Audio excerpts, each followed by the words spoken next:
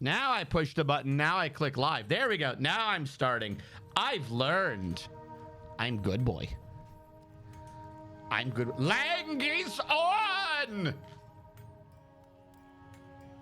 Praise be. Hello, chat. There we go. Things were discovered. Hello, Mr. RNG. Hello, Caledon K. Look, we've got dwarves. Ooh. Ooh. All right, first things first. Let's make sure Fast Dwarf is off since it keeps turning on. Start all those bad boys. Those were all good.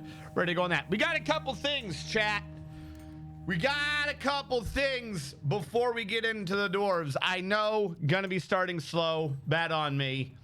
Hold on. What was it all? It was in my Discord.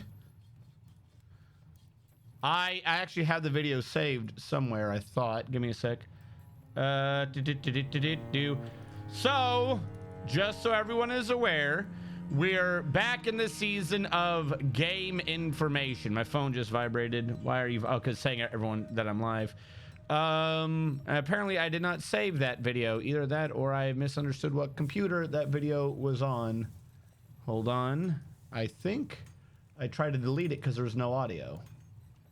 That is in fact entirely what happened. So we are back into the Summer Games Fest. We're getting all the summer news. Hello, Lennox. Welcome in. Ah!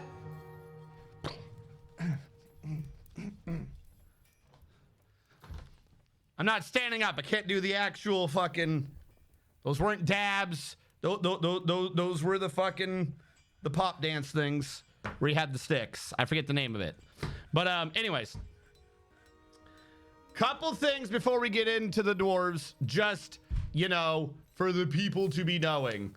We are at that time again. We're not at E3, if E3 even exists anymore. We're at Summer Game Fest, where every company... Hold on, as a side thing, can I just, for a real quick as a side thing, discuss how the entire industry keeps trying to find ways to reinvent itself? My AC's on. I gotta turn my AC on. We used to just have E3, the Electronic Entertainment Expo, the expo for electronic entertainment. We have expos for everything else, but for whatever reason, the video game companies, they all wanted their own little piece of the pie. They all wanted to do a little thing. So they all started splitting up. Hey, I'm gonna do my own event. I don't want to do E3. I'm gonna do this event. I'm only gonna do this if you do that. Blah blah blah blah. Better be good. Blah blah blah blah blah. So they all decided to create their own event, and I don't remember if E3 is dead now, but it might be. So they all banded together and started doing their own individual events.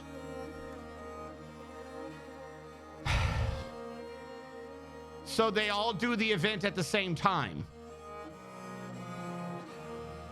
That's just E3. You've just done E3, but more complicated.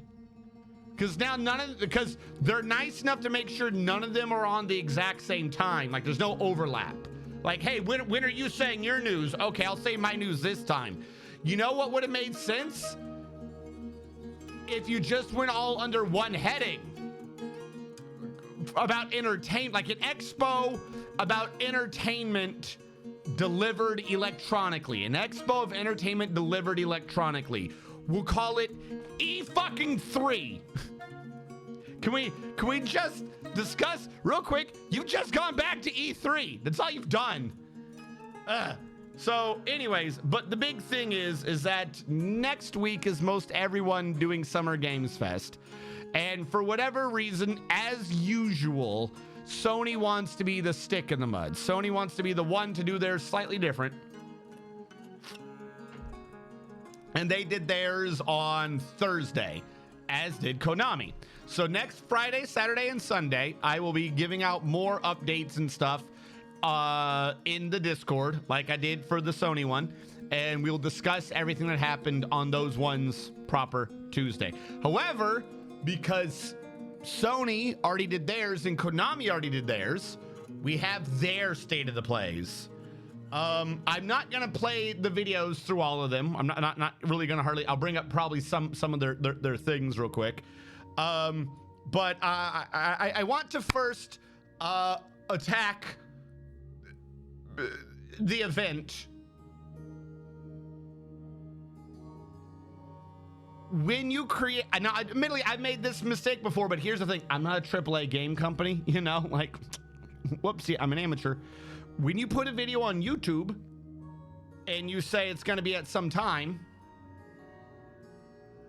and then you put out like, hey, this is when it's going to premiere, and then you tell YouTube to put a timer on it, hey, do a countdown of 5 minutes, it's going to do it at that time. Like if you say air at 4, do a 5-minute timer, it'll air at 4 here. It is time and start with a 5-minute timer. If you tell YouTube to do a timer, YouTube is then doing a timer before your video. You're not informing YouTube that you will be doing a timer. Meaning, if you set something to air at 4 and you tell YouTube to do a 10-minute timer because you're doing a 10-minute timer, you're gonna make people watch a timer, run out, and then watch your timer. Sony had 2 or 3 timers. Capcom had 4. We literally had to watch a timer to do the Capcom YouTube video to get to the Capcom event where they started it with a timer to tell us about a Silent Hill event, and the Silent Hill people put a timer on theirs where it did nothing, and then for whatever reason the same Silent Hill people then put another timer on. So we watched a timer on YouTube to watch a timer on Konami to watch a silent, or not silent, but a no timer on Konami, and then on Silent Hill, and then Silent Hill put up a timer. What? What the fuck? Just play your ad. It's absolutely stupid. But anyways, so actually, this is a different video. That isn't even the right video. Shit, I was going to use that video to remind me what happened, but I don't know where my video went. My video might be gone. I didn't want to load it up on the internet because that might, you know, bandwidth and all that good jazz. Sony State of the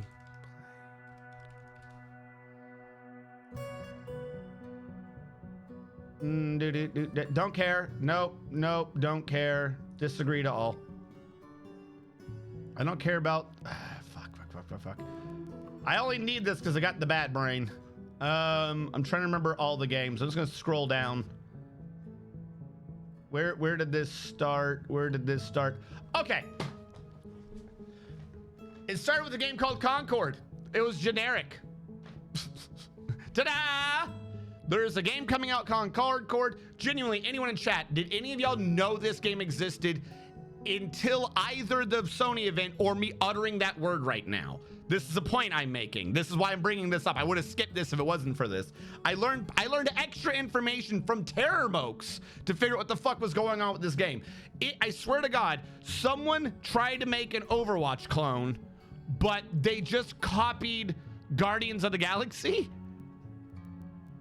But they didn't have the rights to Guardians of the Galaxy. There's a dude who's big like Drax, who acts mostly autistic, kind of like Drax, and his name is Star-Lord. Like, come on. Come on, devs. You could have tried harder. You could have tried a little harder than that. I'm just saying. Yeah, so here's the problem. Yeah, Honest Side for Remakes, never heard of it. Yeah, their hero shooter looked really dull. So here's the thing. I don't understand the gameplay. Couple things. The reason why I bring it up, by the way, the reason why I bring it up of did you hear about this is this was the first time they showed gameplay footage of it, and they're releasing it in like 2 months. No one knew this game was coming out really, or anything about it. And now they're like, oh, BT dubs, here's a shooter. Here's gameplay. It's coming out in 2 months. So Sony knows it's gonna suck. Like, I don't know if the devs know, and I feel sorry for them. You know, I know deving can be hard. I don't know if it's the publisher or the developers on this, but I don't know if this is a rule, but I feel like this is a rule. You have to show 2 trailers. You have to show one trailer that people are gonna kind of shit on. They're gonna say, hey, this didn't show anything, or we need more information. Like, and I mean, like, didn't show anything. I'm showing like actual gameplay, not just oh, here's an idea of the game. And then at the end of the dev cycle, you go, oh, that's right, our shit is generic, or that was obtuse, or the UI did not convey information. You know what I mean? That's your quick beta. Like, literally that gameplay trailer, because the internet's gonna pick out every little detail. Let's find the secrets. Using that gameplay trailer, you can figure out what people kind of like or don't like about the game and change it. If your only gameplay trailer is like 2 months out, you already know you can't fix it. Like, right? I don't know if the devs know this, but I think the publishers do. I think the publishers are already like, what? There's no point. Just whatever, get it out, get some money. 1, 2, I don't, who are the devs? I don't know who the devs were. I don't know if they've ever done this genre before, because they don't know how abilities work. In the nicest way, the gameplay, the math that would go into it to making the game work, absolutely, like, it looked solid. You know, not interesting, but it looked solid. There was good UI. You could see things are going to happen. You knew what you were doing, kind of. That all looked decent. Don't get me wrong. In terms of actual raw developing, good. But they spoke sometimes of the abilities, and that's not how players are going to use the abilities. That's not how players have used those abilities in over a decade. It would be like if someone who had only ever developed Command and Conquer 1 made an RTS today and didn't do any game in the middle. Unless you're remaking Command and Conquer 1, there's a whole lot of things of that's never gonna work anymore. That's not how that works. So the one that stuck out to me was dude in the trailer and another dude are running down the hall, and I'll try loading it up real quick. I'll load up this particular portion, but I want to explain my issue with this first. Dude and another dude are running down a hall, right? And then no one's shooting at him. And then they're like, oh, you can even summon walls to stop someone's escape. And then they summon the wall, and then they shoot the dude who would have died in one round. Hold on. This hasn't been a thing since the first week of Overwatch 1. That is not a strat. That's not how that ability is going to be used. And the reason why I bring that up is if you don't have like a grasp of how the ability is going to be used at the beginning, you're not going to balance it well. Like, I'm being serious about this. I'm not just like being nitpicky. I genuinely, like when I heard the devs say that, I was like, oh, they're never going to get that game balanced. This isn't the gameplay trailer. This is a cinematic trailer. Concord gameplay trailer. My bad, chat. My bad. I want the gameplay trailer. For the terror known as Coca Koala 5. Hello, Coca Koala 5.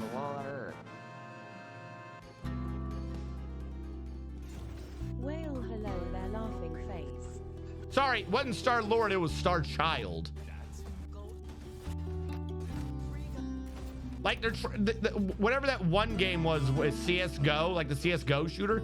It looked like they tried to do an Overwatch CS:GO shooter and they just copied from all right, hold on. Hold on, Dwarf Fortress. I apologize. You'll be back and you will be the focus of the stream again soon. I apologize, Dwarf Fortress. Forgive me. I need to grab window capture, not chat. Why does it always grab chat first? There we go. Boo-doo-doo. Boo-doo-doo-doo-doo-doo. All right. Real quick. domes, explosive traps, lane blocking walls, all kinds of ways to support your team or disrupt your enemies. That's what they came up with to show off, like, for example, that ability. You would use that to stop them getting in. No one in any of these games is chasing their opponent without shooting their opponent. You know what I mean? Like, I don't have high hopes for that game at all. It was like it looks like it has a lot of work. It looks like there's a lot of things polished. This is the part where they now would probably need about a year, like genuinely 8 months or so, maybe less, 6 months, where they take feedback for what would make it entertaining. It's a solid game, it looks like. It doesn't look entertaining. Like that's like the crucial second aspect of games as far as I'm aware.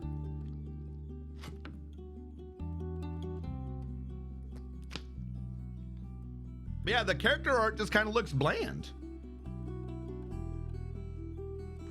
Valorant was the best when we got turns of flow, and even then it was just, yeah, no, you're not wrong. That's my point. Like, you are absolutely right. The hero shooter genre is kind of saturated right now. You need something to make it stand out. You need the thing to make it interesting. That looks like it has about the same interesting stuff as when Overwatch first came out, is what I'm saying. You know what I mean? Like that is not enough for where we are. That doesn't make sense to me. Yeah, we have Overwatch at home, yeah. They showcased the Dynasty Warriors Origins. I might play that. I don't know if I'll stream it, but whatever. There's a game called Infinity Nikki, which confused me because I was in the Discord with Terramokes, Crow, Hellfire Skyrim. We were all watching it and talking about these. And unfortunately, I tried to have a recording of this, but Hellfire Skyrim I think Hellfire Skyrim was sold on the game, mostly because of my confusion on the game, not the game itself. It did look relatively interesting, don't get me wrong. Hello, Vorpalim. I believe the phrase I uttered with, oh, this is a game where you're a magical school twink. It's the best way I could have solved it. There's one part where I thought it was a guy. Turned out I was wrong. They're all girls. It's Super Mario. It's the Super Mario Wonder with Cappy, except it's not Cappy. It's a cat. It's Catty, and you're a magical transforming girl. Who it's a collectathon. It actually looked kind of interesting. Don't get me wrong, but I am always a magical school twink.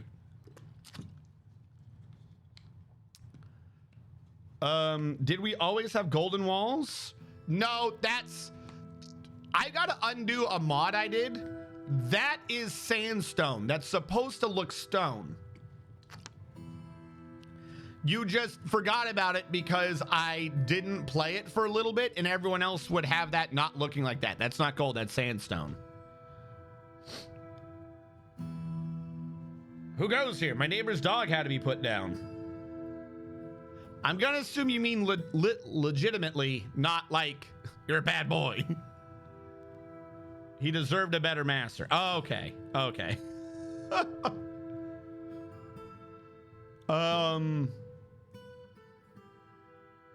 By the wait, now I'm confused.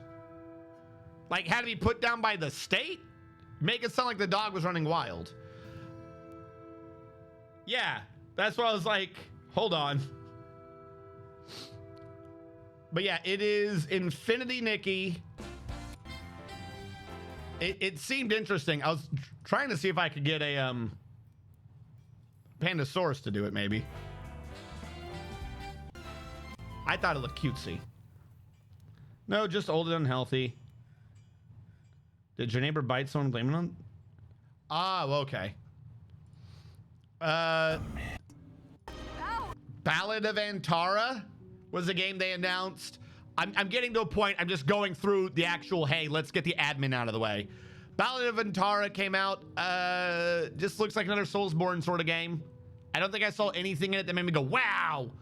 Soulsborne game. VR game. Marvel Rivals. They're doing Smite. Marvel Rivals just kind of seemed like it was a Smite ripoff / Overwatch ripoff, but really slow. It was about a month ago, he had a stroke, and my neighbor finally started taking him for walks, but the damage was done. Does what? Hold on. Not to be rude, does walking cure strokes? I'm not understanding the relation between these two things. I mean, obviously, you should have been taken for walks a while ago. I don't know much about dog care. That, like, I'm genuinely, like, preventative Oh, okay. Gotcha. I see what we're saying. Yes. Oh, so like they didn't even let the dog outside. The dog was massively sedentary. This led to cardiac issues such as stroke. Following. Okay, I'm following. You definitely shouldn't feed a dog things they can't digest. That's for sure. Give them meat. My grandfather, fucking bless his soul, had the cutest setup I'd ever seen. I'm sorry, but I refuse to believe anyone else's dog feeding ritual is cuter. My grandfather was for around World War II. Like, he got shrapnel damage to his eye in basic training. Patriotic as hell. And somehow he trained his Boston Terrier to be patriotic as well. So my grandmother would cook dinner for everyone, including like chicken and beef and stuff like that. And whatever was happening, she would also have an extra one or an extra half serving. And she would cut that one into cubes, which would go into the bowl. So the dog ate, like, I don't want to say like regular food. Like, they made sure not to give dogs things it couldn't have, but like, why would you give the dog just dog food? If everyone else is having like beef and steak and stuff, the dog deserves good things as well. And the dog wouldn't eat. And I don't mean like, oh, in his older age, the dog wouldn't eat. I mean, no, the dog did not eat unless my grandfather was in the room going,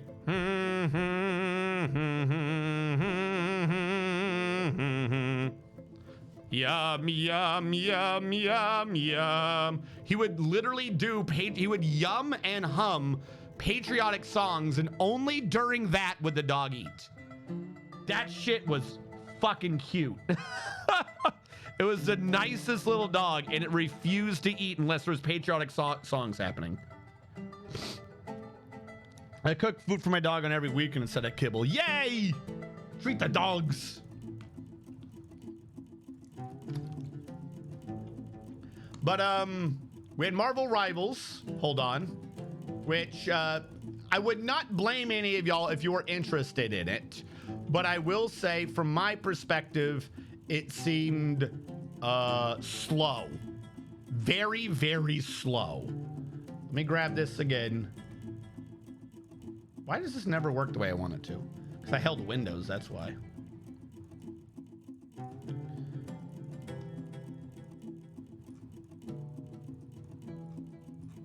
There we go. And I'm gonna mute it, but these are Marvel characters, and these are slow as hell. Like, I think the combat in Smite and the combat in Overwatch 2 are faster. How do you have a slow Marvel game? Everyone is just like bullet sponges or something. Everyone moves slow. Like, like, that is just a ripoff of Overwatch. I'm sorry. But, like, that's the most movement I've seen with Spider-Man, who is now Venom.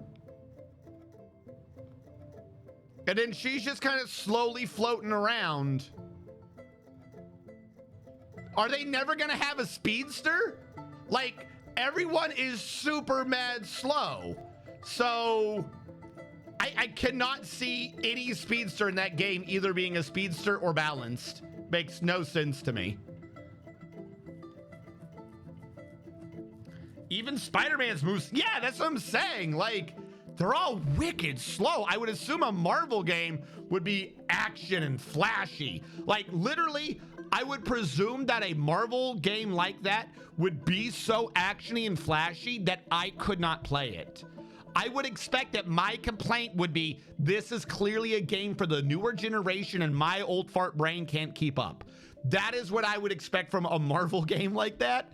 That game looked like I could sit there and stream it. Not that I would want to, but I could sit there and be like, all right, the enemy is now going to be at 3 degrees to my left at 27 elevation and approximately 3, 2, 1 defeated. Ah, yes, good. We have, like, that game looks slow to me.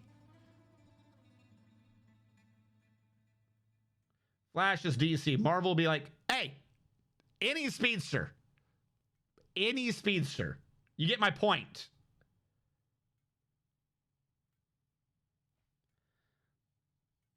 I feel a full Marvel title to be too much for old. Yeah, that's what I'm saying. Like, okay. His range attacks are moving so fast he punches a spot far away. Quicksilver is there. He's got to be boring as hell. That was showed. Where Winds Meet was another Soulsborne. Until Dawn. Excuse me. What the fuck? All the gas. Squeeze on myself. This fall, 2024, Until Dawn is coming to PS5 and finally it's coming to Steam. Yes! Yes! So we have an issue because you guys have always been harping on me to stream that particular game. Even with it coming to PC, I will definitely download it. I will definitely be playing it because good game. Issue. I already know the point. Like, I know the shtick of that particular game. I could still stream it, but I know that whenever we do our horror game things, half the point of it is me trying to predict what's going to happen and either being woefully wrong, a la the Salem Witch Trial game, or getting it a hole in one at the beginning, or, you know, declaring really weird statements like human faces don't hang that way. I believe that tends to be on this channel one of the major draws, and I don't think I'd be able to do that with that particular game.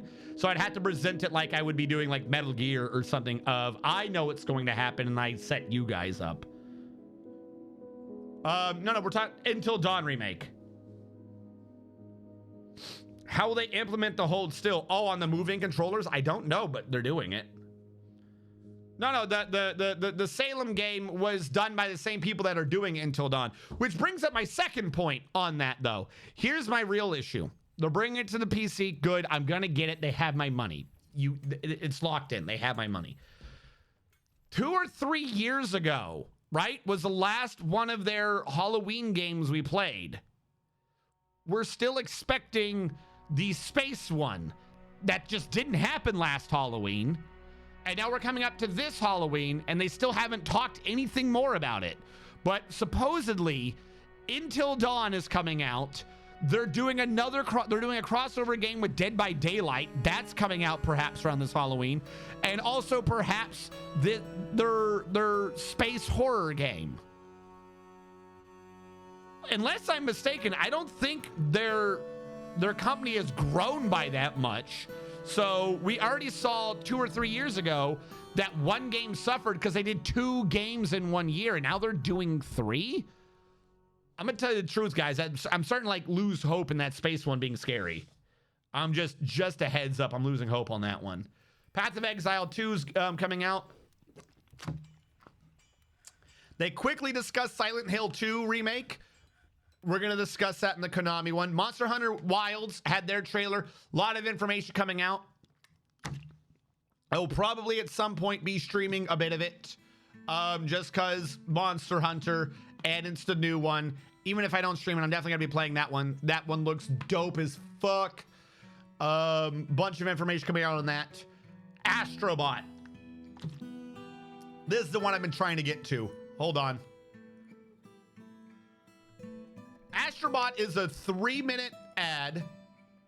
This is PlayStation the game. I want you to understand what I just said, chat. Astrobot, this is the only one that I feel like you have to see the whole thing. Astrobot is just PlayStation the game. I couldn't figure out what the hell. Hold on. So PlayStation Studios or whatever, someone is making a game for the PlayStation. Team Asobi.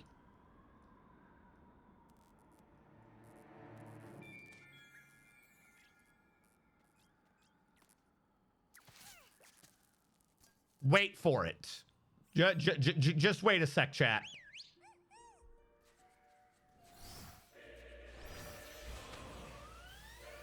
So we're starting with the PlayStation controller. Okay. Sure. This is like a weird idea of Little Big Planet or something. So it's a flying. Oh no! Now we're here. Now we're here. So it's a flying game, right? No, it's a platforming game. It's a platforming game, but also a flying game. And then there's shooting. I'm going to lower the audio on it just in case any of that bit's copyrighted. Then they have bosses like it's the Mario game, Mario Cappy Land. He's goofily dancing. Okay. He has upgrades. But I'm getting to a point on this. So like this is clearly, and it's getting faster. This is clearly designed for like youngins, right? For kids. And I'm not against that. You know what I mean? I'm not going to hate on it for that. But then like we're having sort of old school Mario references. And then we're having a lot of older Sony game references. Like Parappa the Rappa? That's just a PS5. Who is this game marketed for? It's PlayStation the game. Unfortunately, I've got the video in front of chat, so I can't see what you guys are saying right now. But it's PlayStation the game of PlayStation. Designed, I think, for newer, younger kids with massive ADHD switches. At least this ad is. And then all of it is just like old school gamers reference. Who the fuck?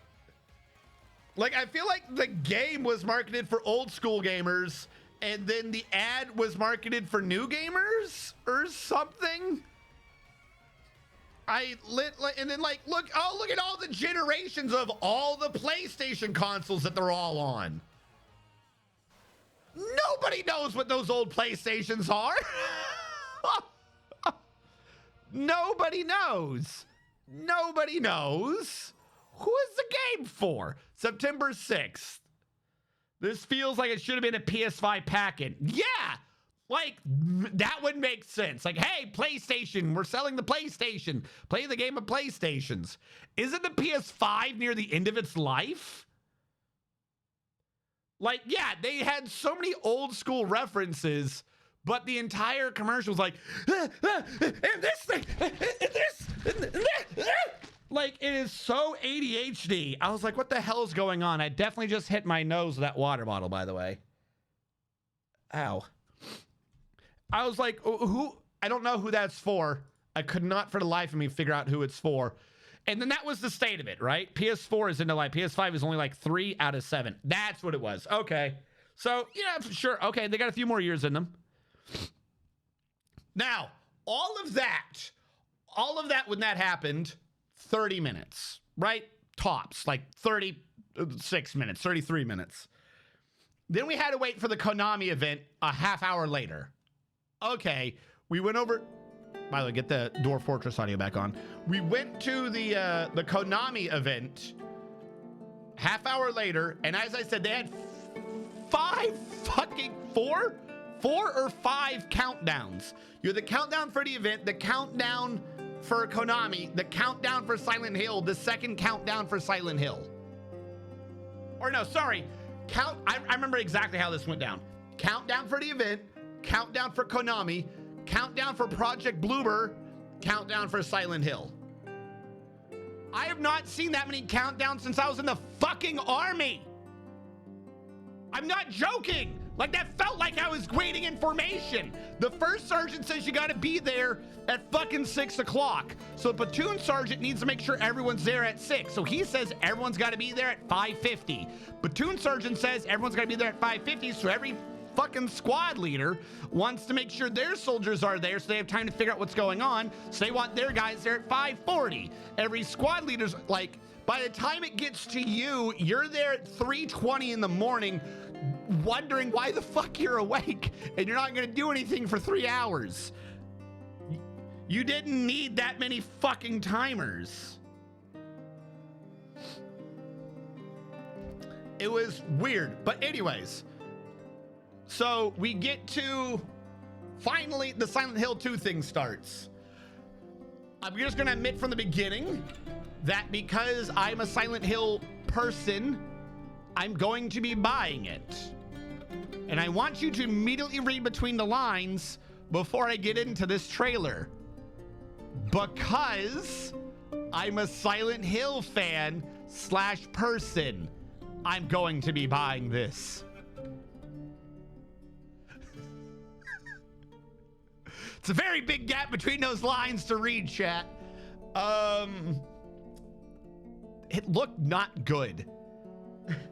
So don't otherwise. If you only ever liked Silent Hill 2, like if you did Silent Hill, if you've not done Silent Hill, maybe. If you played Silent Hill, but you weren't ever like a big fan of the series, you're like, I played Silent Hill 2, that one's a pretty good one.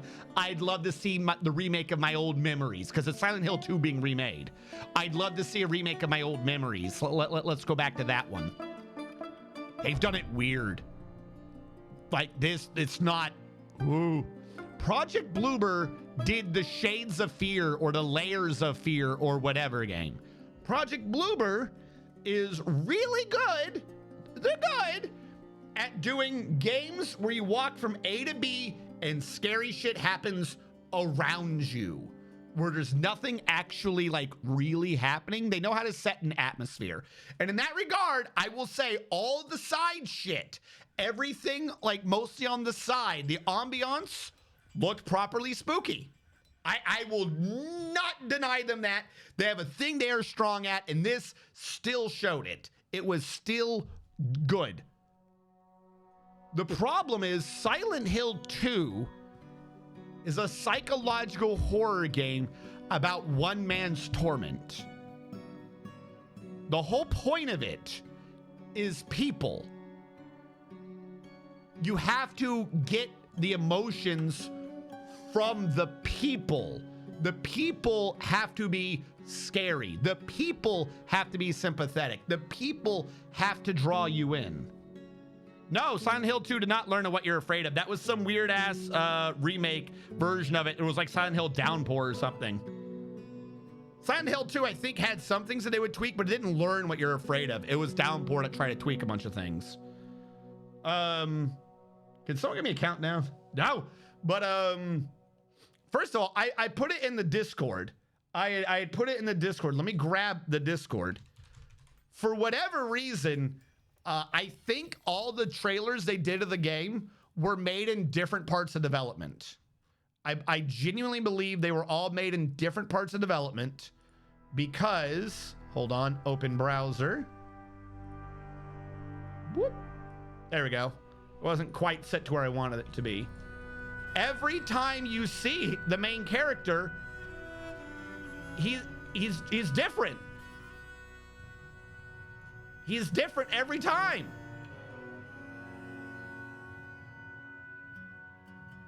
Like, literally every time you see him, they had a different way they wanted to draw the character. These are in order, by the way. These are in chronological order. So I know going left to right, top to bottom, number 4 and number 6 kind of look the same, but you had number 5 in the middle. You know what I mean? So, to be fair, that might just be a trailer thing. That might just be a trailer thing. But I'm watching. Yeah, he's a shapeshifter. I'm watching and I'm like, okay, why is he different? There's Maria. I think everyone who saw Maria was like, why is she a toe? Why is she a potato? The little, like, none of the people look good. They don't look great. Anything that you might have liked in Silent Hill 2, they got rid of.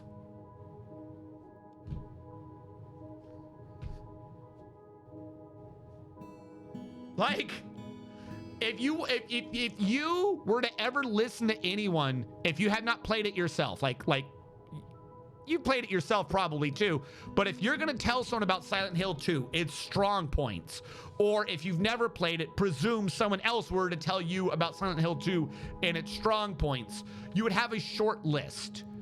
You would have a short but very defining list of 4 or 5.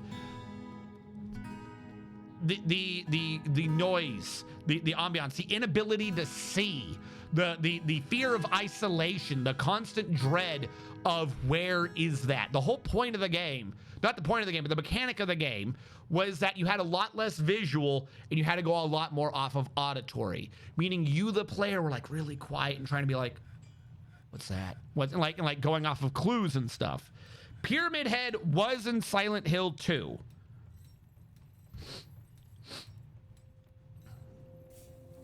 So here's the problem. Now, you said, did they get rid of the fog? Yeah. Like, they kept the fog. They say they kept the fog because the fog was the identity.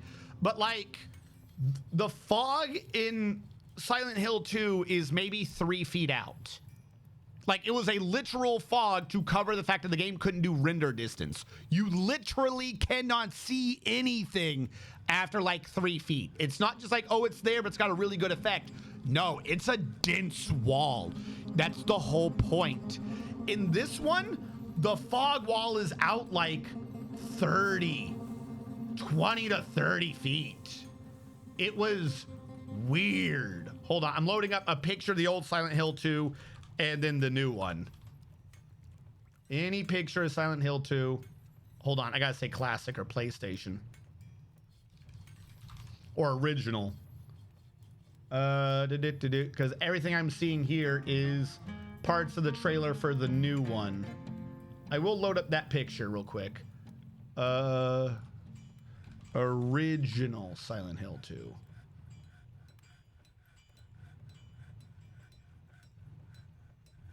I will go with this one.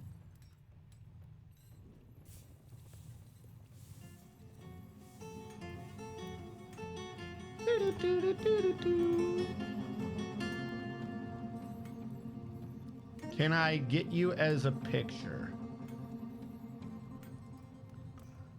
I just want the picture. From the Wikipedia, sure. I don't care. I just want the damn picture. All right, it's a small picture, chat, but it'll have to do. Save image as James. Hold on, because I'm trying to convey this right. Image, browse, download. All right. Like I said, not great quality. It's kind of small, but it's from Wikipedia, the OG. I want you to see, like, how not able to see shit you are. Yeah, it's literally Pyramid, which we will discuss in a second. But you can't see shit. That person is basically in melee range by the time you can see them. Right?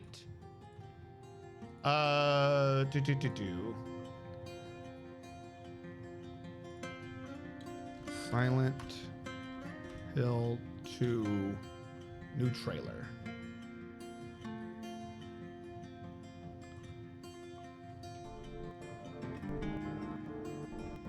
Take me. I'm skipping the cinematic shit. Hold on. All right.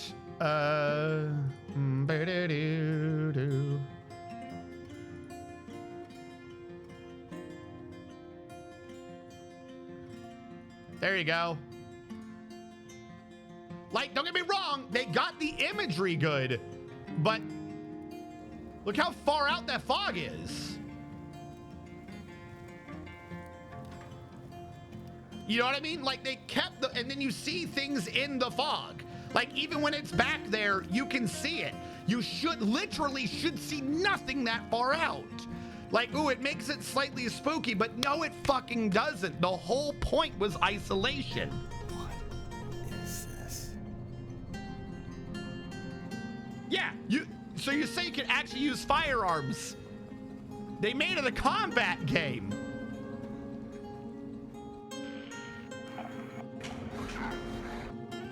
They have you going into buildings like, oh, we wanted to do more exploration. So you could go into buildings.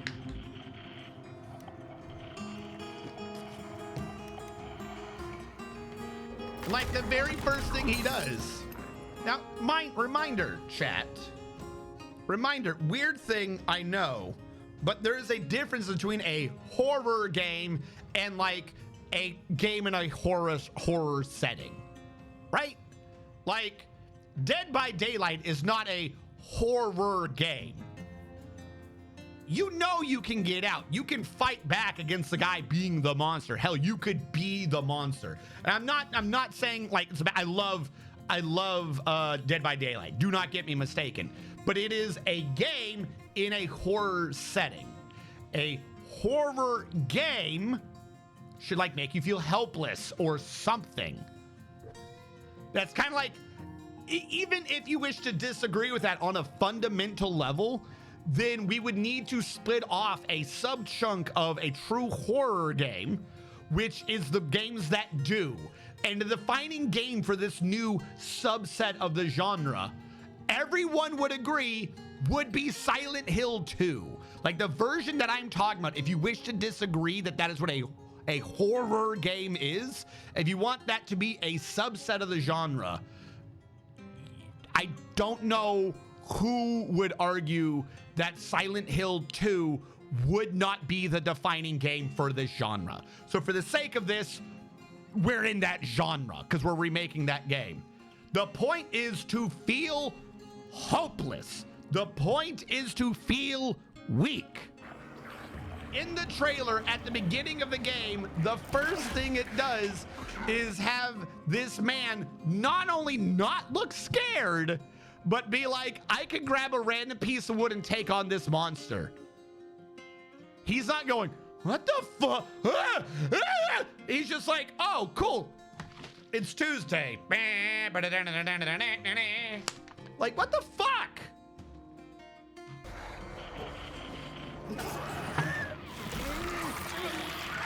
Like, that's a cool animation, but you let him do it. And it's just a few whacks to beat him.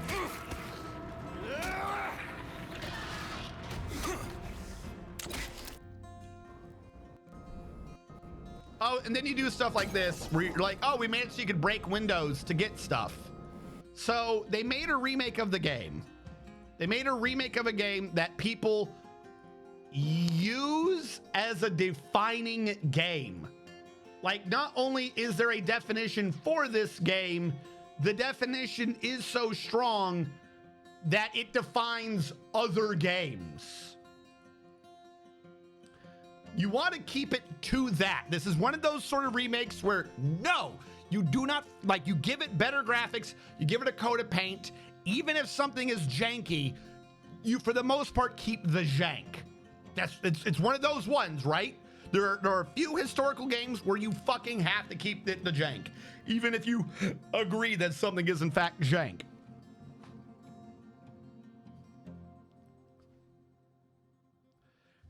So throughout that trailer, which I'm not going through all of it, they have conversations and they're like, oh, you know, we wanted to do proper homage to the original game and stay true to that.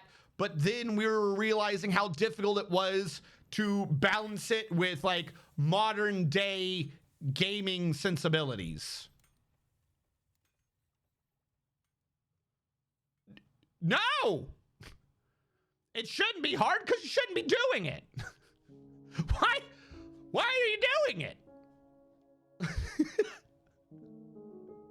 It sounds like you put in a lot of extra work that not only is people not going to appreciate, they're going to be angry at you.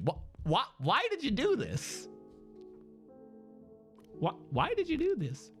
Somewhere in the trailer, he's shooting at a nurse in the hall, charges forward, gameplay trailer, charges forward without doing UI or anything, and pulls out the bat or whatever and starts hitting the fucking nurse.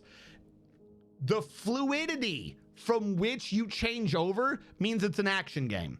Either there is a dedicated button for melee, or you had a button to do a quick switch to switch to the melee weapon. He didn't go into a menu or anything. He didn't say, I want to equip this. He went, pew, pew, pew, and like just ran over and started meleeing, meaning it is designed for fast-paced combat.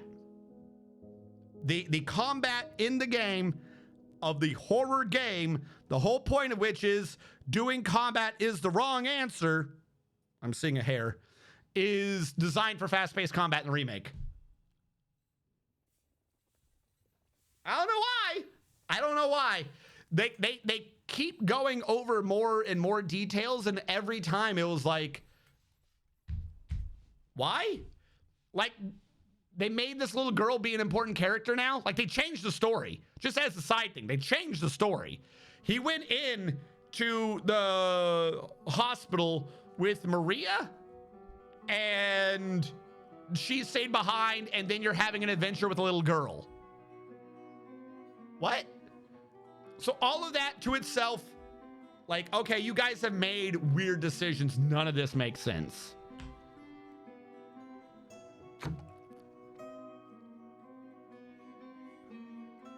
Think that game development means graphics, but if you don't do that, you'll get trampled by the company Brontosaurus. So take all that, put that on the back burner. Because when I tell you that all of Sony's thing was 30 minutes and all of Konami's Silent Hill stuff was like 50 minutes. This one game took longer than the entire Sony thing. So take all that information, everything that they were talking about individually, put that on the back burner. That is a thing. That is a fuck up. Boom. Put that back there. We'll come back to that one. Hi. We'll just wave at it. Hi. We'll come back to you. Then they switched to the director of the Silent Hill movies.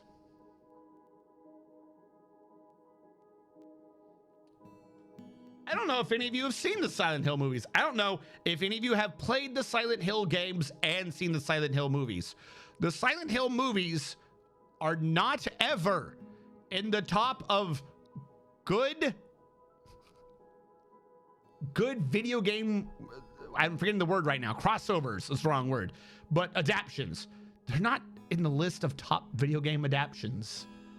They're not great. They get everything fucking wrong. A lot. It's kind of entertaining. It's not a completely garbage one. It's not like fucking horrible, but particularly for the lore, it should be considered its own universe. Marvel Cinematic Universe separate from Marvel Comics. You know what I mean? They're not the same.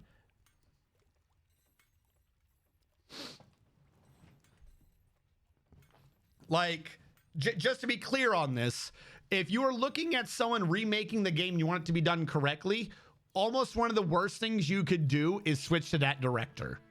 Like, that director would be a photograph in a dictionary of someone who did not understand.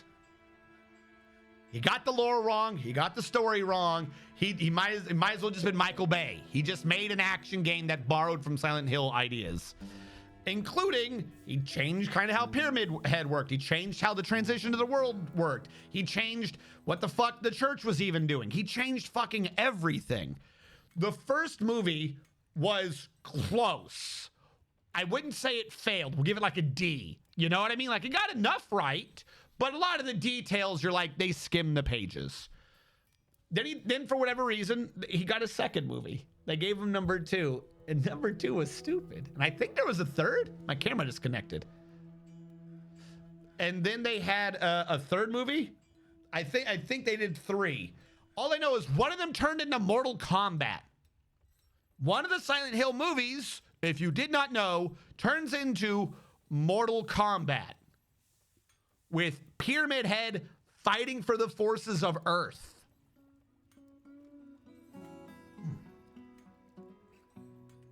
That's in the movie. I don't know if you avoided that movie, but now that's a fact. That's in your fucking head. That's cursed knowledge. That is how that movie doesn't do fucking anything right for the Silent Hill things.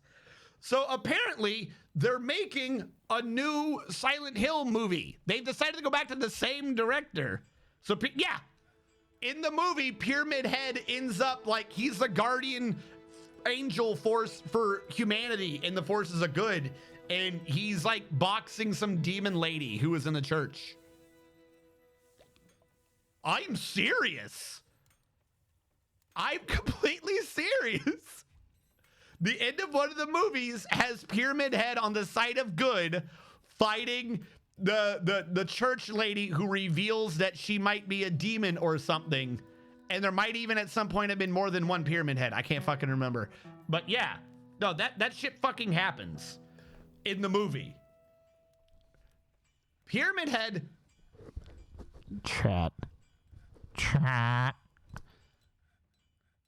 Pyramid Head's not real. He's never been real.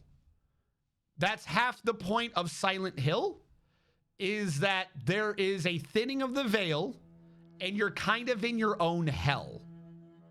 Now, in Silent Hill 1, you know, with the daughter and stuff, for sure, and I think it transferred over into 3 or 4 as well. There's this thing where there's a cult. They did a bad thing that might have caused like a nightmarish realm, weird meta arc with like gods who aren't gods sort of a thing. For sure. But that only applies to like a very specific set of things that are going to have like names like Samael and, you know, the seal of Metatron. Like they would have like angelic almost sounding names, like Bible names are the things that are applying to that sort of weird plot. Everything else is in your head. The point of Silent Hill is that the sins that you mete out are kind of reflected onto you. So the dude sees a picture of the executioner. So he sets it in his subconscious that he needs to be punished. So, ta-da, Pyramid Head shows up. Pyramid Head is only Pyramid Head for your boy. That's it. He doesn't do anything else. I don't even know why he's in the movies. He should not have been in the movies. Like, he has nothing to do with anything in those movies. But my point being that this is what the lore of the game is supposed to be. This is what the lore of the stories of the movies should have been. But a lot of people know of Pyramid Head the wrong way because of what the movie did. So not only did this guy get the game fucking wrong, he has now set like the worldwide subconscious to have the wrong idea of what the story is. He has played a game of telephone with the human race, and most of us only know it from his game of telephone. Like, that's how much damage he has done. A lot of games, a lot of the material that came after his movies, because the movie was so popular, just kind of do it the way it happened in the movie, which was wrong. Like, his movie was so wrong, but kind of so popular, it retconned the entire game series. Like, because more people know about the movies, so if you do the game correctly now, people go, well, that's wrong. And no, it's not. You're going off the wrong thing. But Konami doesn't give a fuck. Whatever. Do it the way he's done it in the movies. He's discussing the new movie. He discusses the new movie, and he's talking about Silent Hill Transmission. I don't know if that was the event or if that's the movie. I can't fucking remember. He's doing the next Silent Hill movie, Silent Hill 3 or whatever, which is about the game Silent Hill 2. So he is now going to do a movie about Silent Hill 2. Not only are they remaking Silent Hill 2 with Blooper Team, who has apparently not understood or done the things, like not understood the mechanics, not understood the proper atmosphere. They're now going back to the same guy who's ruined all the lore and like completely took a massive dump on the lore. And they're having him now do a movie on the game.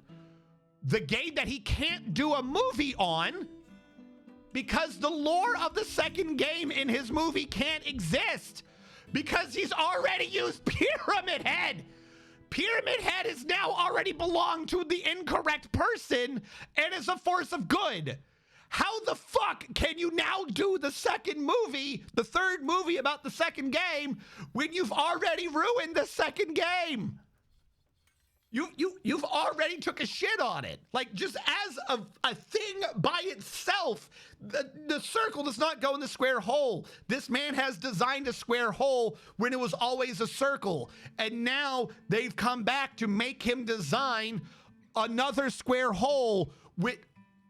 He's already made it the wrong shape. It doesn't work anymore. Yeah, he should only appear, but he's... In the movies, which was off of Silent Hill 1, he introduced Pyramid Head as a completely different force. And like I said, Pyramid Head becomes this figure of good. Pyramid Head has a redemption arc when literally he's supposed to be the subconscious desire for the main character in 2 to get punished.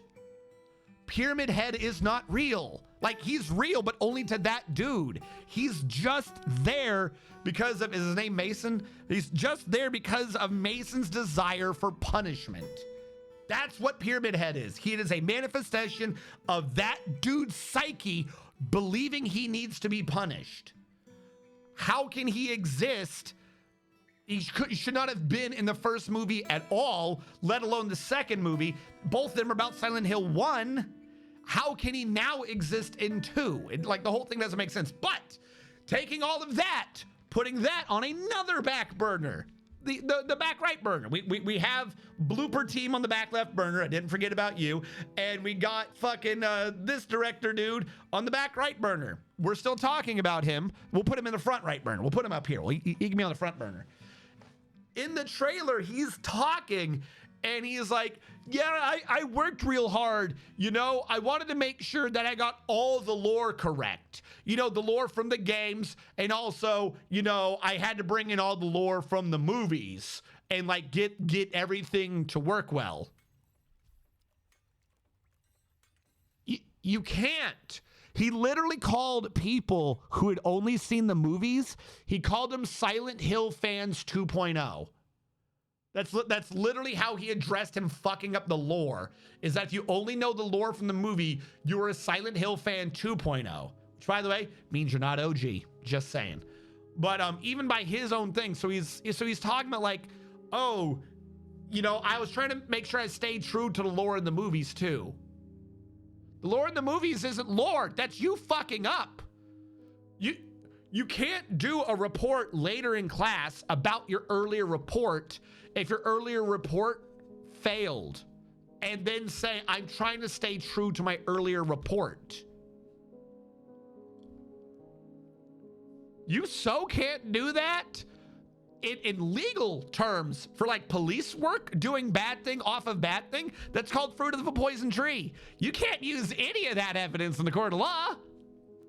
Like, there's actual terms for how much you cannot do this. You cannot do this man's doing. This man is so doing.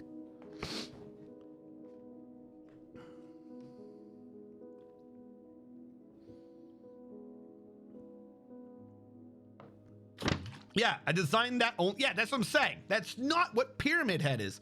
But now we're going to get a movie. And the part of the reason why I bring this up is during this discussion, he may have worked with Blooper Team because one of them is remaking the game and one's doing a movie about the game. The people that are getting it wrong in the remake of the game are giving input about the OG lore to the guy doing the movie about the game, and he's mixing their lore with his incorrect lore of the movie. You have one guy, that's why we had them on the back burner. You have one dude getting information from another group who've got it fucking wrong. Who've got it wrong. You have one group getting it wrong, giving information to another group who's previously gotten it wrong, and the second group is now mixing their old I got it wrong with the new wrong people's new I got it wrongs to make a whole new level of wrong. Why? Why? Just do. Oh my God, it just play the game. Seriously, the amount of time all these people are doing making movies and making games, just play the original game. Just play it and be like, do that. Fuck. Makes no sense. And then, and I would almost have like let all this be a one sentence thing. I might have had this all be done in one paragraph about Konami and Silent Hill. I wouldn't have gone into all this details, except for to point out that during this entire event, from the game being wrong, to the movie being wrong, to the movie that's going to be wrong, being based off the game that's wrong, and the movie being based off the incorrect game being wrong, so it's based off the movie that's wrong. During all of this, I kept coming back to the Konami CEO or someone, I think, and he kept going, stay to the end. We've got very important news. Insert new thing that's wrong. By the way, stay on the edge of that seat. We're going to come back at the very end with the most mind-blowing news ever. Insert new thing that's wrong. Don't forget to stay on the edge of your seat. It's going to be big. It's like, okay, fine. Fuck it. I'll stay. What's the news? What's the news? Is this all a fucking April Fool's Day joke? Is that the big news? We get to the end of it and he goes, are you ready? Are you ready for the big news? We just right now opened up the ability to pre-order our game. Bye. And it turns off. Like, they really thought that was a mic drop moment. Like, they announced all this merchandising. By the way, tons of merchandising. And the big news was the guy comes out and goes, hey, pay me money. Not to get the game. You cannot get the game now. They have opened pre-purchasing. That was the big news. After all of that, my man had the sheer balls. After doing the whole time of stick around, I've got information. Stick around, I've got information. His information was, right this moment, yes, that's right, right this very moment, you can pay me $80. I said 80, chat. 80.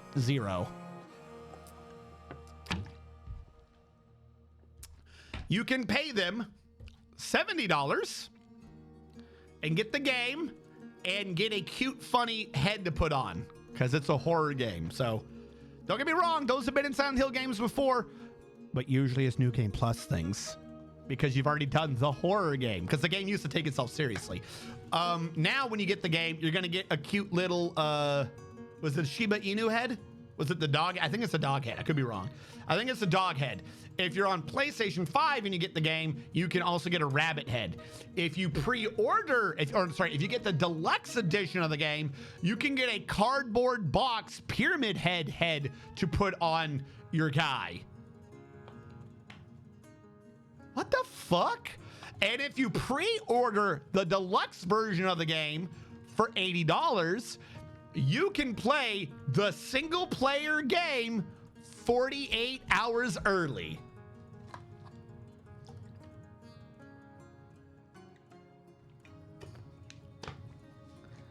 Harambe died for exactly. Like that, like the fact that their entire 45-minute thing set up for this grand reveal of, hey, we opened up, check it out on Steam, it's there. We opened up pre-purchasing $70 for the base game. You better believe I'm waiting until that shit goes on sale. Or $80 for the deluxe pre-order make whatever version of the game that makes even less sense and lets you play 48 hours early. It's a single player game. What? Oh, you got a head start on me. Oh, shucks. The only thing I can think of is it genuinely makes sense to not get the pre-order, ignoring everything I've said so far, because with the 48-hour notice on a single-player game, not multiplayer, it's not like they're going to get a head start on you, single-player game, you've got 48 hours for the reviews to start coming out before you buy it, right? Like, what? Why the entire thing for his mic drop to go, you could pay me money now, thanks. And they had weird pre-orders. They had like merchandising. Hold on. Silent Hill 2 merchandising. I need the trailer.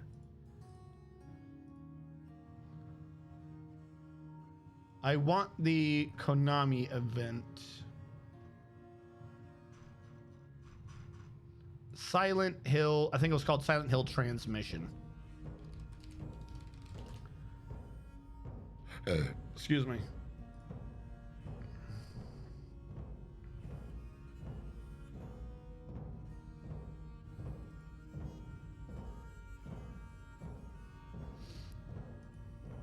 I would like to point out that part of their merchandising is you could purchase Pyramid Head as a Nendoroid.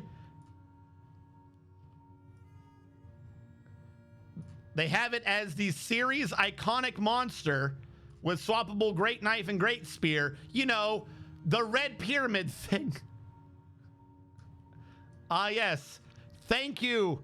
Thank you for red pyramid thing. And then you could buy a Shiba Inu bank for like $350, $400.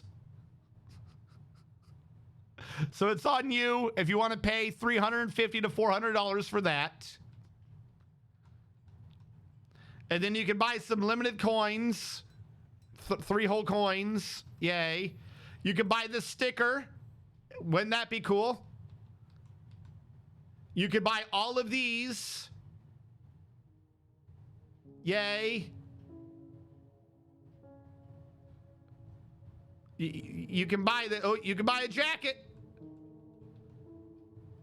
You can buy a shadow box. You can buy cups, like bar cups. Oh. And then this other game, they talked about this game. I didn't know they made this game. Apparently this game did shit. It's free to play now. You can buy Sakura Head. That's $600. This was literally the end of their transmission before you could pre-order our game, was them suddenly hawking all this merchandise. But yeah, so this is like 54,000, yeah, what, $550, $600? For Silent Hill! So, you know, if you want that, you can buy that. Because from what I understand is Sakura Head, they made in their recent game, which is a reference to Pyramid Head, which again, no one should know about. So that's all completely wrong. And they're like, yeah, you can pre-order it. Starting today, you can pre-order. And literally, I'm hitting right. This is the end of their stream. This was the end of their stream. That's how much they're like, boy, they're going to love. Please stay tuned. ご視聴いただきありがとうございました。 Yeah, this is our big news. You can pre-order. Yay. So there you go, guys. There you go. Now you too know all the goodness. Like I said, I would have, I glazed over most of the games from the Sony event because some of them were bad and they made mistakes, but they weren't that bad. The fact that that dude kept saying, hey, stick around to the end for our amazing news, and the amazing news was we've got merchandising and also you can pay me money right now. Bro, who is this supposed to be revolutionary news for? Your stockholders? I don't understand. Hold on, I'm needing to see something. It's better than I thought. All right. You know, the privilege to pay me money, Harambe. I mean, when we were young, games were on said you had to print and publish. I understood when things cost $50. Now when everything is digital, they want $80 for games. It's just delusional? Well, development costs went up, but they didn't. That's the thing. This is the same issue that colleges have, right? They're going up because they're making it go up. The colleges, flat out colleges want to lure you into their school. Out of all the schools, why would you use their school? Unless it's like a full-blown Ivy League school. A lot of colleges, you know, like, hey, we got to, so, all right, we have this dining facility. We have this entrance. We have, they keep making themselves prettier. They keep like primping themselves. Ooh, look, we have this. We have this. We have this. We did this. When none of that helps education at all. But because they're now paying all this money for all these extra facilities and building new shit, now they have to raise the cost to try to get you to pay for it. It's stupid. So the game companies are doing the same shit. Oh, well, you know, we had to get the license so that we could do our AI enhanced games, and you know, we had to do all the ray tracing, and that took a lot of development time, and then we had to, it's really expensive to keep doing this shit that everyone keeps not asking for, so we're gonna need you to pay us more money to overcome the fact that we had to keep doing shit that no one asked us to do. That like, stop. And the way they're going to try to lower their bottom line at the end of it is going to be to fire most of the people. It's not going to be to stop doing stupid shit. It's going to be to fire most of the people. It's absolutely dumb.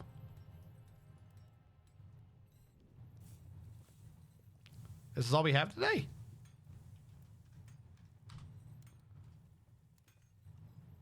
The serious construction has begun, so we're good on that one. But yeah.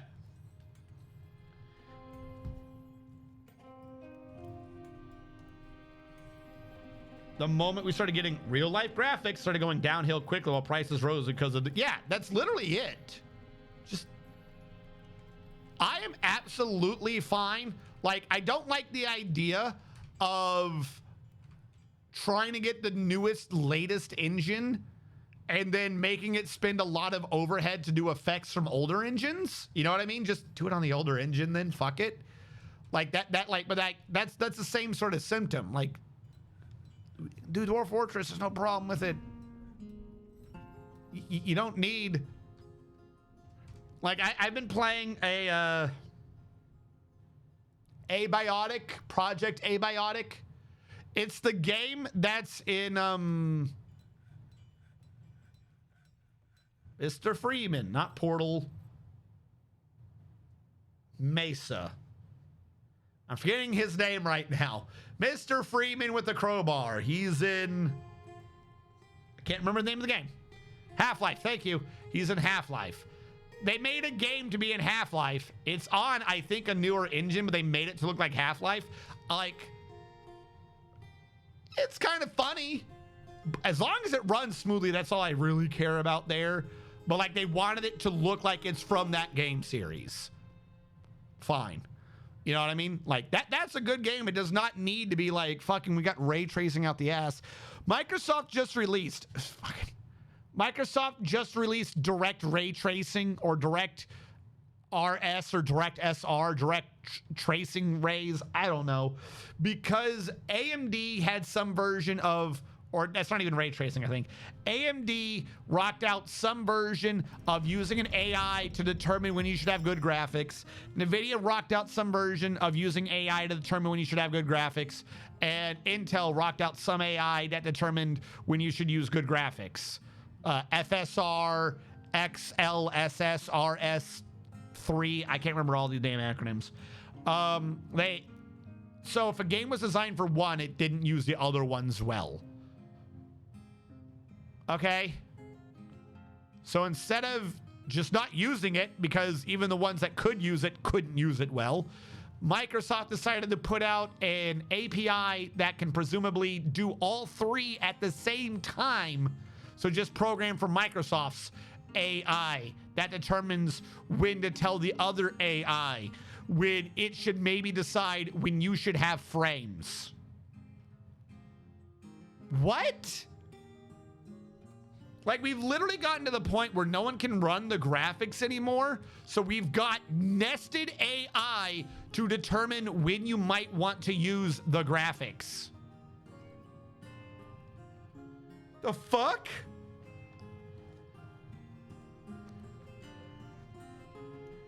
People put ray tracing in Minecraft, and I fucking hate them for doing so. That stupid project was the most understood project, and it caused all of our suffering. Yeah, but the problem is that at the core of Minecraft, it's fucking cubes. Applying ray tracing to that core effect, wicked fucking easy. It's not a complicated applying ray tracing to a simple physics / graphics engine is way easier. So everyone's like, oh, well, if Minecraft is a 3 graphically and ray tracing brings it to a 9, then if I spend a bunch of money making my graphics be a 9 and then slap ray tracing on, my graphics is going to be a 27. Let's ray trace. And then everyone goes, oh shit, I can't ray trace. Oh shit, your computer runs like fuck, your game runs like shit because it's expecting everyone to ray trace. And it looks like shit trying to run it. Oh, I know. I will install on your computer an AI to determine when it might want to do that. Just don't fucking do it. It worked once in a very niche experiment. Doing more of it in other unrelated settings is not a sensible idea. AI went from being semi-interesting to being nightmare fuel real quick, right? And like everyone just keeps pushing for it. Like I said in a previous stream, Microsoft, what is this person doing? What are you doing back here? Why are you back here? Are you trying to leave? Why did you get stuck? You're like a fly. Just go left. What are you doing? Go through the door. What pathfinding was that? Windows 11. Windows 10 has soft AI involved, and it's stupid and no one likes it. Windows 11 crammed some tier of AI down your throat already, and it's your fault if you can't run it, because that means, by the way, Windows 11 got rewritten. I mentioned this, has been rewritten from the ground up now, so Windows 11 is not Windows 11. They're theoretically, technically, Windows 11 is now Windows 12. Just to be clear on that, I refuse to acknowledge as anything other than that, because they've changed the kernel of Windows 11. It is no longer a it's no longer an x86 architecture. It's no longer a backwards compatible architecture, which was supposed to be the core of it from like forever. So fuck them, because they're like, oh, our AI is massively requiring tons of power to run because of how inefficient it is. And x86 is designed to do complicated shit, but it's not designed to do complicated shit efficiently. So what we're going to force everyone to do is to switch off of x86 architecture, which is still better for doing anything. And we're going to start trying to force everyone who ever owns a computer to downgrade computers to ARM architecture, cell phones, to downgrade to cell phones, because ARM architecture is not designed to do anything well, but it's designed to do nothing well efficiently. That's what they're doing. So because the AI that they keep trying to get is so fucking stupid and obtuse and requiring more and more power that like motherboards can't supply it, well, what if we just dumb down everything the computer's doing, make the entire computer slower so that we can essentially force an undervolt? We're going to force an undervolt so that our AI doesn't require that much power. That's literally what this is. Their AI is so inefficient and requires so much fucking processing power and time that they're just going to undervolt the entire computer, and they're going to force you to do it for the glory of their AI so it doesn't fucking spaz out and have too much power going. That's what they're doing. So, yeah, computers are now basically dead. Might as well just use Linux.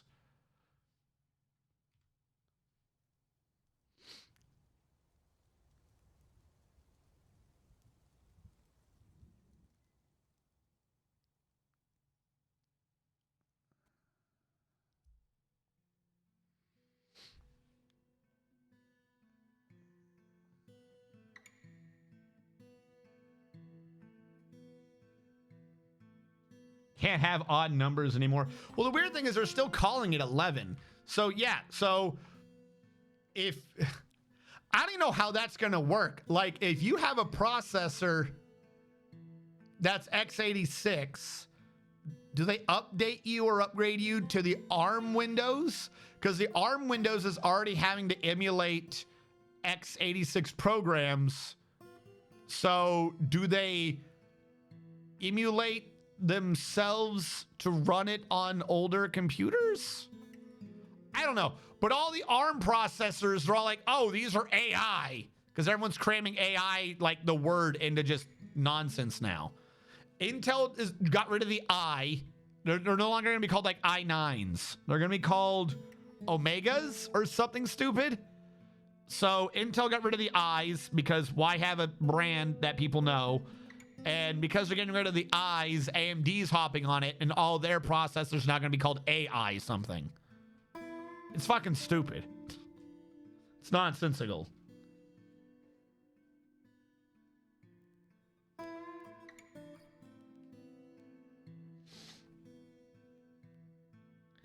Any suggestions for a hopeful Windows user looking for a user-friendly Linux system?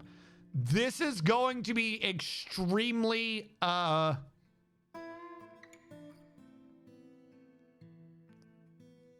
the correct answer, but correct answer. The problem is once you start getting into distros, a lot of people argue a lot over which distro does whatever the best. If you're wanting one that is the most user-friendly for someone on Windows, you go for Mint. I'm sticking with that. You go for Mint. You can download Mint right now, install it in Windows, and then be able to hit reboot, and you'll be able to choose to go into Windows or Mint. And when you go into Mint, it'll mostly look like Windows. Every time I decide to get bored and start fucking around with Linux again, I just go back to Mint. I don't think it's the strongest. It's not the most up to date. There's other features to be had, and like there are two more breakable's the wrong word, modular ones. But if you're wanting straight up like, hey, I don't know what the hell I'm doing, what should I experiment with? Linux Mint, because you can uninstall and you can install and uninstall an entire operating system from within Windows. Now, Valve is still doing Steam OS. I just don't know how effective Steam OS is for not Steam games. Also, the Forgotten Beast, Eteg Go Doom Thol 40 Post Star has come. A gigantic bush tit with lidless eyes. It has a curling trunk and it undulates rhythmically. Its flax feathers are long and sparse. Beware its noxious secretions. Yeah, that's what I'm saying. Steam OS is very good for the gaming department, as far as I'm aware, but that's all it does as far as I'm aware. It is for the purpose of running games that are on Steam. I need Discord. I need Discord. Lots of pics. Someone at Panda. Hold on. I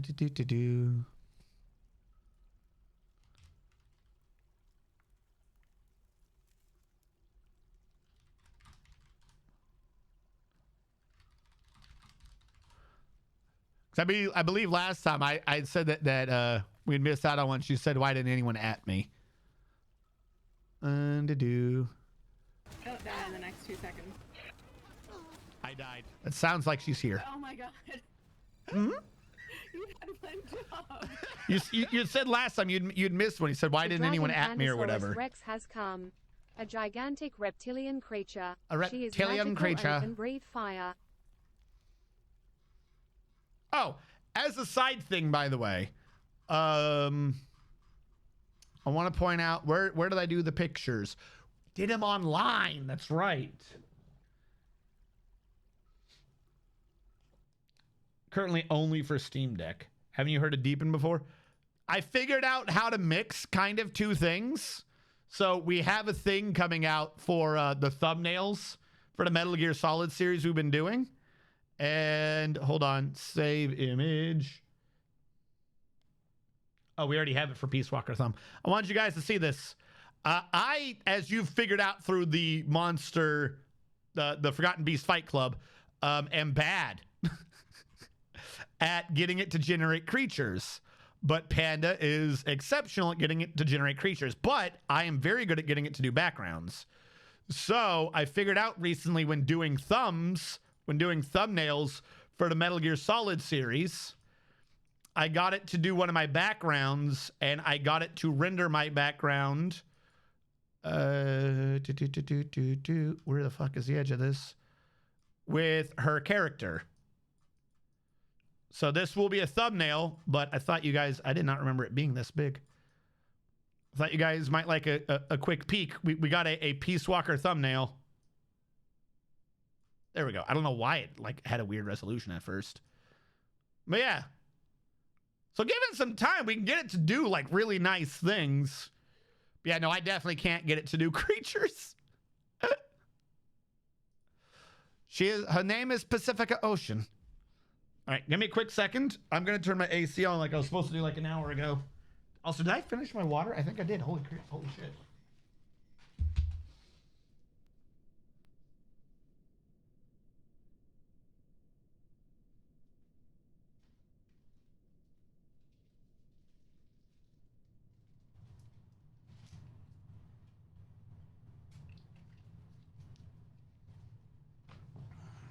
Hey, we got a bot again.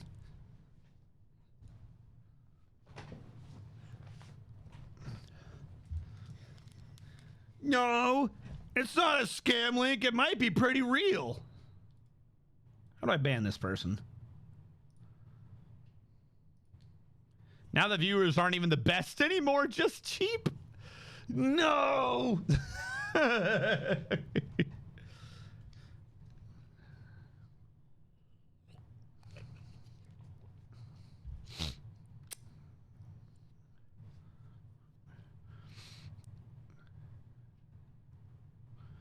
Deepin? Okay, I see you mentioning Deepin. Deepin. I don't think I've heard of Deepin. Intel calls their CPU AI ready. What's that mean? Absolutely nothing. I mean, yeah, no, the whole thing's insane. They're trying to come up with a new graphics card now to incorporate the graphics card in the processor to use graphic processors to run AI. We don't fucking need it. No one wants it. Who are you advertising to? Nobody wants these things. All right. Where is my last attempt at a monster?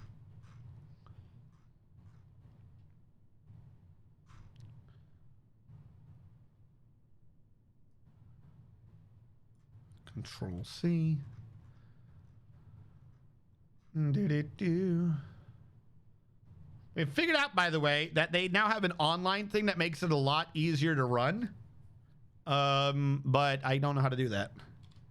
It's not. I know how to do it, but not on stream. What do we got? A gigantic bush tit with lidless eyes.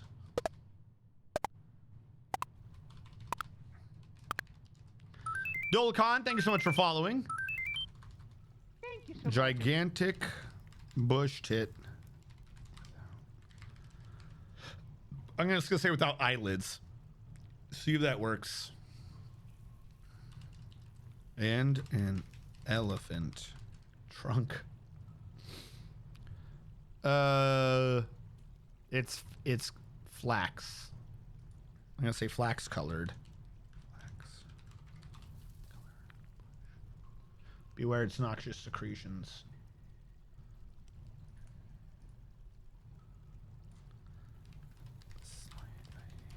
Slimy.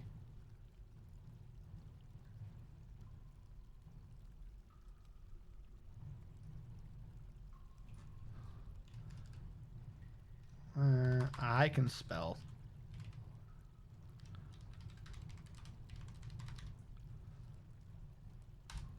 We'll see what that one does.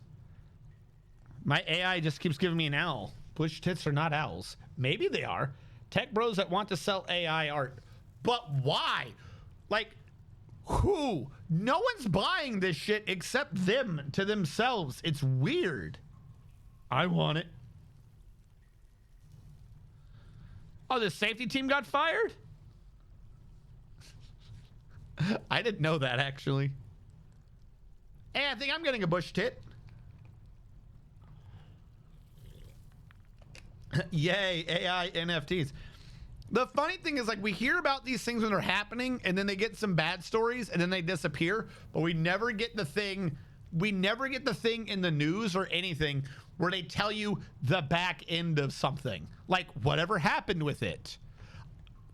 I could be wrong. Let's go with the horror thing we were discussing earlier. As far as I'm aware, do y'all know what happened with the people who got themselves cryogenically frozen?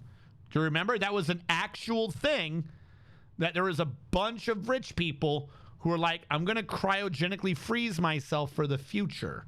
Some of them were ill, some of them weren't. Do y'all remember that nonsense? This is like why that was even a storyline in Futurama, is because people were doing that.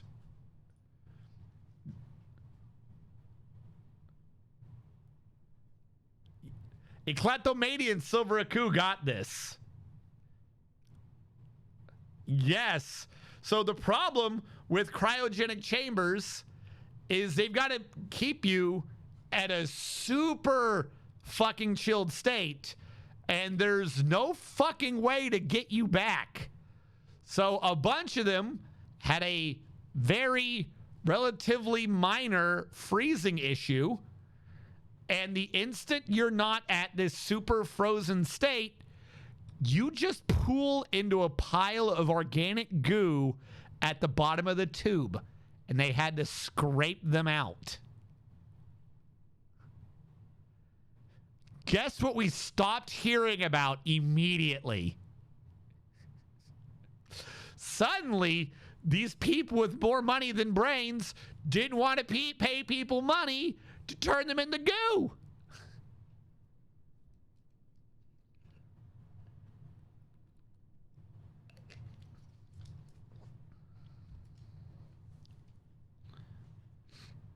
Yeah, no. So that's why we stopped hearing about all that. Was literally that they were all just they all thawed. Whoopsie.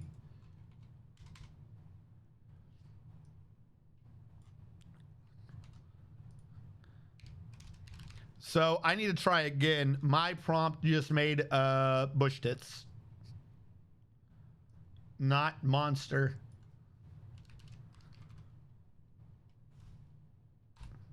I'm gonna try again. Thanks for reminding. I'm getting some Frogurt. My dad says stupid is what stupid does. I'm just getting owls. I think I'm getting bush tits. Just the ones I've gotten so far don't look like monsters.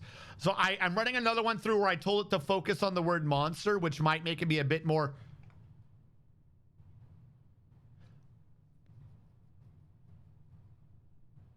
What the fuck?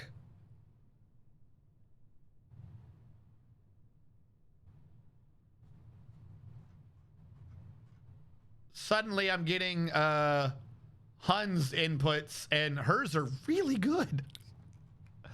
All mine. All right, hold on, chat. I want you. This is why, like, as a side thing, if anyone ever like comes in here and is like, just do it yourself or don't try to use Panda, I want you to see why I'm like, I would rather have at least one image from Panda up in the vote, because I'm garbage at this. Hold on. Dwarf Fortress, Forgotten Beast Fight Club. So this is what I got out of that. When I tried doing this, that is what I got. Here, not that one. That's not the right one. There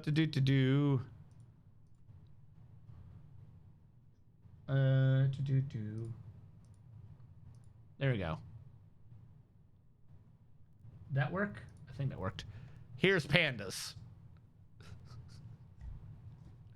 I could not ever get it to work right.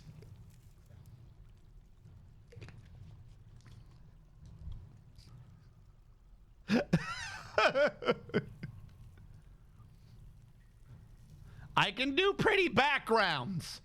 I can do sweeping castle vistas. I can do fortresses.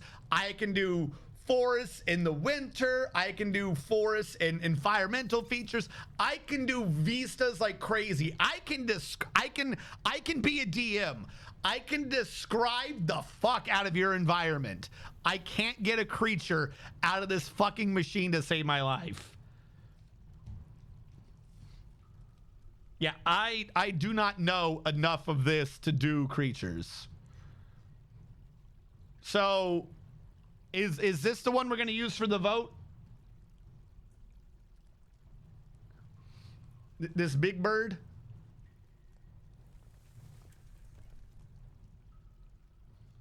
Yes. All right, I am going to click very subtle off of that one bird just so I have the 5 things to create a vote. Because there's no point in having a vote with your 1 and my 4 because my 4, they've already lost. We know this for a fact. So save image. I did a very subtle off of that just so we could have the vote. All right. / poll. All right, chat, you guys know how Forgotten Beast Fight Club votes work. I'm going to ask you which one. You're going to tell me which one. Upper left, upper right, lower left, lower right. Or we're going to say champion's the big pick on the right. Or champion. If it is anything other than the champion, we will this will be the quarterfinals. And then we'll take that one as a semi and use that one to get to the finals. If you vote for the champion, we will have one more round and one more round early where I try to do a variety off of it again. So first one's going through. Which one, chat? Upper left, upper right, lower left, lower right. And the one way over there is the champion vote.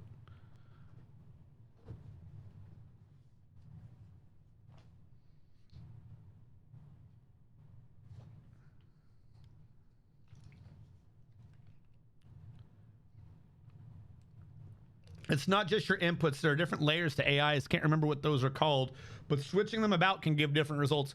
No, like I kind of understand that, but the problem is I'm way better at like leading up to that picture. You should have seen the different backgrounds I was getting it to do. Like I can tweak a background. Like I can literally part of the background for the forest was I put an electromagnetic force. And it made the vines work correctly. Like I don't know why, but I can get it to do backgrounds crazy. Trying to get it to do any creature for me, it doesn't understand. I can specify whatever the fuck I want in the background. And then I was able to get my background, take that prompt, and then mix it with her picture that she had done for Pacifica Ocean, and then make that nice one that we got. But actually, all the pictures I had of a single person looked really bad. I had one where it snapped Snake's neck. He looked like a weird monster that was crawling at you. It was really weird. All right, looks like we still have about 30 seconds to go. Upper left and upper right are in contention with upper left in the lead. I'm guessing because of the weird bulbous eye. Upper left has a bleeding beak. Oh, does it? Oh, yeah. You always got to be terrified of the bird that knows how to drool. All right. With upper left as the winner of this vote, we will take this. Whoop, I can't. We will take upper left. I see varieties already being done, so I won't do another one. Save image. This will become the new champion. What is happening here? I see the buttons clicking. I'm assuming she's clicking buttons. Very subtle, became green. All right, is this the new contenders? Save image, challenger full, save. Are those the new contenders?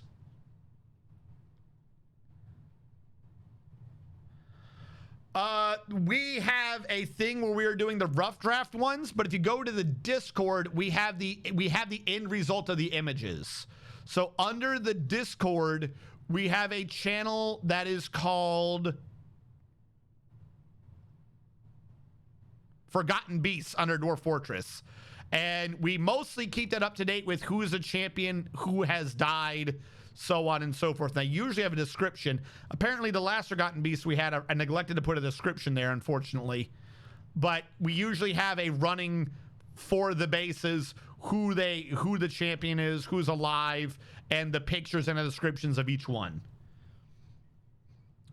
Yeah, it's under the Dwarf Fortress one. Under Dwarf Fortress, by the way, we have RPG backstories, base designs, Forgotten Beasts. I put the fort files there. We just don't have the work in progress ones. Unless one's really bad, I put that under cursed images.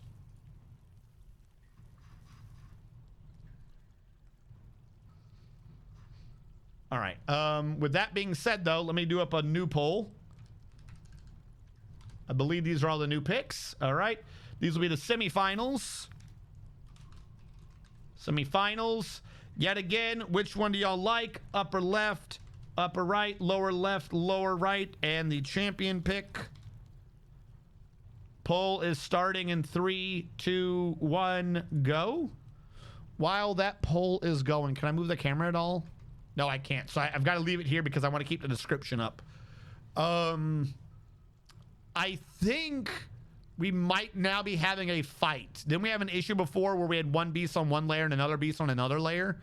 If that's true, this would be the third beast on 2 layers. So there should be 2 beasts on 1 layer if one of them didn't die. Yeah, we just use Midjourney.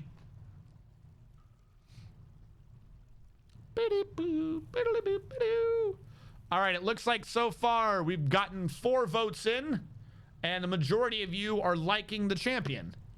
All right. Don't forget to vote, chat.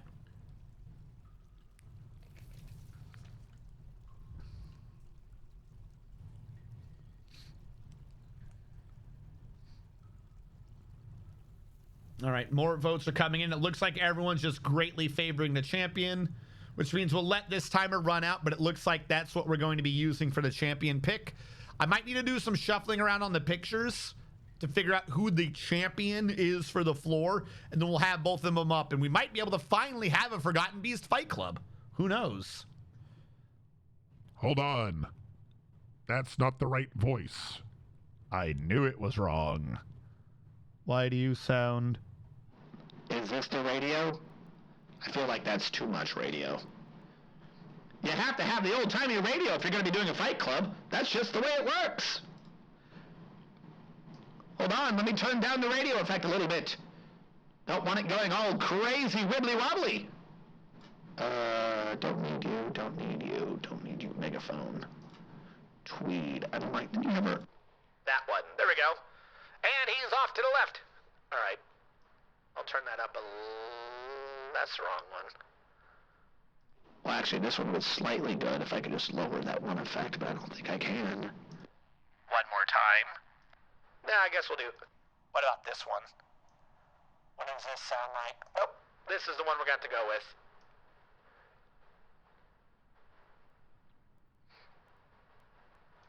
All right. I just wish you couldn't hear my AC so well in this effect.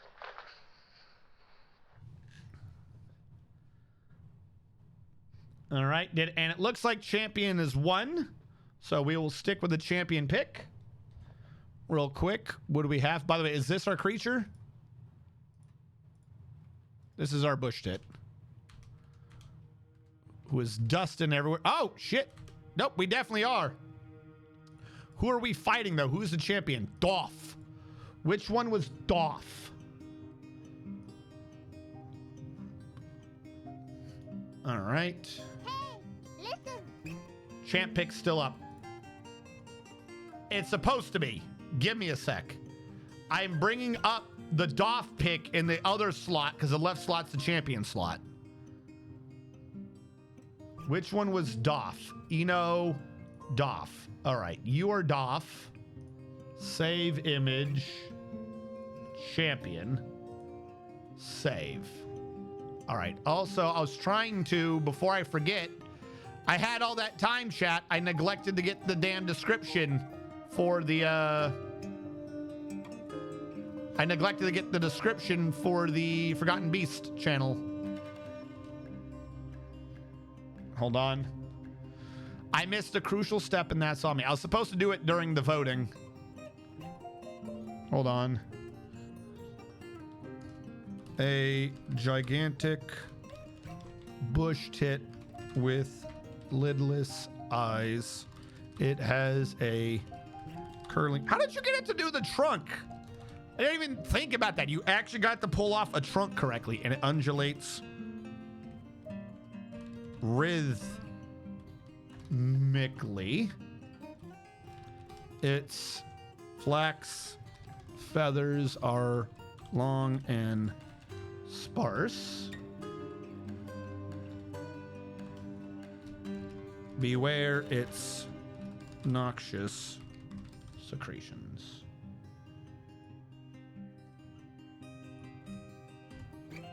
All right. That Forgotten Beast is now on the Discord correctly. This is what we have. Because, chat, it's time for tonight's first Forgotten Beast Fight Club. In the left corner, we have the reigning champion, Doff, a huge noseless llama. It has a pair of branching antennae and it belches and croaks. Its live hair is short and even. Beware its deadly spit. It's slow to heal and very weak. In the opposite corner, our challenger, E-Tag, Mount Mucus Deeps, a gigantic bush tit with lidless eyes. It has a curling trunk and it undulates rhythmically. Its flax feathers are long and sparse. Beware its noxious secretions. It's very flimsy, very quick to tire, and quite susceptible to disease. It's prediction, right? It's E-Tag Mucus Deeps, the lurid burial. Start description. Forgotten Beast Fight Club. Left was Doff the... Hold on. We're gonna run over on time for the noise, I mean. Because we never had a fight with Doff before. Doff the Noseless Llama. Doff Spitting Llama. And the challenger is... Because I don't have it preset yet. A... secreting bush tit. E-Tag. Slimy bush tit. You have 1 minute to get your prediction in, starting in 5, 4, 3, 2, stream delay, 1. Predictions are up. And I'll try desperately to remember to get the pictures down when I am done.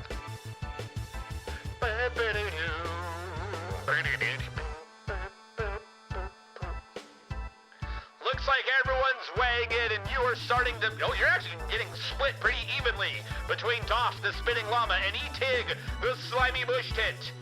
Submissions closing in 30 seconds, and the bars are already swinging drastically. Who will be the one most supported by the fans? We'll never know. 25 seconds to go on predictions, chat.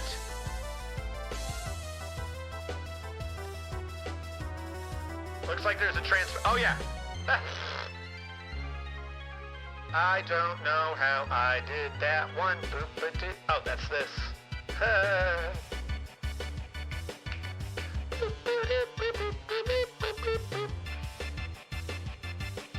All right, it looks like predictions are in, and it's time. Let me clear everything out. We don't need these other alerts. As E-Tig and Doff bypass each other at the first time, the Forgotten Beast breathes a glob of his Forgotten Beast extract. Hold on, let's change his name real quick to Forgotten Beast 2 Champion. And we'll go to him and rename him Challenger. I spelled it wrong, but whatever. He's spitting on his opponent. Can his spit get through the slime? It looks like they're going in for the grapple. There's blood on the ground as E-Tig Music Steep's blood is everywhere. He's suffering major damage because he's so frail. His entire wing, leg, body system has been smushed a little bit. Meanwhile, his opponent is showing a few bruises. That's not gonna do good when one of you is a llama and one of you is a bird. E-Tig has flown up into the air. He's using his elevation. He's dive lava. He cares not for dive bombs. He will spit to his heart's content, hoping that his globule of spit will keep him safe from his ranged opponent. There appears to be a pool of his extract on the blood. He's bleeding blue, but if he bleeds, that means he's not a god. Doff is on the run, it looks like. He can't handle the weakened bird's dive bombing attacks. He's spitting everywhere in mad defense. The music stopped. He's trying to push through. Can he get through the noxious secretions? I don't even see. Doff dies! Doff corpse weighs 7,503 pounds as E-Tig Mucus Deeps on the back rope from the beginning, on the bottom rung, climbs to the top to become our new champion. E-Tig Go Doom Thol for Team Star, our new reigning champion.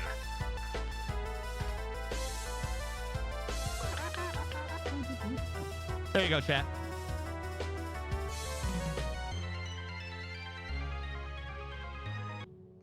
Prediction result is E-Tig the Slimy Bush Tit. Doff is now dead, slaughtered by E-Tig. So real quick, where was Doff's description? Edit. Killed by E-Tig. I'll just say killed by E-Tig. And we'll put a rip. Get rid of his crown. And we'll give the nope.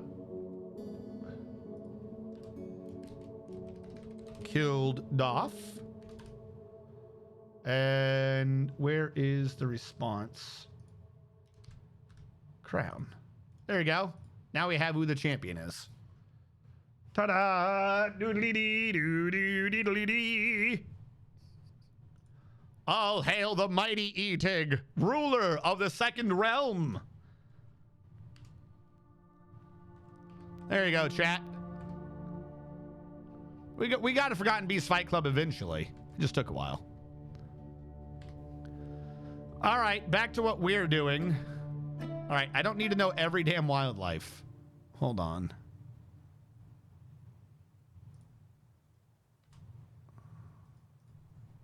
There we go. Not invader hostile. That's him down below. And the thieving, that's the honey badger. Okay, well, the honey badger's coming in because, you know, presumably he doesn't give a fuck. We're just going to have our squad take him out.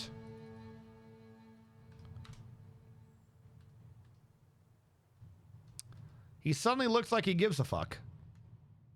Oh, but he's coming back. Maybe he doesn't. Who got dwarfed? Who do we got for getting dwarfed? I got you. I might need to change up some of my settings. I just realized that. Delirium Art got dwarf number 1. You're a stone worker. Delirium Arc the first. And we also throw in a saying because of the Forgotten Beast Fight Club. Forgot to do that. Third realm. Isn't it layer 3? Oh, you're right. I don't know what layer he was on. I saw purple. I presumed layer 3.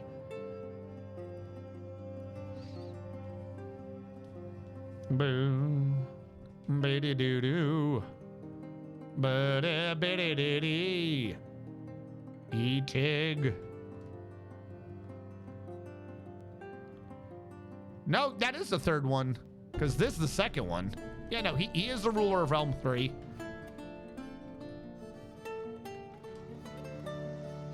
It's just the second one we've seen, but the thing below it's already just the lava, so it must be the third one. By the way, do we have beds for everyone, right? No, I never actually made bedrooms. Well, that's awkward. We're just gonna pretend like we had beds the whole time.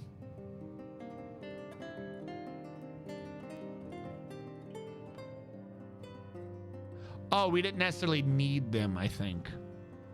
Is there any way to see if anyone doesn't have quarters in this? No, they all have quarters. All right. Well, it's just kids. I don't care that much.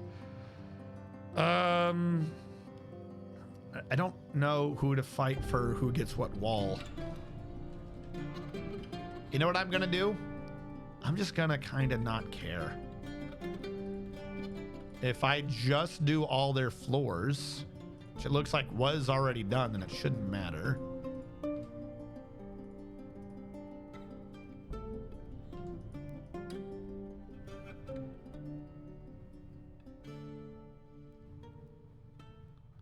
They should presumably come in from the inside was my thought, so they can't be doing it backwards.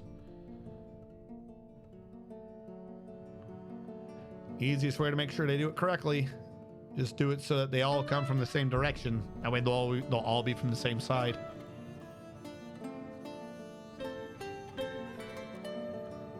Do the same thing here. They will all come from the upper left, going this way. Then when these are done, if we do those, they will have all come from the upper left, so they will have all come from the same direction again.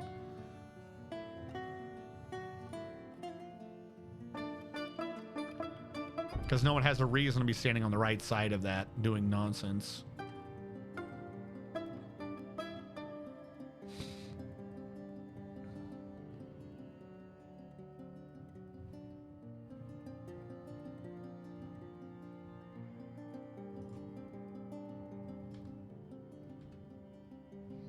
He imposed a ban. We'll work on a bunch of these. I'm trying to make sure people have some slightly nice rooms.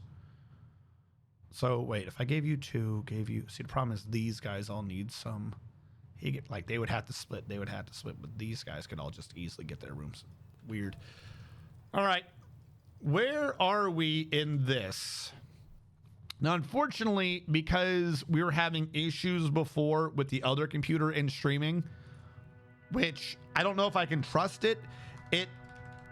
It passes all tests when I test it. And then when I stream, we have weird hiccups. So we're on the computer that I've been streaming with recently, which is my computer from the living room, which is designed for multitasking, not single thread performance. So we're going to be running this base slower than we were before, which is a bit of an issue. We're not getting quite so many frames as I would like. We're down at 74, not 120 or wherever we were at before. Very sad. Very sad. We should probably melt the copper. And at some point, I will get these sorted out. Not worried about any of those, but the copper I feel like should just be melted. Melt you. I don't want the copper. I don't want anyone using copper. I don't want anyone caring about copper. Get rid of copper. And we started to, I remember now, we started to set up a room because we had the magma thing down here.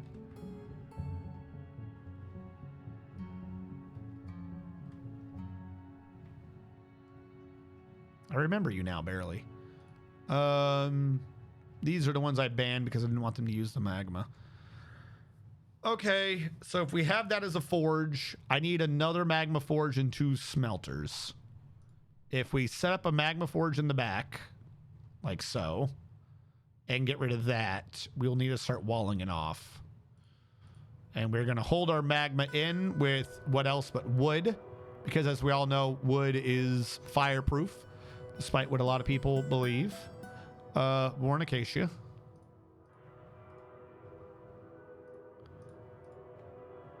And that would be here to here. Do I have acacia logs hanging around? I do. Sweet. We will get this in chat, so we can get to working with more magmatic forges. Got multi-threading enabled. Actually, that's a good point. I copied over some Dwarf Fortress things, but I don't know if they copied over all the settings. Yes. I could turn temperature off, but that would make it run a bit smoother. But I'm using lava now, so I think I have to have... That's probably what happened, is the other one had this off. Hold on. If I turn that off, what are we dealing with? We were at, what, 70-something with it on?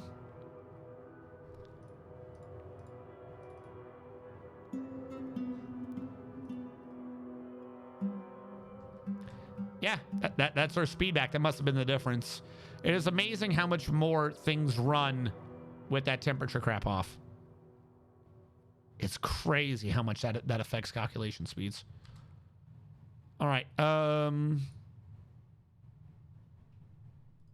So if I remember correctly, the way I did this was track stop, dump to the right. I forget what I was using. I don't think this needed to be fireproof, but was it just iron? I think I was just using iron, or magma proof, I mean. No, it is. Wooden walls will resist everything. Be-do. Get in chat. Hold on while that's saving. Why am I vibrating? What? What happened? Oh, it kept vibrating during that because I was editing it. I'm an idiot. Ignore me. I have done bad, dumb things. I understand Discord well. All right, I'm using iron minecarts for this. So add new route. You go there. You are assigned. Do I not have any more iron minecarts?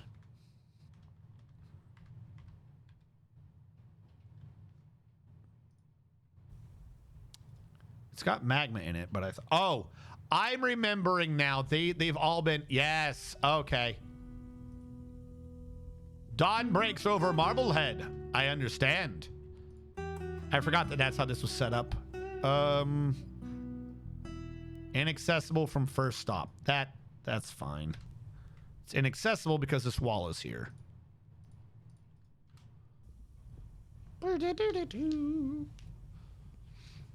I forgot the entire evaporation pool thing that we made.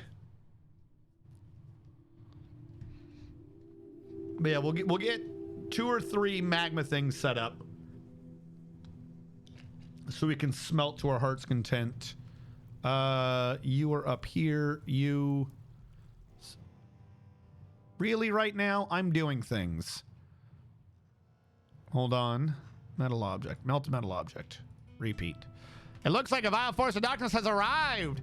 Give me a 1 count, chat. A 2 count. A 3. A 4. Oh. Because I dragged it out, we didn't catch it. Oh, wait. No, it's because you idiots. I thought I screwed up. Why are you going outside? Why are you going outside? What item?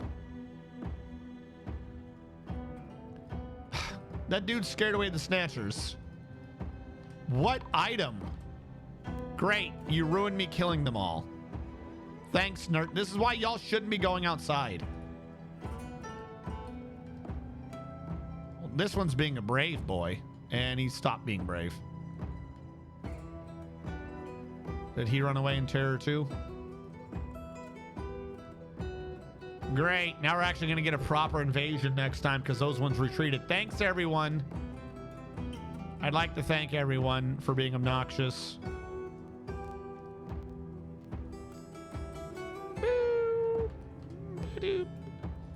I would understand if you were doing this, saying blocked because of something. What? Was that it? You were blocked because they had to get some... So someone threw their clothing down up here, and that is why we just lost the opportunity to kill all those goblins. Fine. The Hall of Rights, a diagnostician guild, has been established. Okay.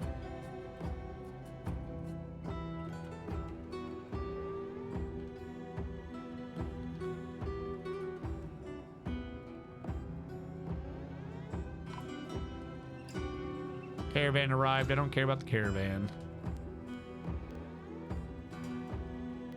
I wish I could turn off the sparring alerts. 1, 2, 3, 4. Is someone hauling our minecart or what? It's moving toward the stop. Okay, it's coming. Someone's trying. Where is Route 84? Is this the old one? Let's get rid of Route 84. I think 84 was our old one. Do you have any smart ways to deal with predicaments such as 800 plus cave ogre stack? Like, how would I have known? If you're confused looking at the other message above. Okay. You know what I did today? I sent 20 legendary fighters to their deaths. 6 to 7 legendary stats each. 20 got sent away to attack a goblin fort, 75 inhabitants. No one got back. I created a new 10-man stack and sent them. 1 guy got back, so I got a report this time. The only report I had was the one from the last guy, and they fought 820 blind cave ogres just trying to escape a goblin fort. No.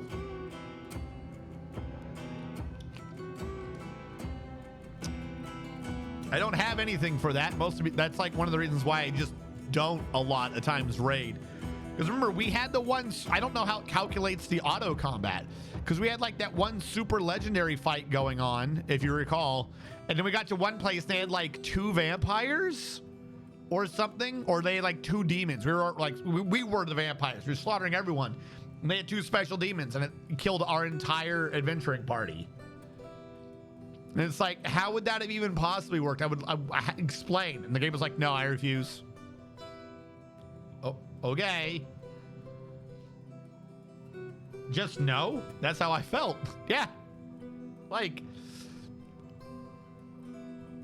short of going there and adventure, not abandoning, but retiring your fort to the AI, going there in adventure mode to just do it yourself. Where is this minecart? You have it. Only someone with a minecart be traveling that slow. And of course we have a petition up.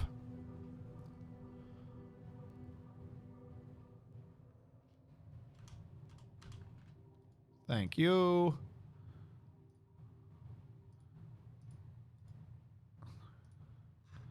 I'm gonna go down here, say assign. Oh, wrong button. Assign to none. So now this minecart will get hauled at some point. 2, 3, forbid. We got 2 out of 7 going. Grab this minecart, unforbid it. Focus on it. Nope. Hold on. Ban, unban. Go to you. Sign vehicle. This new one. Now I can follow. You went against the game's OCs. They're not allowed to lose. Yeah, like, because whenever you're doing a raid, it's an automatic calculation. I have no clue. Like, I would love to see how the game actually does the calculations on that, but I don't think half your stuff comes into play. Because you have to remember, like on mine, I lost it to whatever the hell the issue was, and it was just 2 creatures that took on completely full legendary every stat with, I think, mithril gear, didn't we? Or not mithril, adamantine gear? And it was like, no, you died. But how? Explain to me. Or the one that's worse is when you raid someone, you do like okay, but not great, so they counterattack and they somehow get to you before your people get to you. That's the one that I like.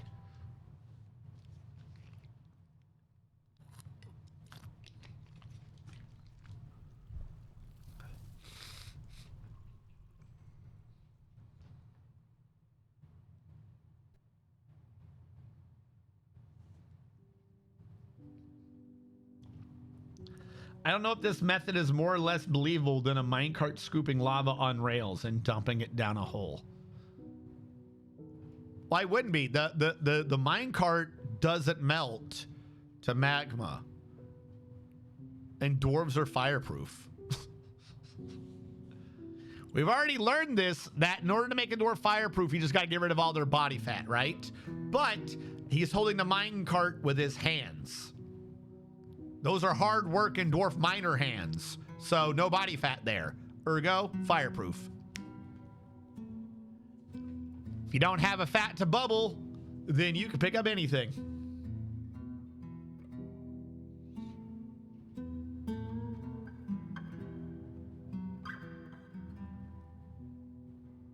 Yeah, the minecart also has no body fat.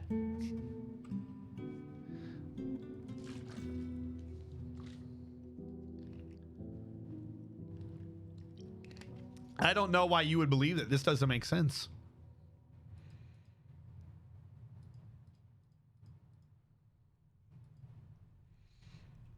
Somebody have to go through these alerts again to get even less alerts here. Release my pet Hydra on the killing spree against the soldiers fighting monsters in my time for gently following a child back to his glass box. Well, they don't like the people with swords. The child was an innocent one, and the Hydra knew this. All right, so we only need 4 for operation. So I can now go in this hauling route and deassign the minecart. Come on. I'll look at the petition in a second. I need this minecart out of here. When the minecart gets moved out of the way, I'll get rid of the 1, 2, 3. There we go. Now we'll get rid of the track stop. I will get rid of the track.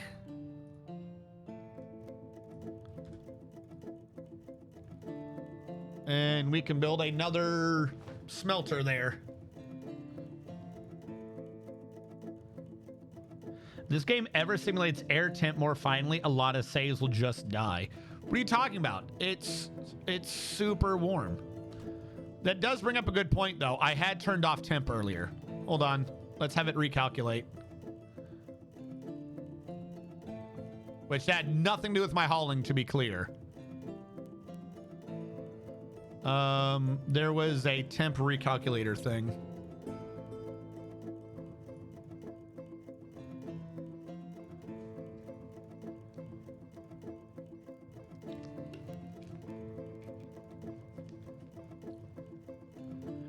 Use tweak fast heat.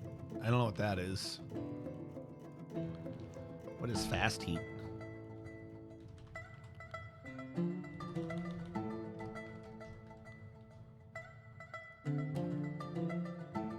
I don't know what the list of tweaks are. Run a tweak command with the tweak name to enable its effects. Add a disable keyword to disable them and a quiet keyword to prevent printing of non-error output. Okay, but what are all the words? Oh, these are all of them?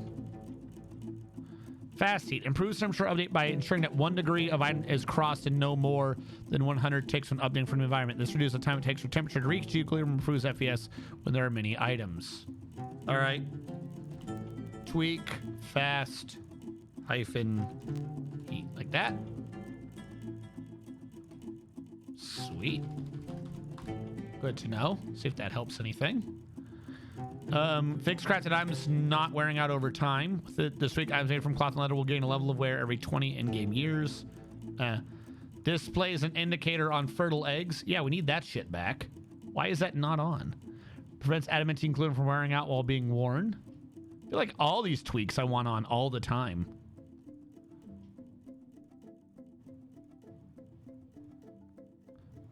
Names filled water skins of outgoing or contents, the same way other containers are. I'm not worried about the rest of these right now. I'll worry about them later, but that's good to know. At some point, that will update with its temp. There we go. Now it knows. Why does tweak fast heat bring us down to 50? That's not fast. I feel like I've lost more frames than I had.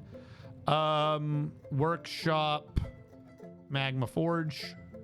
Now, what are you? Magma Smelter. I knew Magma Forge was the wrong word.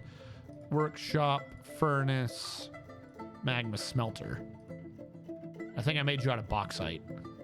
I did.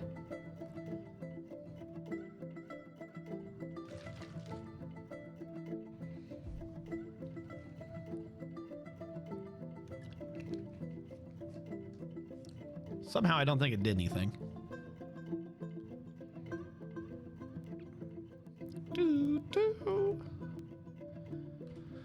All right, so we have... How many more minecarts we got down here? We have... Suddenly they both fell. Okay, we have 2 more minecarts, meaning I can get 1 more thing, smelt thing going. Build, workshop. I probably should get a magma forge. Would I need any of these other furnaces right now? We have a magma smelter, magma kiln. I'm not worried about that right now. Magma glass furnace. I'm not worried about that right now. Yeah, we'll just set up a magma forge. Problem is, I think I want magma forge's forge hole to be on the left.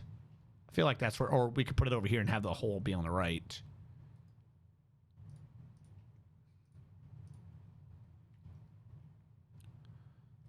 Which means, same as usual, here to here is acacia. Here to here.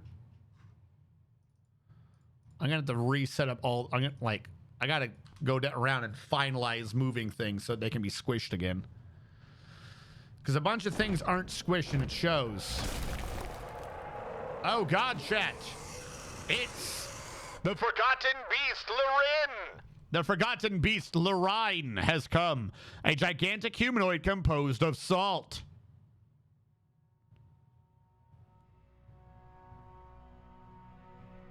Salt, chat. Is this thing gonna survive the water when I hit resume? It has 2 long straight horns and it has a bloated body. It's a salty boy in the water. So you? How dare you? I'm also made with citric acid. Don't get that twisted. I'm not salty, I'm sour. At the panda. At the panda. Beep, beep. I can close that. At panda. Panda.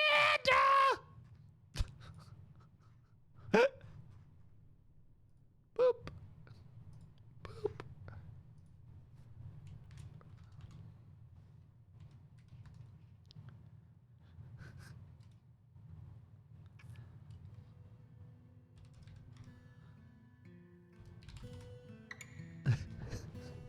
There's a salt boy. All right. I will attempt in the meantime to get it to work, but we all know this is not going to go well. What do we got? What do we got?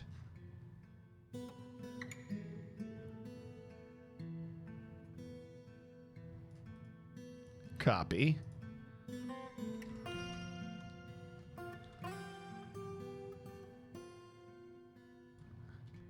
A composed of salt.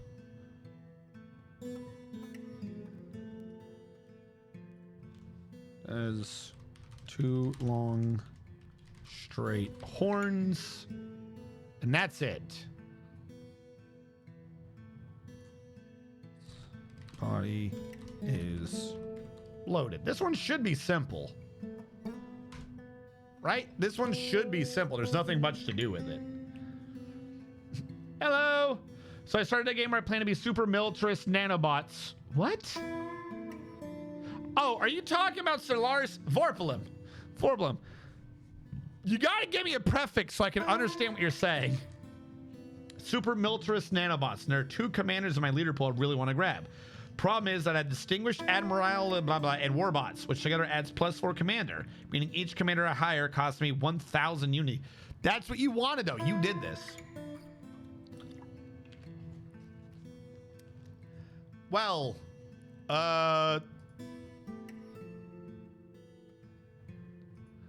what? Oh, okay. That one doesn't count. I made dumb ones, but that one, I forgot to actually say the word humanoid. We'll put that under horror ones. Humanoid. That's my bad. Copy image. We're going to bring that down to cursed shit so you guys can see. And I will go down while this is happening to Forgotten Beast and say the Forgotten Beast Lorin has come.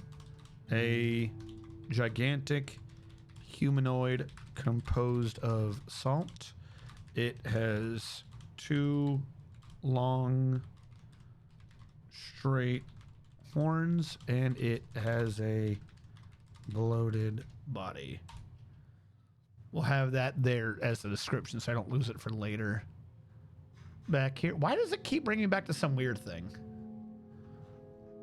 All right. That,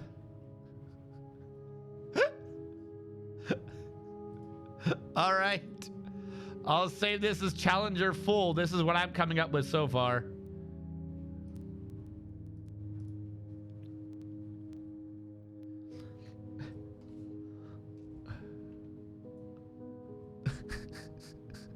That's what I got.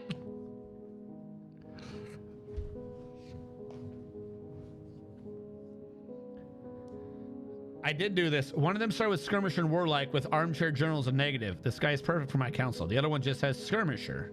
Okay. Huh.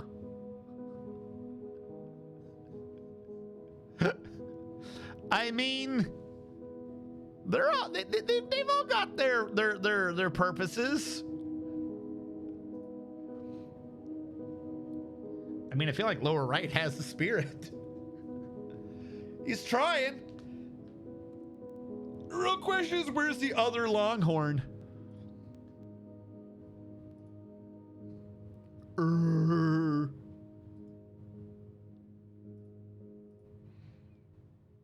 That would be scary, though, if that's what you were fighting. Not gonna lie. Oh, no. Yeah. Skirmisher is the best basic. Why? 2% weapons damage range and 10% sunlight speed. Just don't have a council.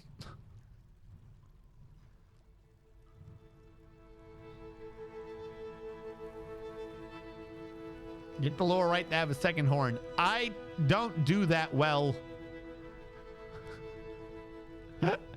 I could try it. Hold on, I'm waiting to see what Hun comes back with. I haven't seen her post yet.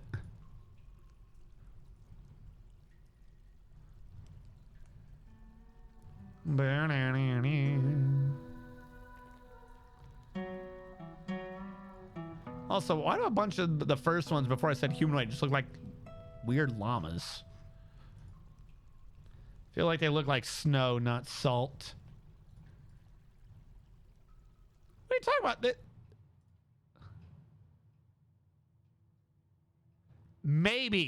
Maybe I will give you upper left, upper right, and no, those two I would say maybe snow or not salt.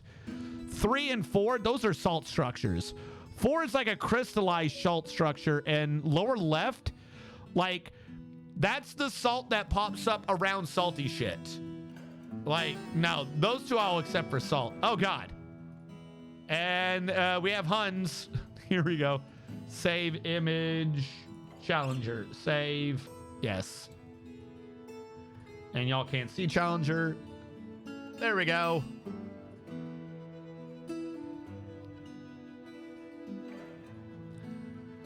All right, chat. Creating the poll. Question. Which one? Parentheses. Quarterfinals.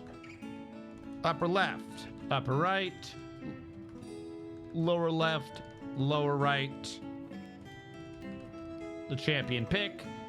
Starting in 5, 4, 3, 2, go now. And I'll bring back up the picture name. There we go.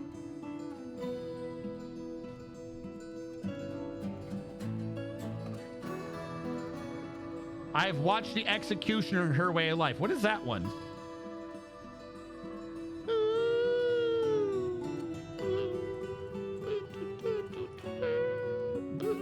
Holy shit, we have a lot of people voting, and you're all voting for very different things. Bunch you like upper left, a bunch you like lower right, and a bunch you like the champion vote. I feel like you all have... Those are such drastically different vibes. I think we know... like... I wish I could get it to tell me who did what, just so I could have the idea of what your vibes are. Holy shit. I'm trying to think of an Executioner I've seen recently. I don't think I've recalled that show, The Executioner in Her Way of Life.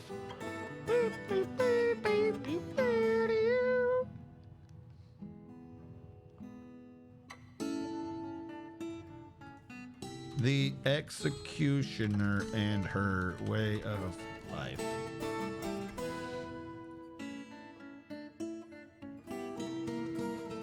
Wait, I've seen this. I've seen this. I know this. Is that what it was called? That's the time-traveling super lesbian show. We discussed this a while ago.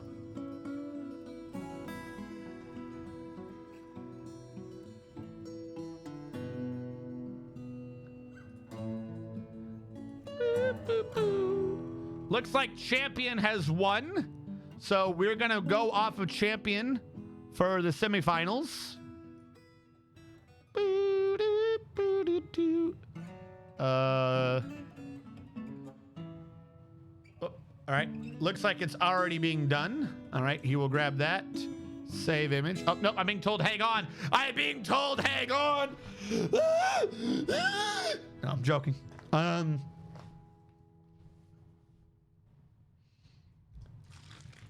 So I actually referenced that show a lot. In my head, that show is I Took the Red. So if y'all don't know, I'm not going into all the beat boops on the show. I did not finish it because at one point I was just like, the show's absurd. But the part that I thought was the funniest is ignoring everything else that happens in the show. There's magical stuff, there's magical items, and the church controls will say like half of it or whatever. And during one of the episodes, a bunch of terrorists take over a train. And your protagonist gets them like in the front car of the train, and they're like, we've got you now. And the guy is like chained up, and he goes, ha ha ha ha ha, joke's on you, I ate the red. And he just fucking he black holes. It is the most gruesome shit. Like, he literally implodes. His head goes, and like crunches into his body, and his arms suck. He's like, ah, as he like fucking gets sucked into this weird red black hole. And I've never seen anyone try to trash talk someone by saying, my life's about to suck. As he just gets fucking sucked into nothingness. Like, why? Just go to prison. What the fuck? Joke's on you. It was nonsense. Looks like the replay fucking crashed. I think we got a clip though. Using this one, I see there. Do you mean this one down here? Save image, Challenger full. That one. Use that one. Okay. Yep. I ate the red, and it just fucking black holes. It is. I'll try to track down that clip, but it's like I don't think I've seen anyone so confidently be like, I got one on you. It's like, pro. Poll. Which one? Semi-finals, unless champion wins, in which case he's just won. Upper left, upper right, lower left, lower right. Champion again. All right, chat. Semi/finals. Let's go. 2 minutes. The acting was more exquisite. Most of those are more cloud-like now. I mean, to be fair, a bunch of them are in the size of the clouds. But no, like, I would still have to disagree. Like, salt collects weird. Some of them are blending with the clouds in the background for sure because of how big it is. But I would still see that a bunch of those look like salt clumps. The problem is I will say is for what I think you're thinking of is they don't look like stalactites. Like, they look like the weird clumpy salt, which happens by extremely salt water, which is not the same sort of crystalline salt that happens with salt just forming.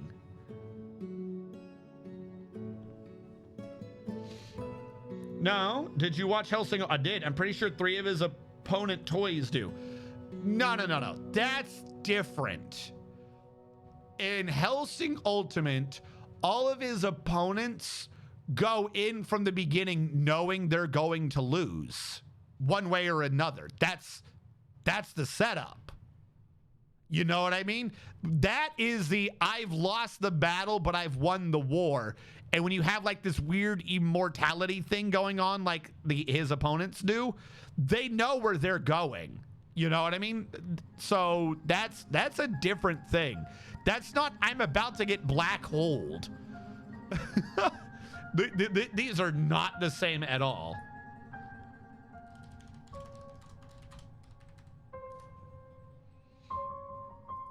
Of course, now I just tried Googling. I just took the red, and I've got a bunch of responses that had nothing to do with what I was talking about.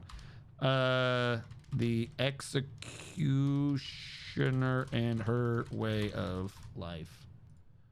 Champion looks like has won by a head thing. So we'll just take that as the final. Champion is the winner. Give me a sec. Boom. Was it episode 4? I would have to track it down somewhere else, but it's stupid. It's like you're a bold man for a dead person. All right, looks like champion 1. Copy image. Bring you down here. Edit. Nope, not what I wanted. Paste. Control C. Control V.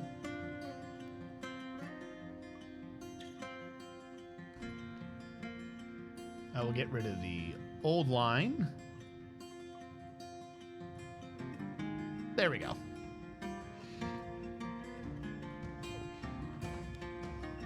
How bad is future jail? I mean, not that bad, I would presume. All right. We have the petition, by the way. They want a diagnostician guild. Yeah, I'll do that at some point, for sure.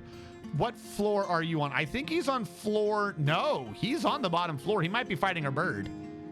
Yeah, he'll be fighting E-Teg. If he can get there.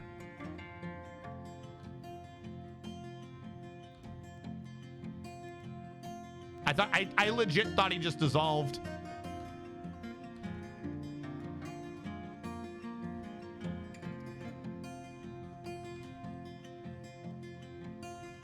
Try and make sure like E-Teg's not gonna fly over and try to just peck at him while he's in the water.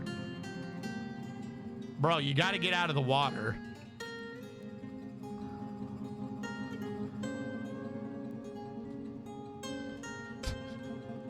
You can't just hide in the water. You're made of salt.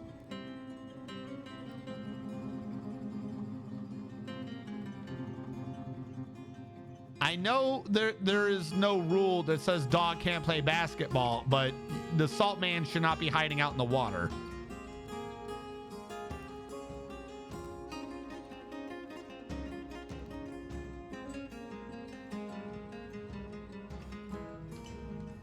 Where are you going? If he would just go to land, we can have a fight. He's getting close to land. He's like right here. All right, he's on land. Is E-Teg nearby?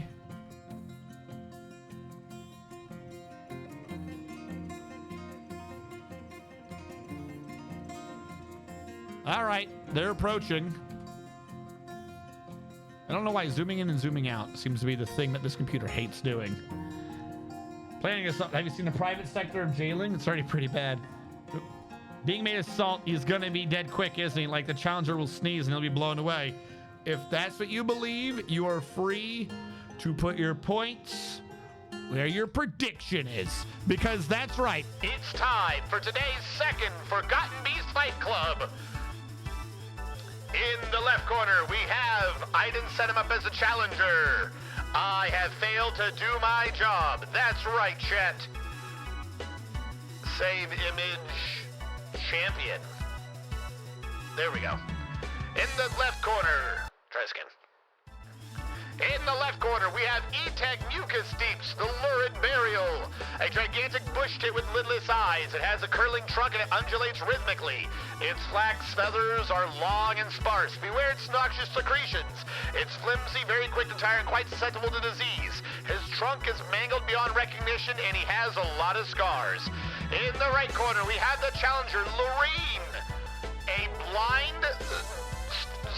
humanoid statue made of salt, with 2 long straight horns and a bloated body. He's clumsy and quick to tire. That's it. Start a new prediction. E-Teg the slimy bush tit is now the champion. Our new challenger is Lorene, the salty boy.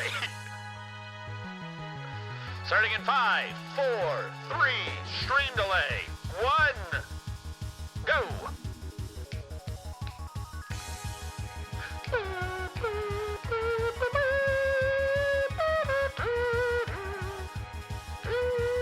I have to create a new button for the transparency box. Thank you, Lord of Cakes, for subscribing for that. I tried to make it louder, I just made the music louder.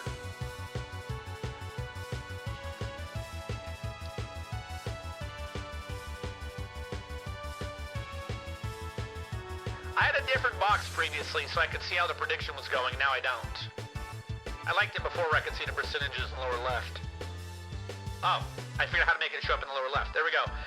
It looks like a bunch of you have faith in the salty boy. Okay.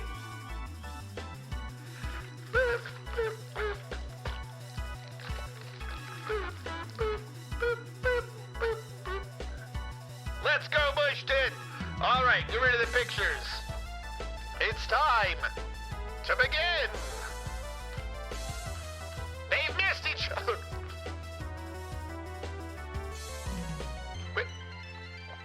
Where did the bush tick go? He literally missed each other. All right, they've come back in. The bush tit charges the salt man, erupting a slimy goo everywhere. The salt man is immediately dead. The bush tit's flying away, just busy puffing.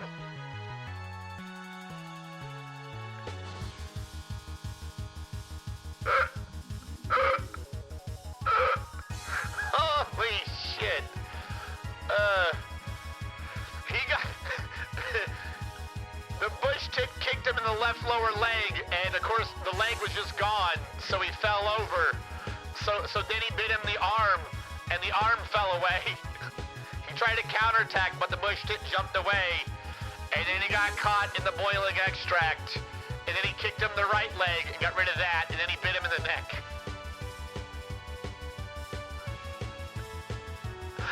Varin salt weighs 8,999 dwarf pounds. Holy shit. That was fast. All right. Did we already have the end of the prediction done? / prediction. Choose outcome. Etig the slimy bush tit. Are you sure Etig the slimy bush tit won? Yes.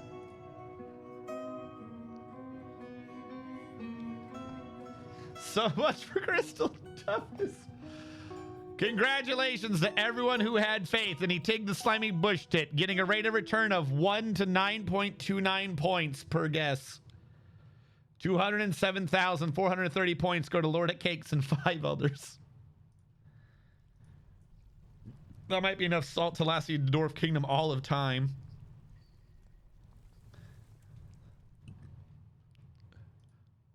What was his attack? I didn't see the Salt Boy do anything. Actually, that's a good question. Did the bird even get hurt? The bird did get hurt. I don't know what did it, but the bird got a few bruises. So there is that. That happened. Bird got bruised. All right, we'll put an Acacia log up. Sandhills Bell on a 3-stream streak. Thank you so much, Sandhills. I froze up and missed out on that jackpot. His attack was dying. It had no special. His attack was falling over, hoping to crush. Oh no, I built the floor. Hi, Sandhills Bell. See, Sandhills, I told you she was around somewhere. We found her.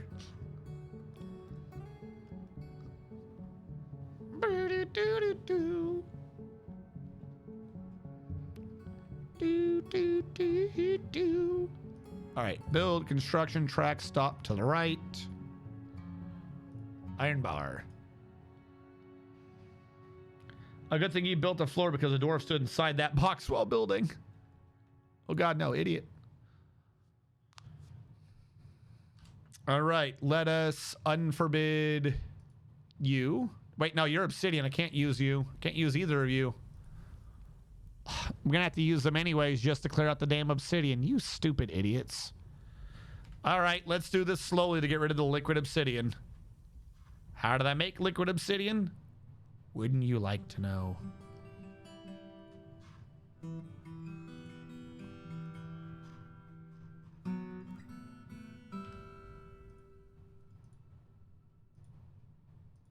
Oh, I had unforbidden the obsidian, not the minecart.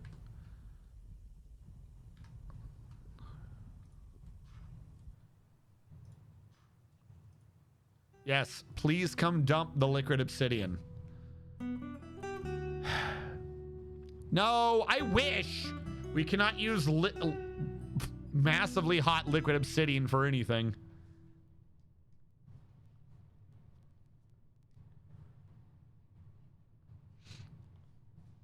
Panda got you something all yours. RNG can't touch it, but I want to touch it.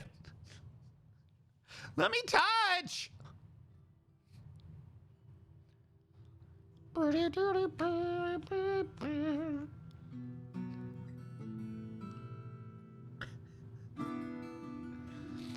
right. Oh God, are you really having a mood right now? Cool.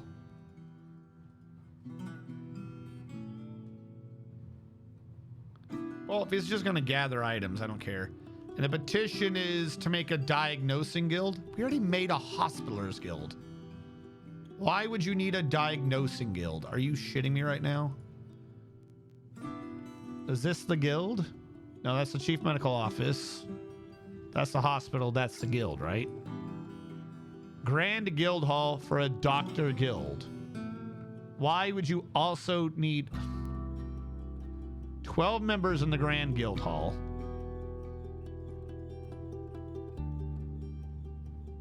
"12 members. Where's diagnosing? Where's a diagnostician guild hall? I don't know why this needs 11 members. So they each want a guild. Okay, so here's what I'm going to do.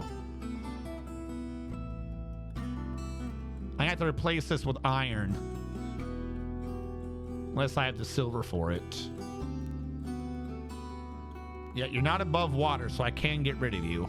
Construction floor. What do you have for silver lying around? 9. Looks like we're doing iron. Okay. Build, remove.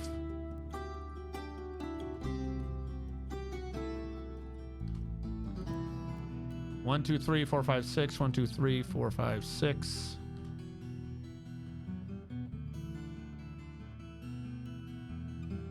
Did you just get yourself trapped? Oh no, there was a wall to get out on. You're so lucky.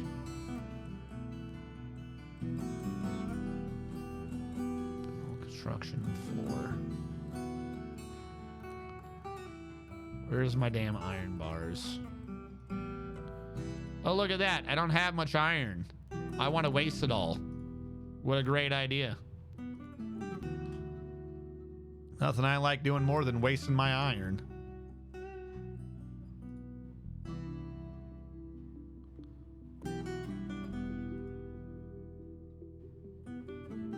Why did this floor not get uninstalled?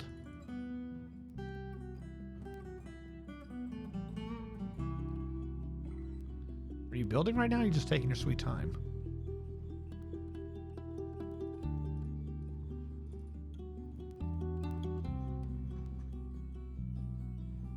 I do have porcelain bricks too. I just don't have enough metal bars hanging around. What is happening over here? I think one of them was trying to remove a bar and then you decided to stand on it like a jackass. All right, what do I have for the engravers?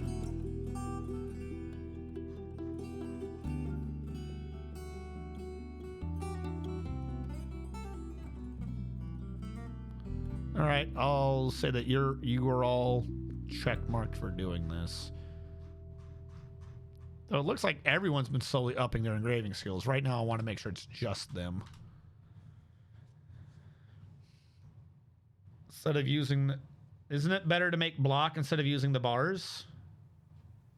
What? Well, like turning the bars into blocks, does it become 4 times whatever? Whatever you're saying, I don't know.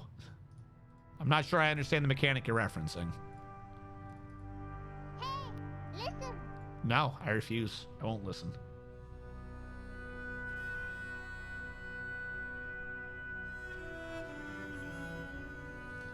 All right, going in order.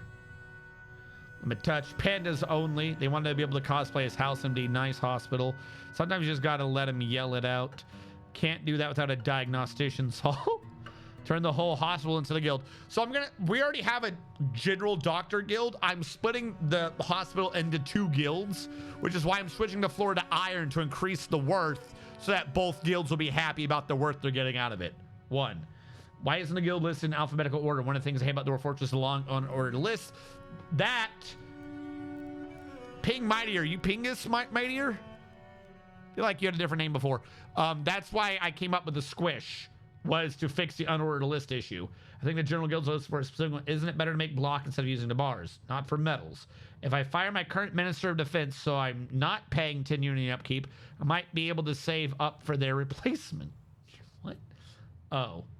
They're ordered, though, internally in cryptic sorting patterns that vary by screen. Metal or 1-to-1 when turned into blocks. Oh, so bars versus blocks the same. Gotta love dwarf construction. When they pick up the floor, they leave the hole to the Z low. They leave a hole to the Z level below. Problem is that 1,000 unity can be used to upgrade my arc furnace. What? Yep, and then if you uninstall them, you can't reuse them to make other stuff, so you turn into block. Oh, okay. I'm caught up. I know what's happening in the world. Okay, so I'm going to take... This was the medical guild. I am going to shrink the medical guild by half. I don't know how that's going to do the middle area, but I'll figure it out after the fact. All right. 1, 1, 2, 2, 3, 3, 4, 4, 5, 5, 6, 6. And then, you know what? I'll leave the extra square. And then if they're coming over halfway, you should be going over halfway. So I get rid of this, but you keep the little halfway part down there. There we go. You happy? Is that going to make you be more pleased? Are you still a guild hall? Good. Fantastic. Don't forget to build the last floor, nerds. Because now I'm going to create a new guild hall. Meeting area.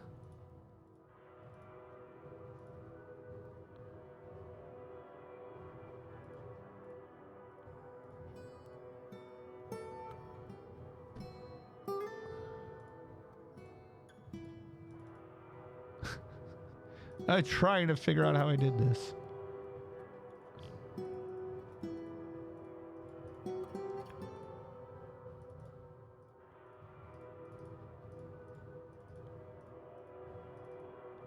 Like that? Is that the way to do this? Except you are a guild hall to diagnosticians. All visitors welcome. You are not quite a guild hall yet. You're only at 8,542. So we need some more iron floor. The guild hall on the left is apparently better, but the guild hall on the right, not quite so good. So we'll get rid of the bottom one. We'll do this. I was about to say we'll do it evenly, but right now, let's not. Onel Boram, the stoneworker, has created Zarut Limor, an orthoclase figurine of Rovad Earthenhot. He offers it to the Road of Adventures. I figured I might as well just take a screenshot. That way the next time when he'll ask me something after the fact and I go, well, what was the name? Now it says it has been agreed. You said no earlier. How did getting rid of the floor made it be agreed? Well, too late. We're doing iron today.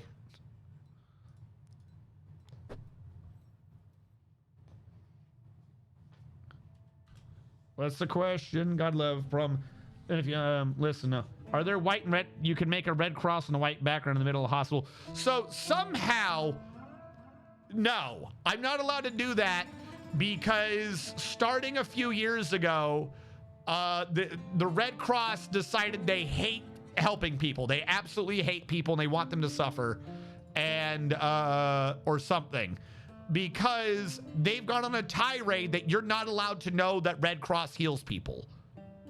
Like, I'm serious. That, like, it's the most baffling thing. The Red Cross has decided that people shouldn't depend upon the Red Cross. You are not allowed to associate the Red Cross with healing in any way. I don't know if that's supposed to mean that they're only there to hurt you, if they're a secret military organization or something, but it used to be that you had med kits that you could associate the idea of what a med kit was with health, and now the new people of Red Cross have decided, no, don't associate us with health. Don't you fucking do that. We are only to be associated with war. So, you know, remember that. Remember that the Red Cross doesn't heal, they only hurt. That is the message they want you to learn. You are not allowed to associate healing with them. Don't do that. I don't know why. I don't know why, and I am saying it in my usual exaggerating way, but I'm not wrong. I'm saying it exaggeratedly, but I'm not wrong. If you do anything in any game or any show or anything that associates Red Cross with a place to get healing, they will sue you. I don't know why.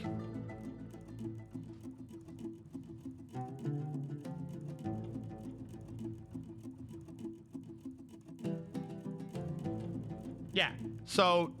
Hey, who did Admiral Wiley kill? Yeah, so now it's like, yeah, literally everyone's just decided Green Cross means healing. Red Cross doesn't mean healing now.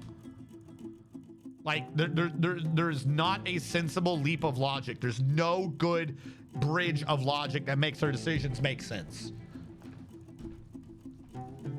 Just say it's a Swiss hospital. What was the thing? Admiral Wiley. Admiral Wiley. You've killed one goblin, Uzbu Hatemonger the Goblin, and Mata Ebi Scribe the Truth of Right the Etten, and also an unnamed goblin. We don't consider the people that you've killed in the medical field as killing, so you don't get credit for them.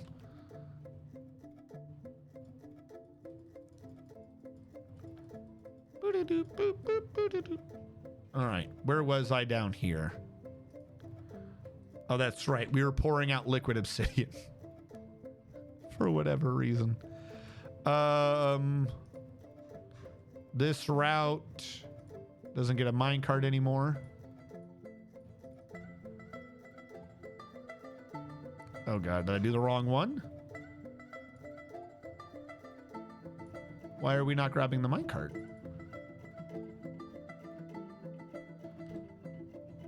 All right, here we go. Now we're grabbing it. Someone get this off the place. Not that worried about it. Just trying to get the obsidian out of the way. Unforbid. Forbid, unforbid. Get up here, hauling route.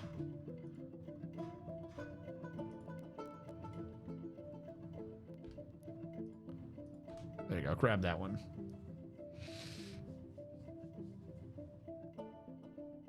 The goblin's last name is Hate Monster. So a white cross and a red background? They will sue you for using logo in games. Their logic is don't want to risk people confusing the meaning of which we have to get muddled. But, like, that's the logic they claim. It is a logic that does not carry through. We don't want to risk people confusing the meaning of the Red Cross, which we have exclusive rights to. The meaning of the Red Cross is internationally, right?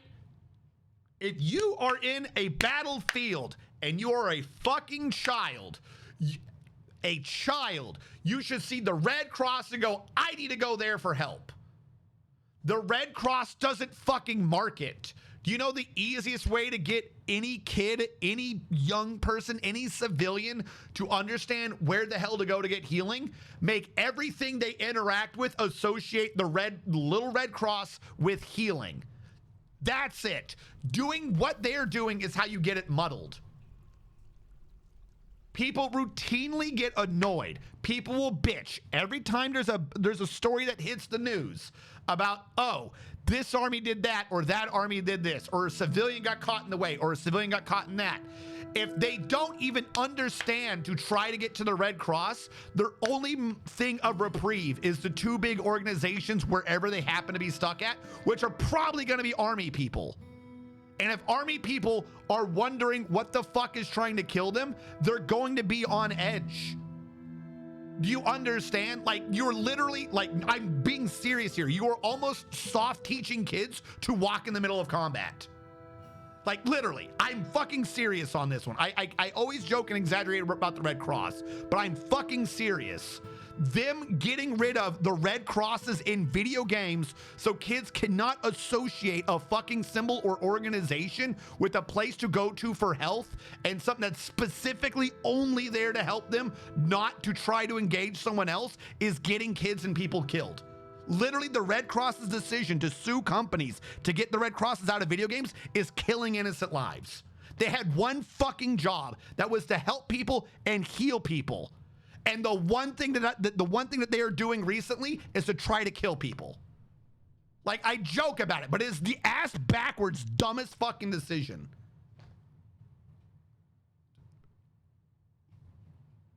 It's fucking stupid. You had one thing. You know, people make a joke. There was a massive joke. Everyone made a joke about Elon Musk being a fucking dumbass. Like, you had the Twitter name brand. It was tweeting. This is the thing you want to aim for people to almost have it as like a part of their standard vocabulary, right? So why would you change it to X? That's dumb. Everyone agrees on this. That's an audio thing. The Red Cross branding is a visual thing. The Red Cross suing people to get rid of the Red Cross is the visual version of rebranding Twitter. It's the visual version of it, except the rebrand is we've gone from something that heals people to go fucking help yourself. It is the stupidest fucking thing I've ever heard of. Whoever came up with that decision, whoever keeps fucking pumping that decision, making sure they do that, is killing people. That is the stupidest fucking decision I've ever heard. Like, I know I joke about these things and I exaggerate, but no, I'm sticking with that one. That is the dumbest thing. You're getting people killed. There's no fucking way they don't understand that. If they don't understand that, then they're too stupid to do their job. Get them the fuck out of there. Every time they sue another game company to get them to not understand what that symbol means healing, they're just getting more people killed. And of all the games they do this to, the one that annoys me the most is Stardew Valley. That's the one that annoys me the most.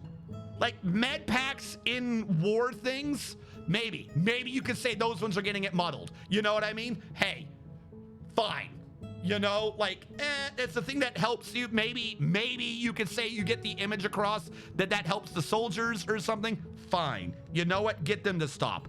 But something like Stardew Valley, where that symbol is literally only for health and healing and where to go when you get messed up, getting rid of that symbol, getting rid of that association is the absolute dumbest thing you could have ever done. It's the absolute dumbest.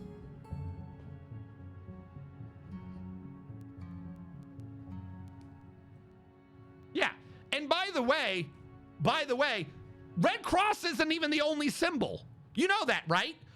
Red Cross is only the Christian Catholic version of it. There's 3 of them, at least as far as I'm aware of.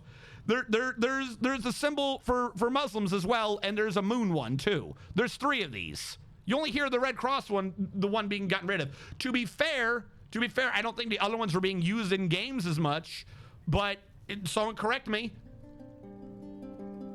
Like, it's only the one that most regular people would associate for actual healing. You know what I mean? It's fucking weird.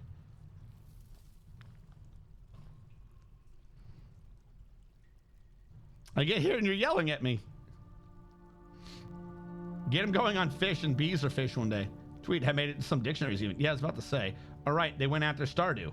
Yeah. The moon one is one. That's what it is. Potion, standard, flared, shared flask. What about the Icarus pull and the snakes? It's like I said, it's the absolute dumbest thing. Perhaps under a regular thing like, oh, you know, I just don't like it when they change games. I'm annoyed they're changing my games. No. In this particular thing, I want it to be very clear. My anger is not one of someone who plays games, and I don't like my games changing the symbols that I'm used to. I want it to be very clear that in this particular instance, my anger is from one as a soldier. I want it to be absolutely clear that this is not my normal old man grumpy because game's different now. This is, what the fuck are you talking about? As far as I'm concerned, at its very base, in any regular battlefield around the world, 3 organizations. My army, the opponent's army, and the people whose job it is to keep the civilians safe. If the organization whose job it is to help people maybe do the humanitarian shit isn't doing their fucking job, you're making everyone else's job worse. Fucking do your job, you lazy sacks of shit. No. That's one of the reasons why, I really kind of like helping out with the Doctors Without Borders thing. You're going out of your way to go help them because the fucking Red Cross ain't fucking doing it. All right, I'm gonna set all these up for the dumping. Forbid, unforbid, dump. Forbid, unforbid, dump. Forbid, unforbid, dump. Forbid, unforbid, dump. Forbid, unforbid, dump. All right, and then garbage dump down here. This is this is the garbage dump already. You need to be on. The garbage dump over here needs to be off. And the one up here is already off. All right, we might get some false items in there, but if we can get the rest of these stacked back up, we can try to fill them with lava again.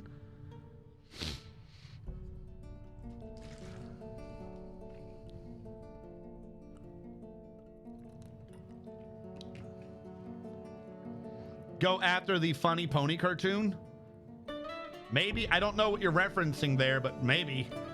Like I said, the thing was, for the longest time, they didn't. For the longest time, someone in the organization understood. You know what I mean? I don't even think this is a Red Cross issue. Someone in the organization understood. Nobody went after this shit. This has been around since fucking Castlevania. Or not Castlevania, but you get my point, since those games.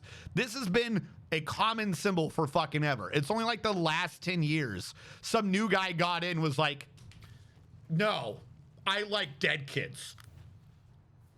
Some crotchety asshole would rather fucking kids and civilians die than maybe, just maybe, a game having an easy to use symbol to identify health. Okay, go fuck yourself. 1, 2, 3, 4. All right. Civilian alert. 1, 2, 3, 4. We'll see if that's been 5. We'll see if that's been enough. Pull the lever. Why did all these kids go to the same square? That's kind of weird. Real quick. Any sneaky boys in here? No. Okay. None of them got through because I went a little long.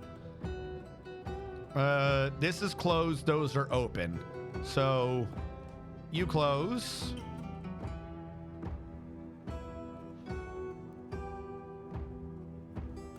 Close, close. No. Close, open, open. It's the only reason they're suing the better. So I think we're going about the wrong way. But yeah, no, it's not even that, because they don't sue. They send cease and desist, and they're like, if you don't, we will sue. So it's not even like you can be like they're being greedy and getting money, because they do stop before then.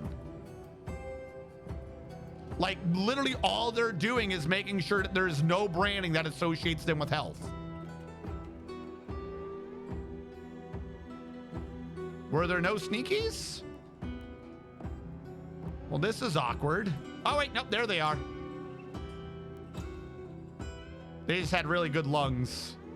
1, 2, 3 sneaky, 4 sneaky. All right, we got the sneakies we can get.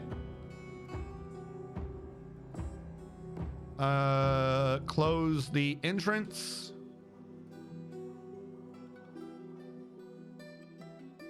And open the drain.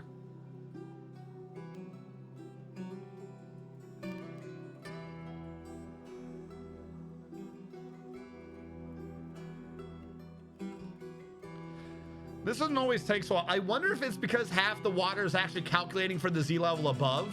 Like, I wonder if that's why this hiccups sometimes. Sometimes it hiccups, sometimes it just takes a while to activate for whatever reason. Sometimes it needs to be primed if it hiccups.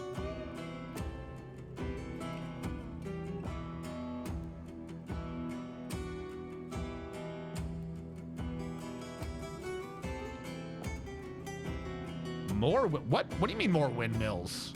What? No, this was just this moved. Like, we had the same system we had before. All right, this thing didn't get set right. I have to hiccup it.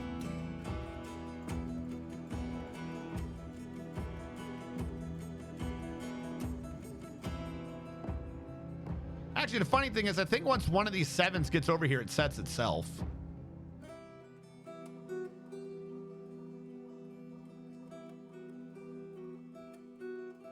Yeah, it just set itself. Literally, we needed 1 7 to get over here, and then it drained itself. That's what we wait on.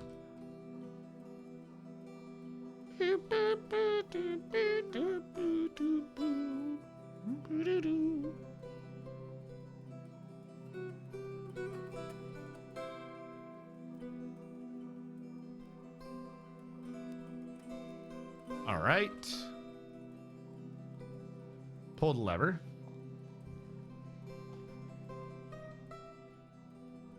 Well, no, the levers are pretty easy. This one does the bridge, and it is labeled bridge airlock.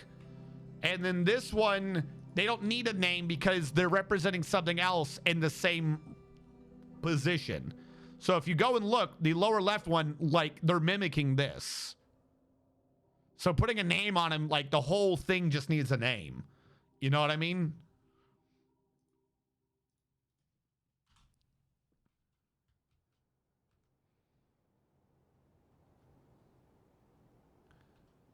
All right, invaders, feel free to come in. Come on. You know that's what you want to do. All right, we're going to set this up as usual. Lower door locked. Upper door locked.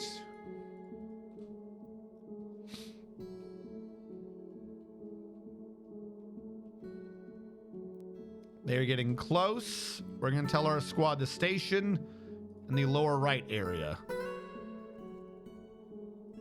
Right there. This way they are ready to attack if necessary. They should all be getting ready.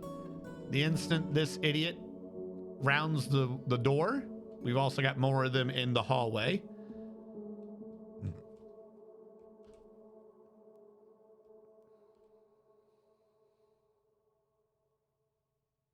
And this means that we've reduced the amount of people getting attacked with bows and arrows. They are still coming in. Hopefully our guys can go down again, break the line. What are the civilians doing? Good job, civilians. That door is being kept open by a goblin corpse, but that's fine. Like I said, I'm just trying to break line of sight from their archers. All right. And now they're trying to run. If they're trying to run, we can go aggressive. 4 to kill, 4 to die. Apparently I didn't give out that command. I thought I did. Try that again. 4 to kill, continue, confirm. There we go. 4 to die.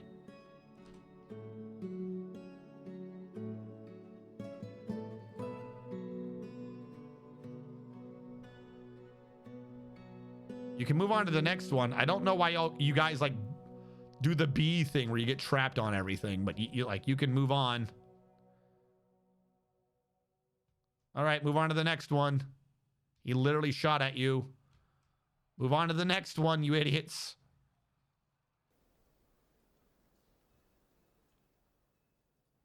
All right, there's one invader left. He's going to get off the map if y'all don't hurry.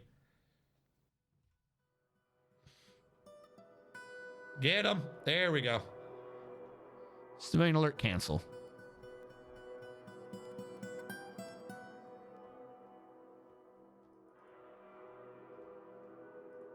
And then undo all of these. Now, Hey, real who did quick. Lord of Cakes kill? Hold on. Iron minecart. Iron minecart. 1, 2, 3, 4, 5, 6. Do we only have 6 minecarts? I guess so. Hold on. I need to pause this. Boop. Grab this. Resume. And we'll go. Who did Lord of Cakes kill? Hold on. Let's do a save.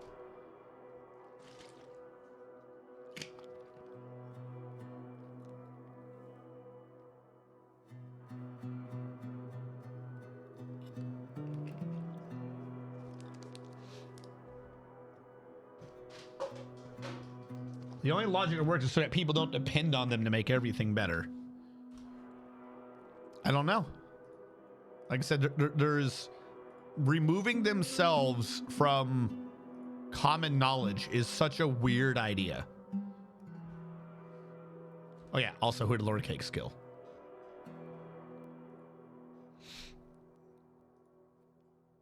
Lord of Cakes. Lord of Cakes has gotten 7 notable kills, including Bosa Sinful Veils the Goblin, Mato Crudrill the Goblin, Bosa Thiefsinge the Goblin, Ostash Fragrant Dessert the Giantess, Imfin Monster the Goblin, Onyol Nadir Demon the Goblin, Uzbus Scourge Putrid the Goblin, and 4 unnotable kills, including 3 more goblins and a honey badger.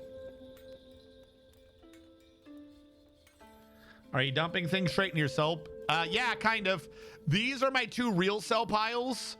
But yeah, they get dumped into this one to get sorted into those 2. And the other one is we keep the gobbo bodies here and we dump them into this drawbridge so that we can dump them into the ocean. You know, as a hit to the goblins' morale whenever they try to come up. Kleptomania. Kleptomania, who have you killed?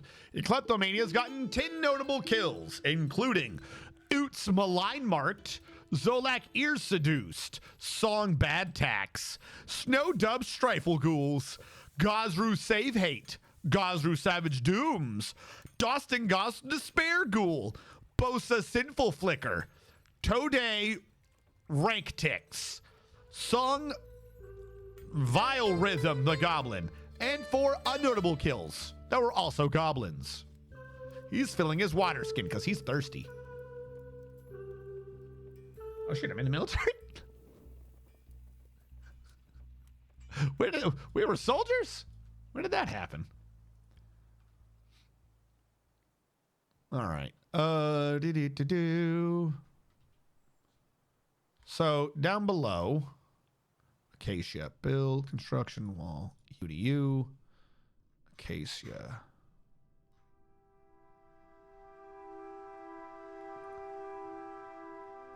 Like how I can't click them when they're in the air. It's a superior quality minecart. Oh, don't worry. I believe you're superior quality. I believe.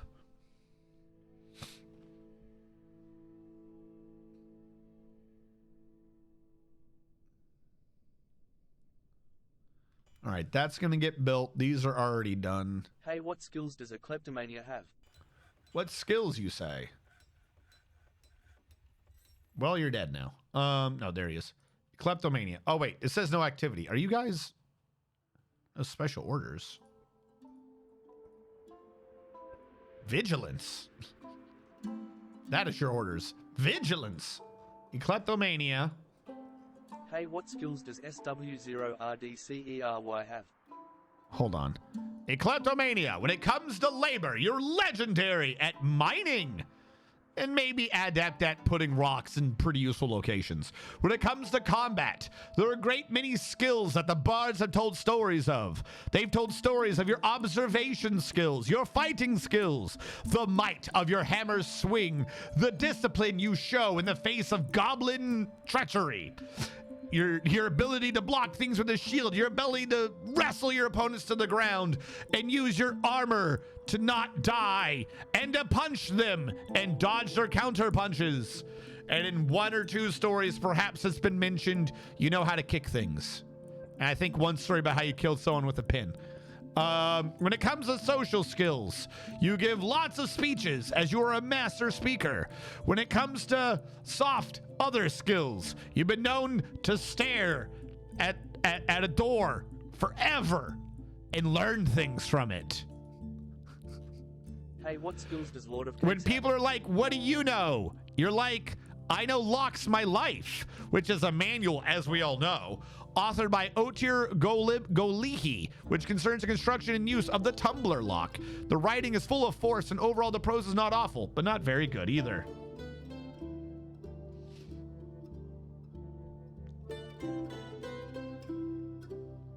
All right, hold on. I feel like I missed one. That was a Klepto Sword Sorcery. It said the name earlier. By the end of it, I've forgotten what the thing was.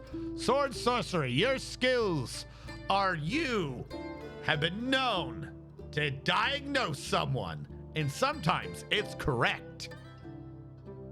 Routinely, your diagnosis is that man's got a boo-boo. We gotta treat it real good. When it comes to combat, you watch a war show once, it scared you.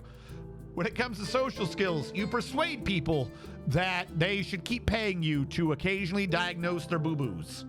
And you negotiate how much they should pay you, and then you judge whether or not they're really going to pay you. And when you find out they're not going to do that, you intimidate them that they should pay you, and then you tell other people how you got paid, and you make fun of the guy because you got him to pay you more money. And then later on, you console him when you find him crying. You're an expert. You got a C in school, and you know migratory patterns. That's what you know. Which one of these books would be migratory patterns? No, you know the poem We See Stick.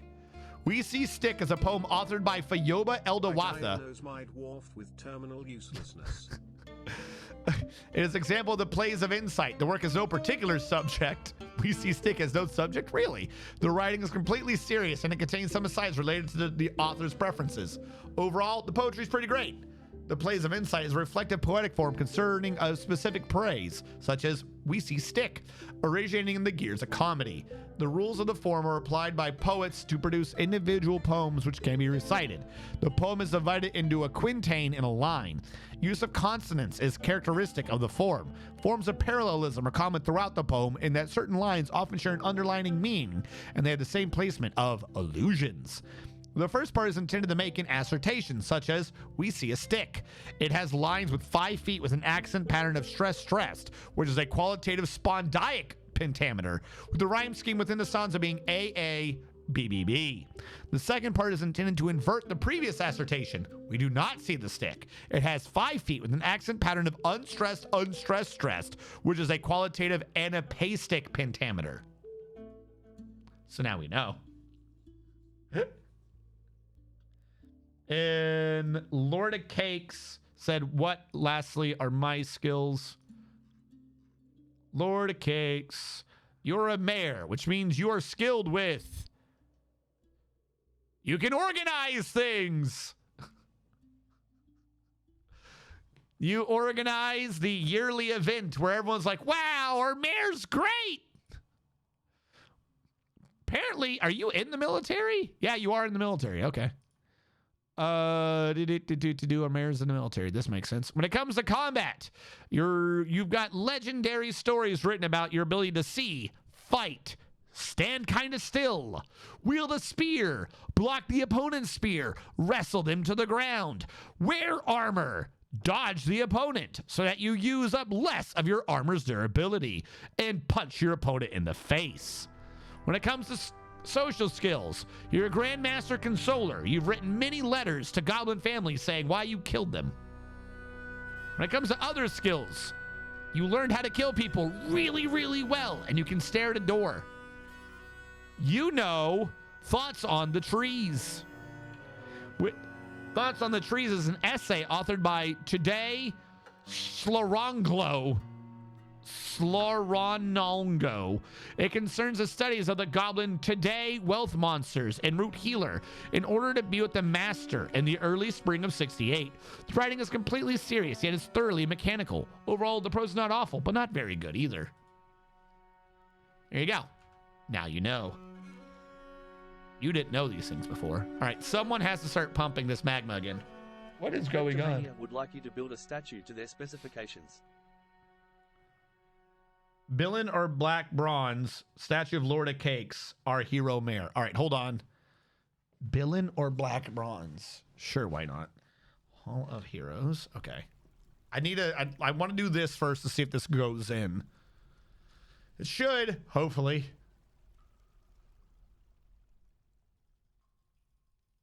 All right, it is filled. You can stop pumping.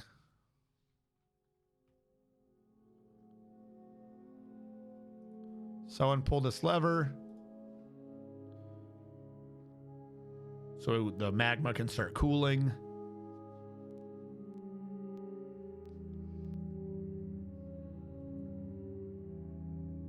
Was this the fort where I commissioned a statue of myself to be placed in the mayor's office? I think so.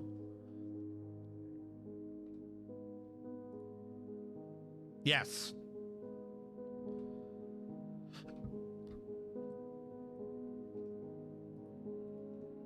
It's a statue surrounded by dwarves.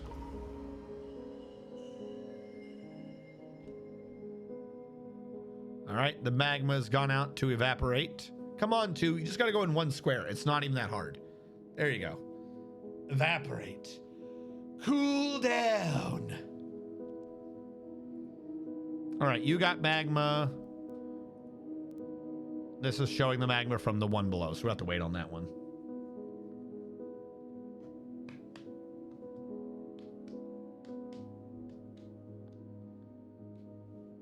Minor to all future mayors that I was better. I'm better than you. I'm stronger. I'm better. Pull lever, do now. Go back to the building.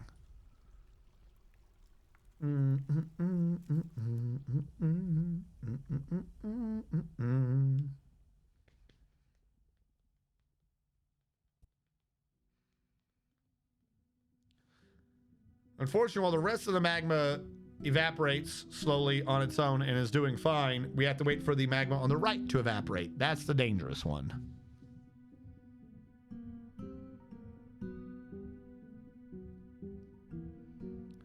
Moody Dwarf is working. I forgot that there was even a mood. What are you working on? Oh my god. Better not have grabbed anything. Silver bar. All right, one silver bar is not that bad of a cost. And it's a child. Of course it is. Fey mood. That means I get the skill out of it, right? All right. So you said you wanted a statue. What did you say? Billin or Black Bronze? All right. I don't think we even have Billin. Or no, wait. We do have Billin. All right. We'll do Billin probably.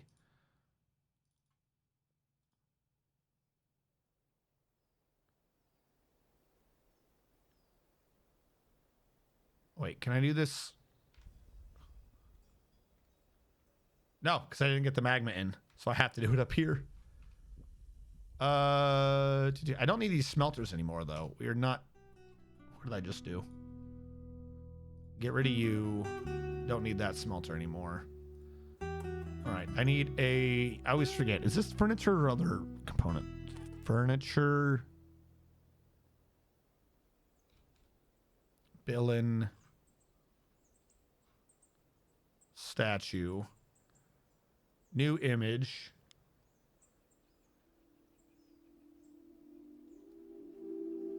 Lord of Cakes. Okay, I'm going to hit back and just say related to. That way we get something out of it. Oh, God. Who's our Lord of Cakes?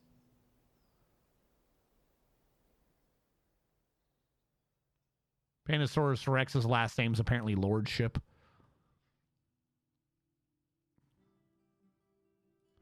All right, I always forget this. Who's our Lord? Who's our Lord? Lord of Eastan something or other? Spun ropes. We'll go with spun ropes. You related to Spun Ropes, the light merchant. What? The light merchant? What the fuck? What kind of goofy ass fucking dwarven porn name you trying to go with over here? Lord of Cakes. What is your full name? Lord of Cakes, Spun Ropes, the light merchant.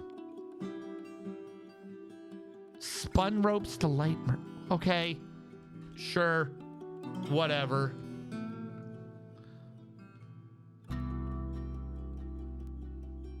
I bring light to their life with a torch. Who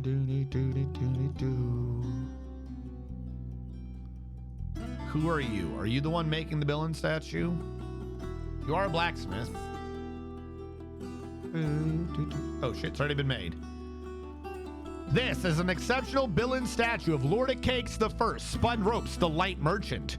The item is an exceptionally designed image of Lord of Cakes the First, Spun Ropes, the Light Merchant, the Dwarf, and Dwarves in Billin by Coca-Cola 5, A Thee Lac Rule. Lord of Cakes the First, Spun Ropes, the Light Merchant is surrounded by the Dwarves. The article relates to the election of the dwarf Lord of Cakes, Spun Ropes, the Light Merchant, to the position of Mayor of the Road of Adventures in the early summer of the year 209. All right. Forbid, unforbid. You said Hall of Heroes. That's down here. I don't think I had a full setup for how some of these were going to work. Build, furniture, statue. This might get moved at some point, but I'll put it here.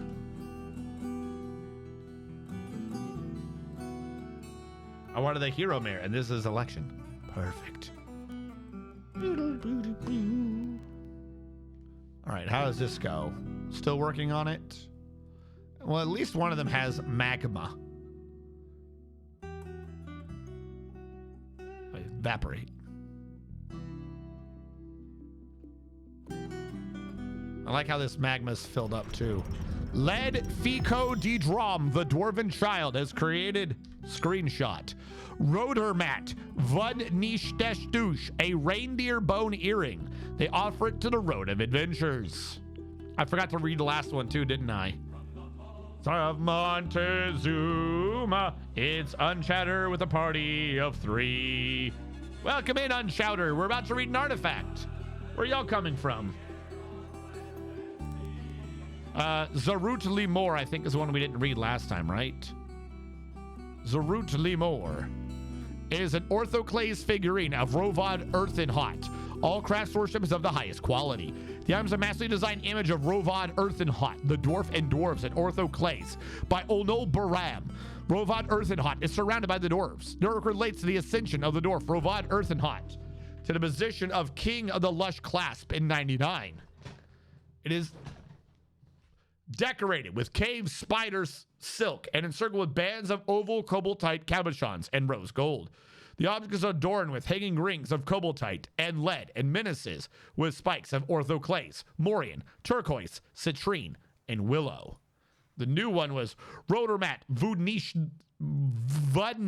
the Tust, Baldbit the Tenacious Purge, worth 14,900 dwarf bucks. This is a reindeer bone earring. All craftsmanship is of the highest quality. It is encrusted with oval shale cabochons, decorated with alpaca wool, and encircled with bands of silver and round shale cabochons. The object menaces with spikes of reindeer bone and clear garnet. On the item is an image of Charcoal Pine, the Iron Shield, and Morian. On the item is an image of a forgotten beast in rope reed. Howdy. I have such a strange mood of my own, but we're quite familiar. Yay! Welcome in, everyone. We are on a 2x6 map, and we are building out in the ocean. We are building an evil tower to rise from the ocean, and we are currently grabbing stuff from the magma below to be filling up some of our forges and smithies. We're waiting for the magma to evaporate again so we can start slowly hauling the minecarts up. We've recently had 2 Forgotten Beasts fight clubs, and we've had a goblin invasion. It's pretty useful. We use the pressure of the water. Down here, we have a tri-joint, which is still drooling. The water drains out the bottom of the map, and we have it route from left to up to come up here and come back up, where it runs down here with full pressure and floods this entire place in like 0.2 seconds. Just kills everyone because it's drawing from the layer of water that's above the underwater bridge. And then we shut the left door and open the right door, and all the water redrains back out slowly, goes down here, goes over here, and then pressures up like a bubbling brook to run off the map.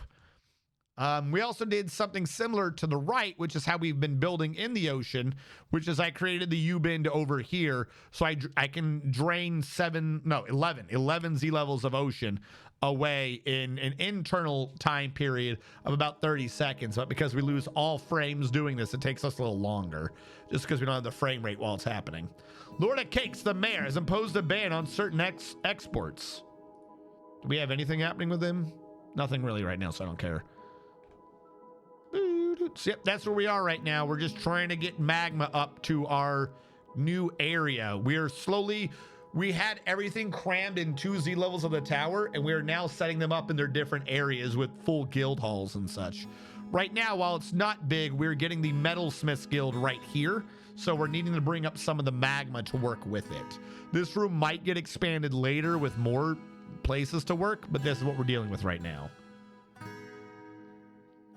A lot of players are so scared of water. I love water mechanics. I genuinely like embarking where there are aquifers and stuff. Sometimes I don't if I'm just needing to do a certain build. Like our last base was we did a scale model of the Raccoon Police Department from Resident Evil 2. That one, I don't think we had any water mechanics on that one because I needed to be able to easily get around on that. We had to level an entire 5x5 map flat to have the space to do the Raccoon Police Department. All right, cool. It finally evaporated. Pause. Unlock. Go back up here. Oh, wait. Did I get rid of this on accident? Where did you go? Whoopsie. Never mind. Go back down below. Lock that. I don't want it being touched right now. I need this built first so I can tell them to go there. Route 86 apparently didn't happen, so Route 86 is gone. I don't remember doing that and or why. Route 87. Go to you. Now you can be unforbidden.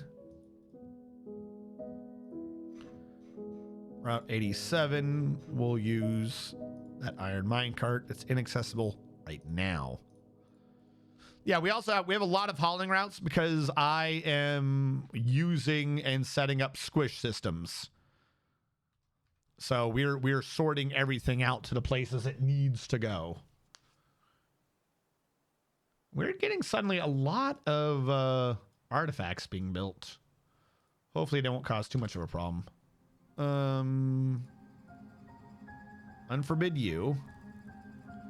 And for the short term, turn you off and turn you on so we can get rid of those damn bodies. And then dump. Unchowder, thank you so much for following. Thank you so much. Yeah, if any of y'all have any questions, feel free to ask. It doesn't have to necessarily be about my base. I'll try to help you troubleshoot some of your problems too, if any of y'all have them. This game can be a bit much to be getting into.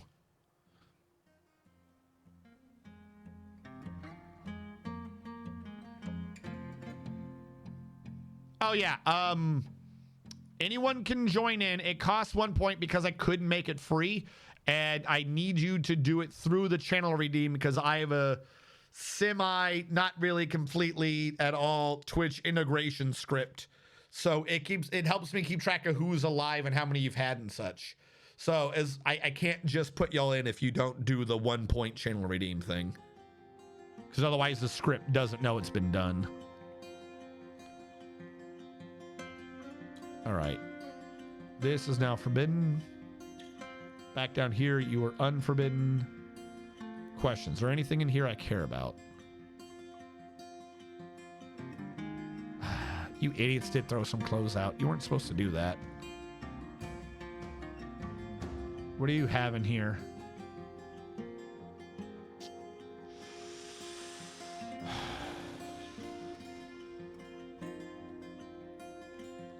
Well, someone's going to be getting some mental trauma. Imagine opening up a closet door to get back some clothing. You know what? Fuck it. No, we won't give them the mental trauma. We'll just let it go. Without saying, imagine opening a door and there's just piles of dead bodies there, and your job, grab the shirt. There we go. Dump that all in the ocean. We don't need it. Undump. And someone got dwarfed in there. I heard it. I don't know. I have a stockpile down there that's supposed to be another refuse pile, so it should theoretically get damaged, but I don't think they do. Dwarf number 2, and this is your first. You're a diagnostician. Unshouter the first. We'll throw in a save. Yeah, no, they're just going into another stockpile, but it's a nice, easy way to get rid of the dead bodies. That way we're not having to deal with them. But also not just have it be like a quantum squisher. You gave me the translated name of the latest artifact. Oh, God. Is it a dumb name? Why did Uber Eats launch? What? Stop. Where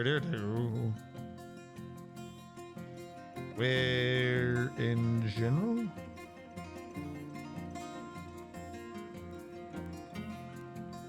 Bald bent tenacity to purged? What? What does that even mean? I don't understand the name. Bald bent tenacity purged. Okay. Now we know the tenacity has been purged. All right, who's hauling that minecart? I know you're around here somewhere.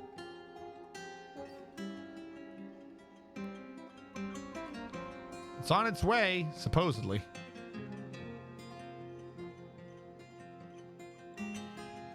That's what it's called. This is completely insane. Wait, so does that mean that they tell us the wrong word? Because didn't they say something else? They're calling it tenacious?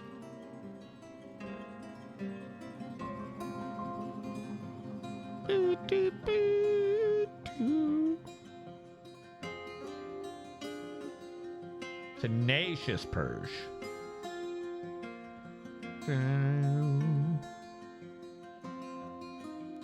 Come on, who's got the minecart of magma? It's not that heavy. Chop, chop. That makes sense. I still know what it means, though. It's still gibberish. I have no idea about how Dwarven grammar works. I can tell you how Orcish grammar works.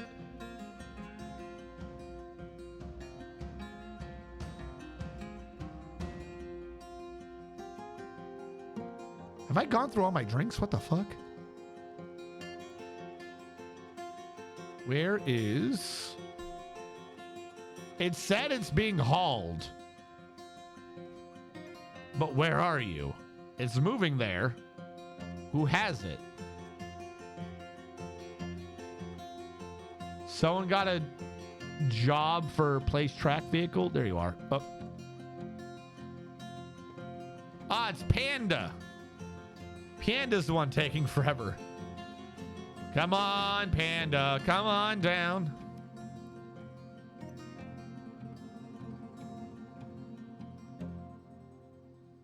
I'm going to have to create the gym for people's martial training needs, aren't I? If nothing else, it gets their martial training in. Didn't feel anything after seeing the goblin's dead body.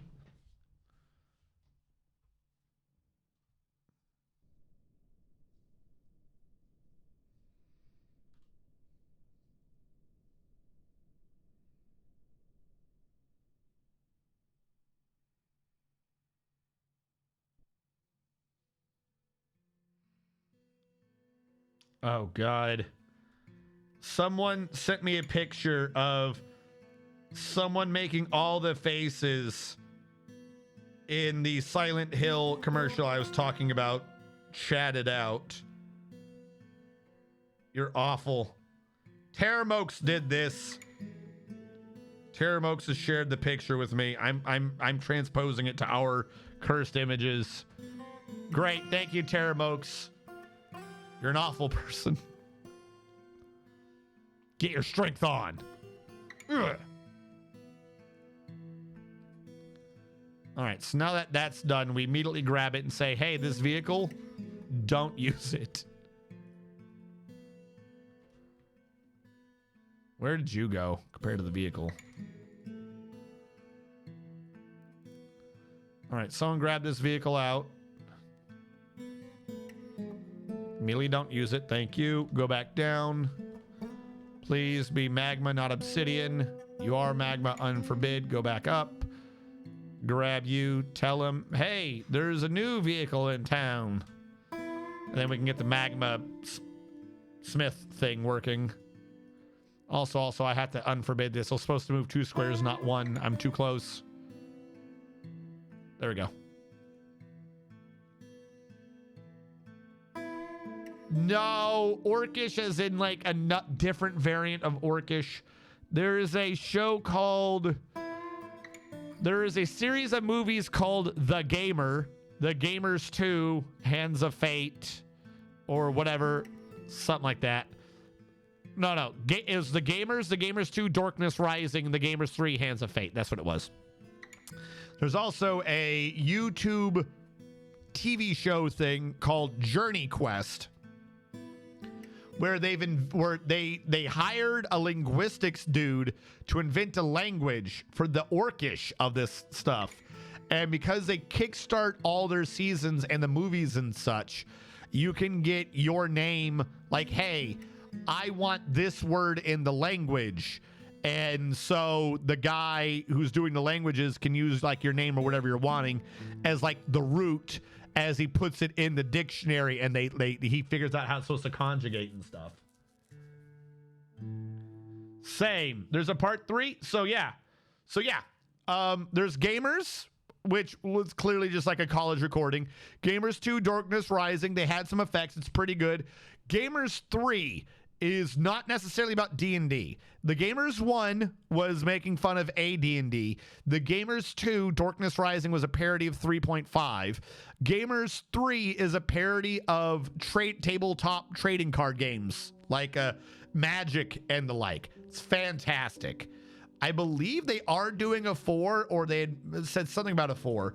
But in the short term, they've been doing a show under Dead Gentleman Productions. I get the 2 organizations confused. This is the same people on both of them, I swear to God.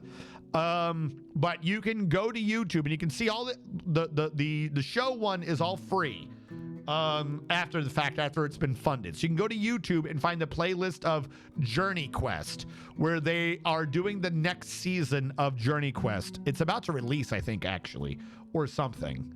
I have to look back into that. I'm forgetting where Journey Quest is in its production cycle. They all had a major slowdown around COVID because they weren't allowed to do things because a bunch of the people they have for it are international, from what I understand. So there was a bit of a delay introduced in all their projects due to COVID. Did you ever watch that Shrek Retold on YouTube? What? I don't know what you're talking about. I'm going to say no. I'm going to say no, because if I say yes, you're going to expect me to know things I definitely don't know. Reading unusual cultures. Yeah, read unusual cultures. Who's bringing the minecart?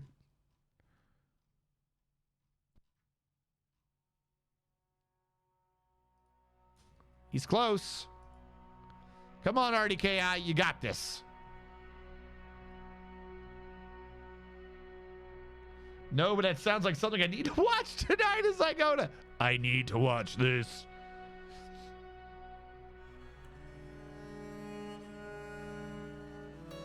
No, but the reason why I bring it up is it's not just like a, hey, we decided to come up with like a new language or whatever. This language is a plot point. They do this really well, in my opinion. To show off certain spell effects and stuff that would rather be simplistic or that you'd glaze over, they have it being a major, like, it's a thing. So they have a potion of tongues. You know, you can speak other languages. So the person who's speaking tongues will hear them speaking Orcish. And then halfway through a sentence, they have to switch from Orcish into English. So, like, it has to conjugate or whatever all the way through, if that makes sense.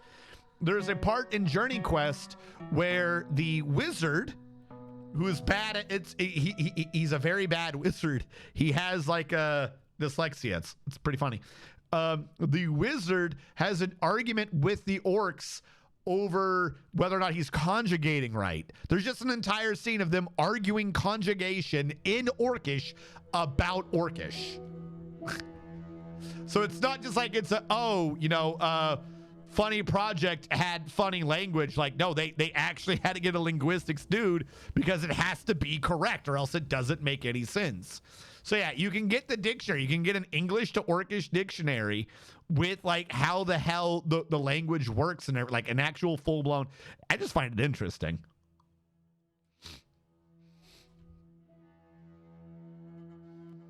But yeah, like I said, Gamers 1, making fun of AD&D, parody of AD&D. Gamers 2, 3.5. Gamers 3, trading card games. Journey Quest is not necessarily making fun of an RPG game so much as it is about fantasy tropes, if that makes sense. Like, you never cut to who the player is. Journey Quest is all in universe. Did I not unassign this vehicle? I'm like waiting for him to get to... Oh, I'm an idiot. It never got unassigned. That would probably help.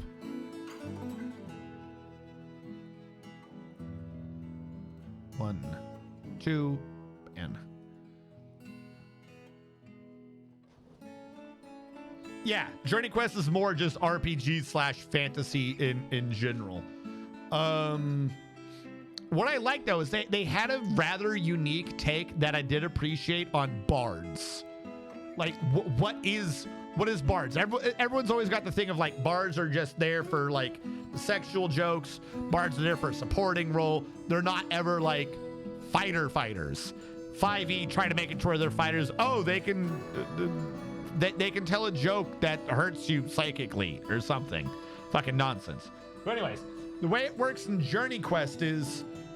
every proper legit journey as told by any sort of prophecy or any diviner, like the Bards Guild has just a crew of diviners who are supposed to figure out where all the shit's going down. Not like, hey, who's gonna win or whatever, where all the shit's going down. And they assign a bard to that epic.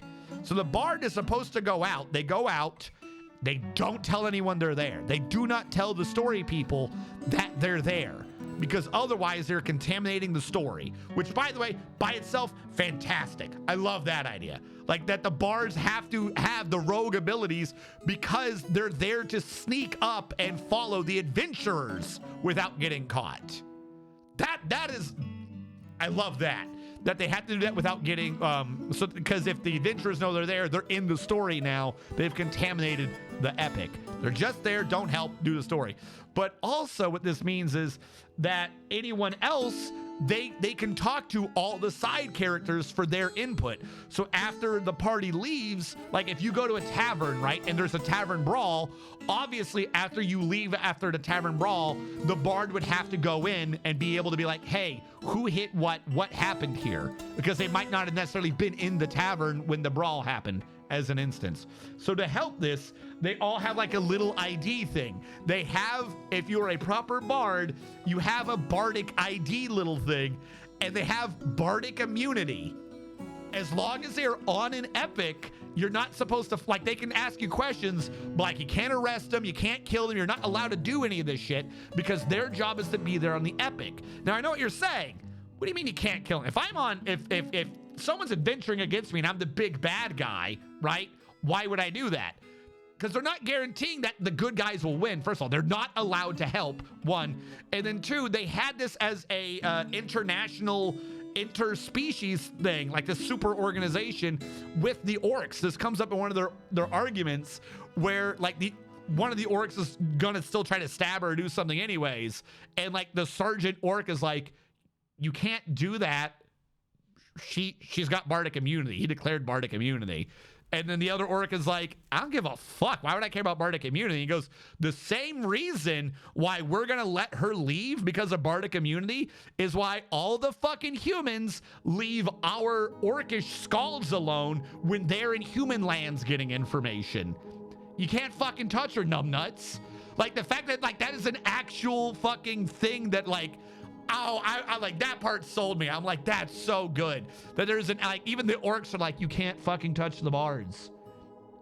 If you touch the bards, they'll touch our skalds. You can't fucking do that. Leave them alone. It's so good. I love it. If you have not seen it, I suggest grabbing it tonight. It is up on the YouTubes. They have like 2 or 3 seasons going on. Metalsmith. Where is Magma Forge? There we go. Magma Forge. Eat up one of them. Do we have a good quality one? I know we've been making good quality ones. If you use a good quality one, doesn't your guy get like a, oh, this looks pretty cool? I would prefer it to be the steel one, but we'll use a better quality iron anvil because we have to use a material for this. Is platinum magma proof? I could use a platinum bar.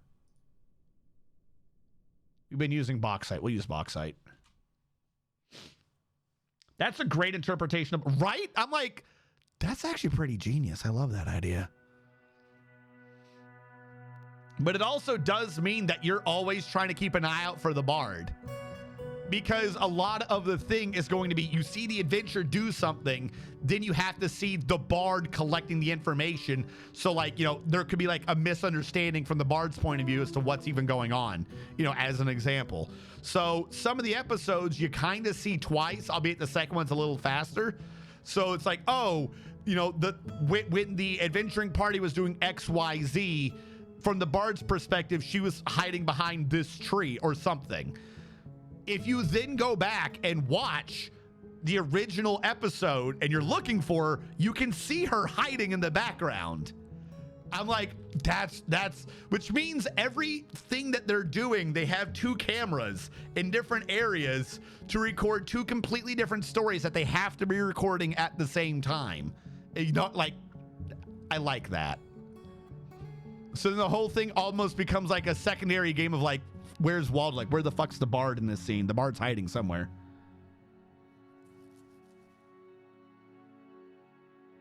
Don't know why it stopped. Just forget about it. I will say the very, very beginning, when they first released it, I think they released like 3 or 4 episodes at the same time. The first season they did on their own as like a proof of concept. Like, hey, we want to get more funding. I believe that's how that went down. So in that regard, when they first released it, they released like 2 or 3, like at the very beginning, like boom, here we go. With the idea that you would watch it all. If I remember correctly, the very, very first episode, while still entertaining, is rather short. Like the first episode's just putting the lure out there. I don't think it really reels you in until the second episode. I will say that. The first episode is just a fighter beating up a wizard. Like, there's a couple of good jokes in it, but like there's nothing to really be like, what the fuck is this about until like the second or third episode. The first episode is just establishing the characters' archetypes. If you look at it, there's a good couple of in jokes in that one to like really start setting up who or what everyone is. But the first episode is literally just there to set up the characters.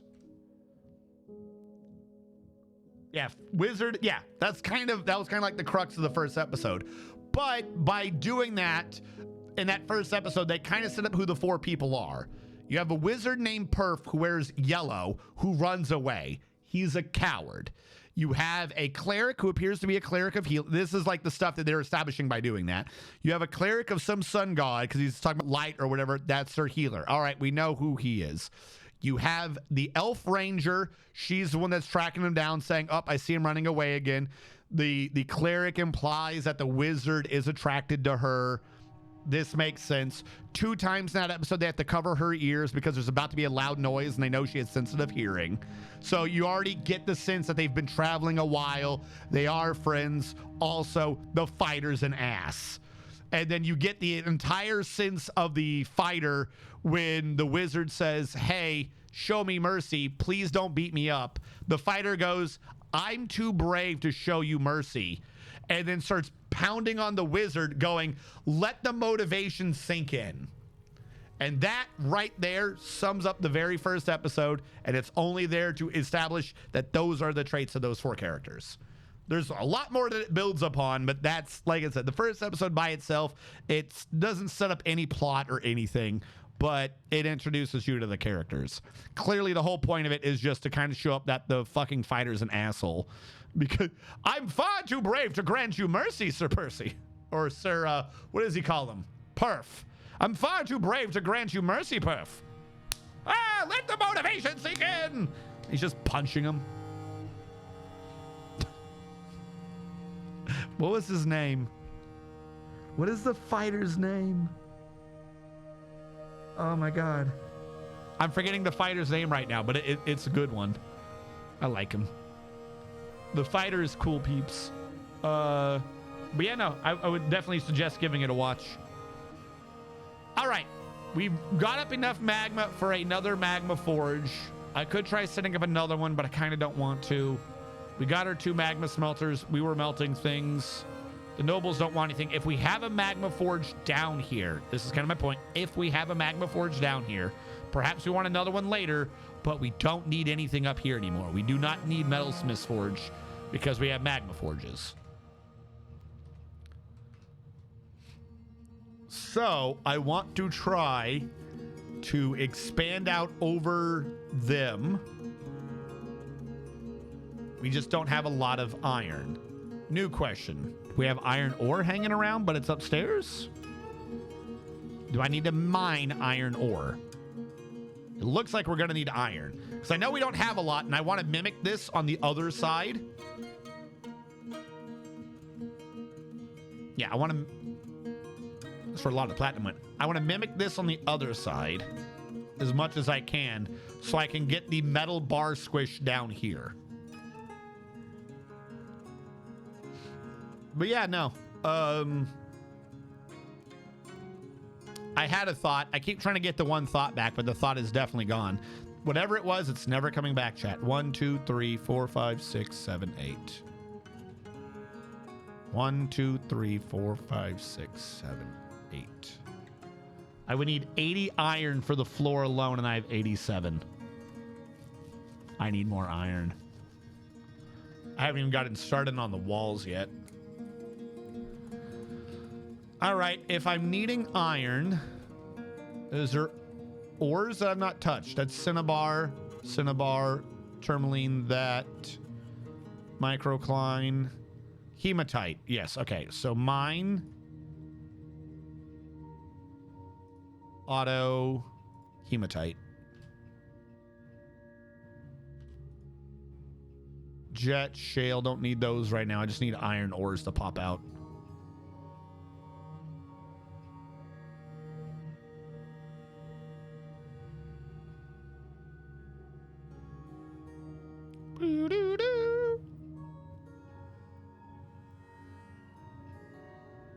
All right, what is that? Tetrahedrite. Well, it's not what I was looking for. Do I need... This route doesn't work anymore anyways. So we might as well get the hematite that's here. That's cinnabar again. More cinnabar. We might as well tell them to get the tetrahedrite. That's more cinnabar. That's not going to be iron. All right, if we go down one, this is where we were getting some shit, right? Yes, this is where hematite was being found. So we'll tell them to expand on our quarries by grabbing out the hematite. And we'll start trying to make more iron bars. No, tetrahedrite doesn't give you iron, but if we have metals there, we might as well grab them. Tetrahedrite is silver with some copper, or copper with some silver. But also it might lead back to hematite. Just because if you look at how a lot of these things hit, there's like circle metals and then other ones are vein metals. So I was hoping that hematite, being the way it was a vein that was going to lead to more iron, which it has. We found magnetite. I feel like you just mined some shale. Why are you mining shale? No, that says tetrahedrite wall. Why does it look weird? These can't both be tetrahedrite. They look weird. So yeah, this is the magnetite that is blobby. Tetrahedrite's the vein metal. So tetrahedrite snaked into the earth and revealed the blobby magnetite, which if I was paying attention, I would have noticed was up here anyways, because that's the other part of the blob. So basically, I just sent out a little scout to find the blob that I already knew where it existed. But it worked. It did work. I might be an idiot, but it worked. Don't get it twisted. How far out is this tetrahedrite vein going to go? Because I want to tell them to start doing on the magnetite, but I'm genuinely curious how far tetrahedrite is going to reach. We done? Okay, cool. Great. Start working on the magnetite. Don't do the platinum if I can swing it. I'm going to want the platinum, but I'm going to want to see what we had first.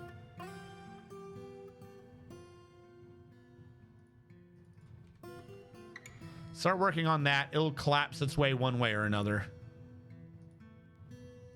Because I think platinum's another vein one. Looks like it's a vein one. Magnetite's definitely the blobby boy here. The blobby boy!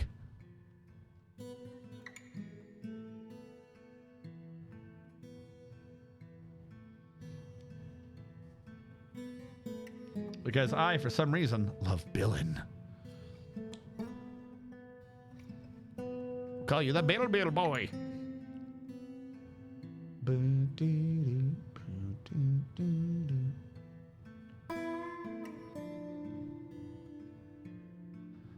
All right, little dudes. Get us that sweet. Hold on. Cancel that one. There we go. I didn't want it to spread to the other side yet. I wanted it to just attack these ones. Settings, game. We'll disable temp so we can get back some frames.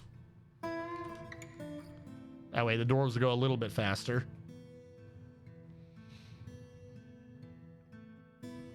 There we go. I'll say we're above 100 again.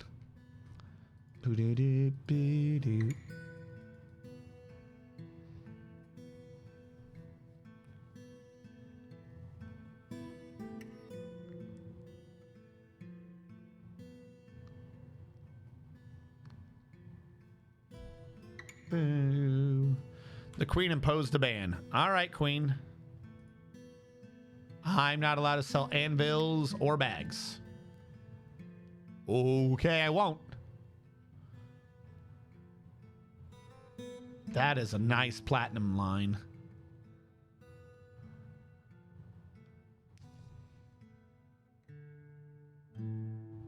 Probably a lot. All right, we had a queen. We have full noble.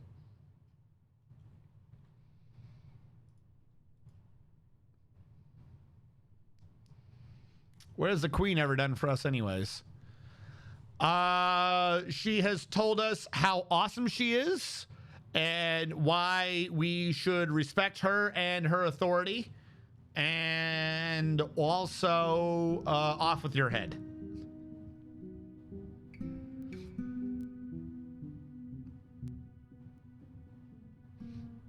Remember, they did some polite talking with someone, and then they became the queen. So they must also be very, very polite conversationalists. Can you kill the nobility? So yes and no.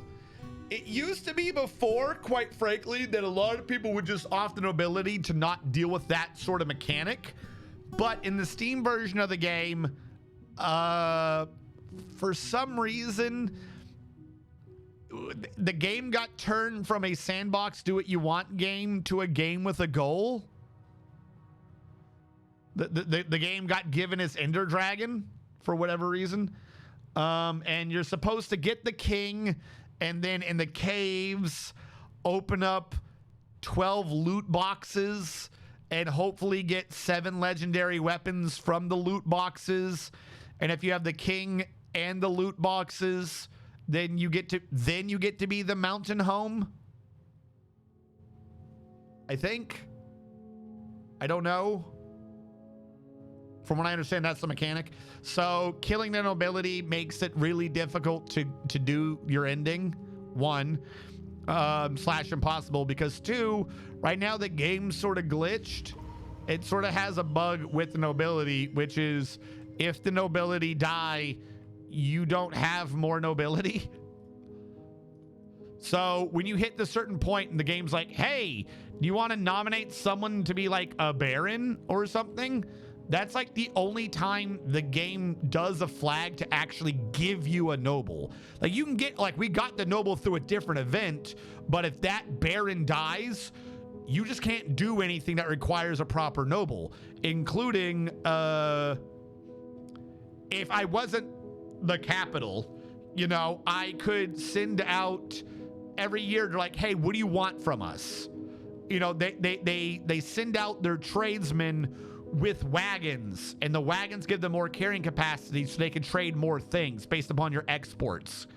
But for some reason, this is tied to you having nobility. So if your noble dies, you don't get to trade anymore, or like you get to trade barely. Don't know why.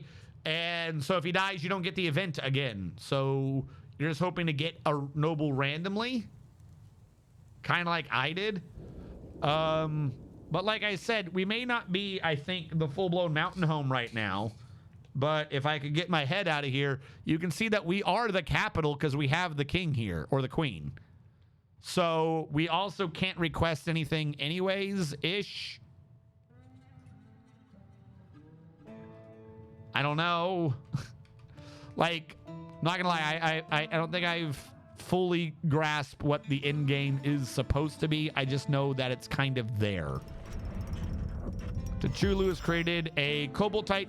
Cthulhu the First, a diagnostician, has created Nikuz Gutid, a Koboldite scepter. They claim it as a family heirloom.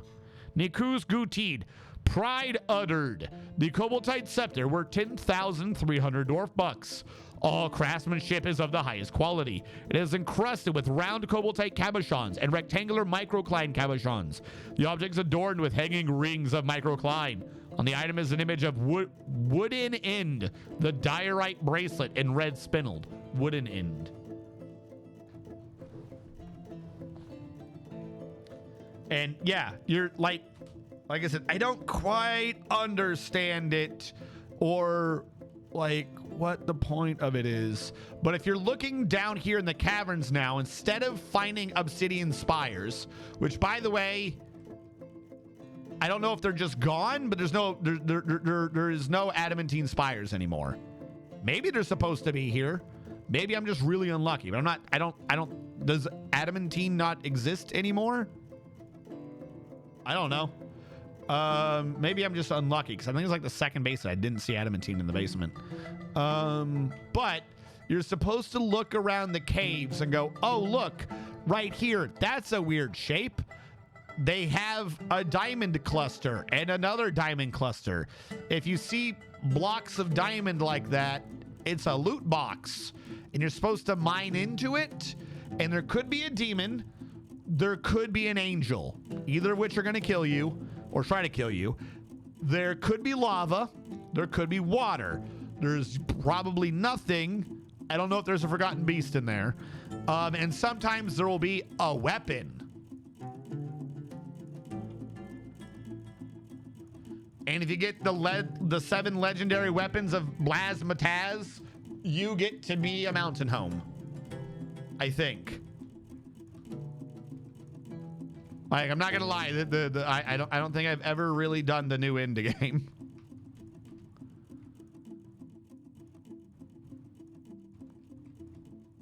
And if you go to the other cavern layer, we could probably try to see if we can identify one on here. There we go.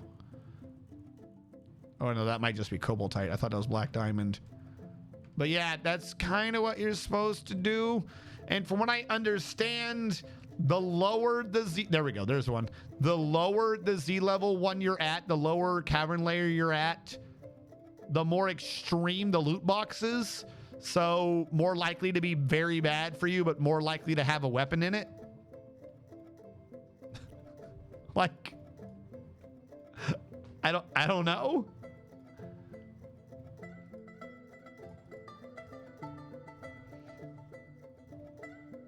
Of them becoming a baron, and for a reason someone else becomes a monarch. I've only ever heard of spires from players who played before Steam. I have, however, found adamantine. Sometimes loot boxes also contain... What the fuck, fire? Oh, good. I've only heard of spires from before. Yeah, I don't know why we got rid of the spires. So, yeah, I guess adamantine doesn't exist anymore. And now it's just random artifacts, maybe from loot boxes. I don't understand that one. Not gonna lie. These are being brought up here, but they really shouldn't be getting brought up here anymore. They should be getting brought downstairs, which I've not set up properly yet for such a thing. You add. You can't add on another floor, right? Fine. What do? Metal ores. That's your job? That's your job. All right, for now, before I make this make sense, you're a stockpile of stone metal ores. That's it. That's your job. I'm not even going to bother to name you. Figure out what you're really supposed to do later. Bring all those back down.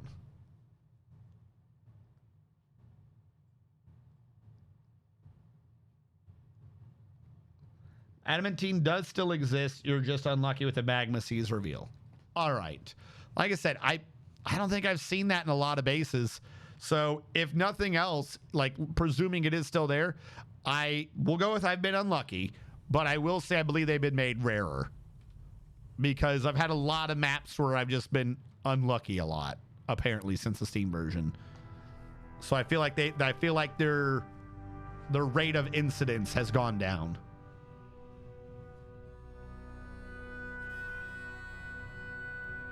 Check your announcements. No, I checked my announcements. There's no adamantine. I can do it right now.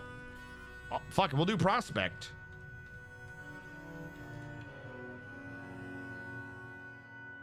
There's no adamantine. I haven't seen any.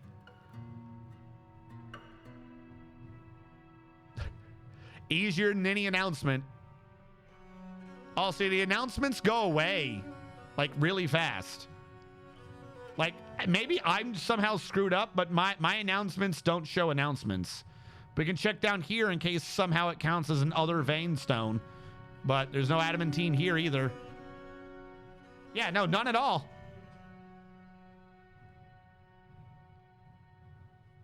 The announcements are kept forever with the newest DF hack. Ah, that would be useful. Maybe, but like, not right now. When I did that, I don't think I had the newest DF hack. Because I've got nothing here in announcements.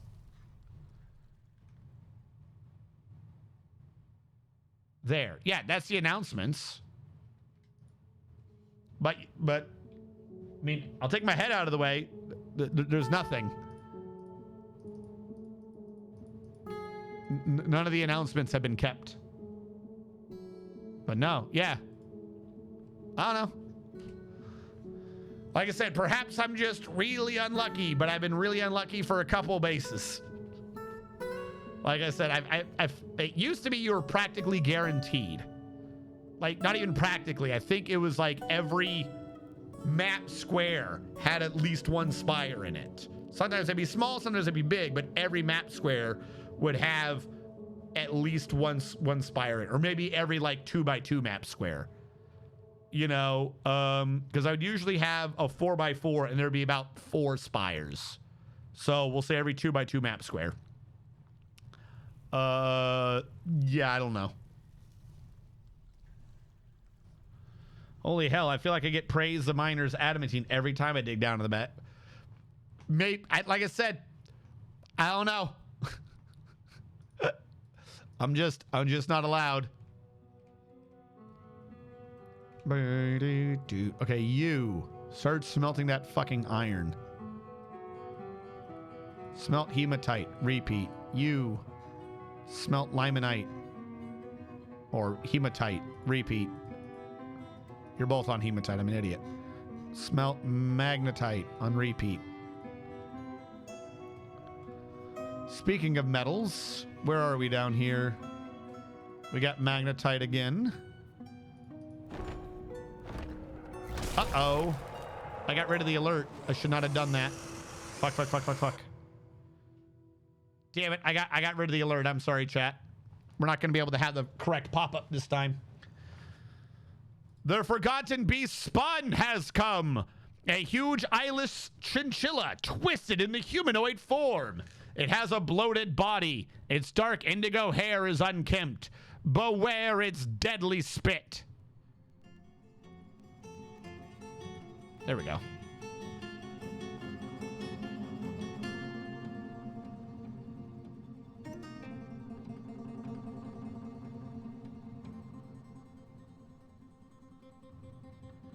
In the magma sea, you'll discover gem clusters containing some of the most valuable gems. I don't even think I saw a gem cluster anywhere. Hold on. We'll work on that one. Hold on. We'll work on that.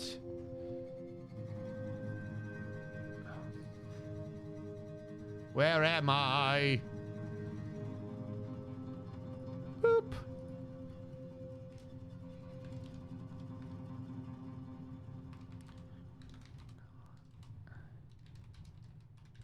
We got a chinchilla. I'm trying to at the panda. Panda! Panda! We got a chinchilla. I don't think I've seen any as animal / twisted into humanoid form. Is that new generation? I don't know. Hello, panda. Can you make a picture for us? I will try, but my picture's gonna be bad.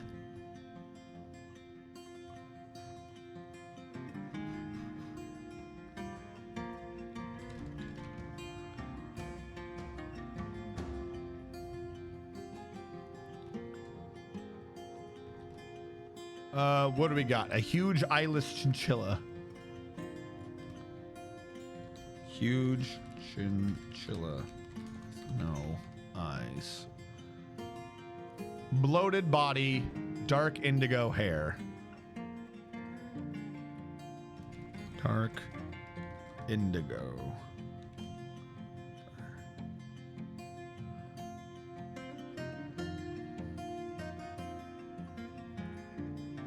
Huge drooling chinchilla with no eyes. Dark indigo fur. We'll go with that. Normally that's a werebeast thing. Well, maybe it's a forgotten beast named Spun. Spin you right around, baby, right around. Unfortunately, I can't have the overlay this time because, well, I clicked the button too fast because I'm an idiot. By the way, do I have the one thing up? Where is Mix It Up? Did I lose Mix It Up?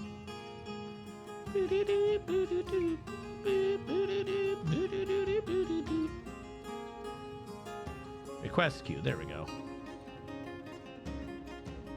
I'm refunding that one back to Chulu. Complete skills that I never built the statue. All right, see, glad I looked. We built it, but we never installed. No, we did install the statue. That is done.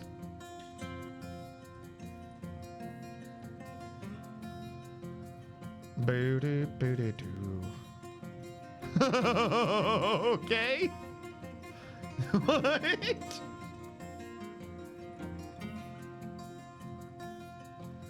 All right, we are having to wait on Panda's correct picture, but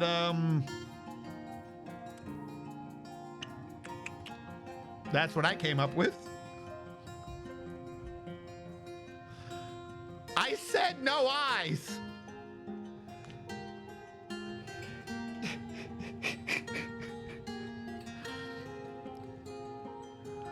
To be fair, I did not say humanoid form, so maybe I should say were chinchilla. / imagine. That one's on me. Were chinchilla with no eyes. I'll wait for pandas. What are you talking about? Does that not instill fear in you? I'm scared. Copy image. Hold on. We'll put mine under cursed. Where are the cursed pictures? Cursed shit. There you go.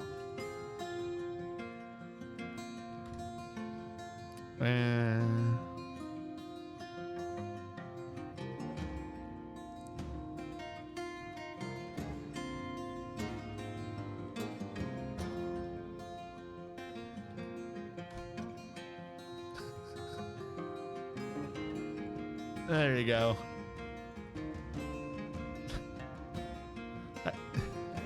That's a super good one. I don't know what you're talking about. How come every time I come back it comes wrong? How is that a were chinchilla? All right, I've come up with a new version of my chinchillas.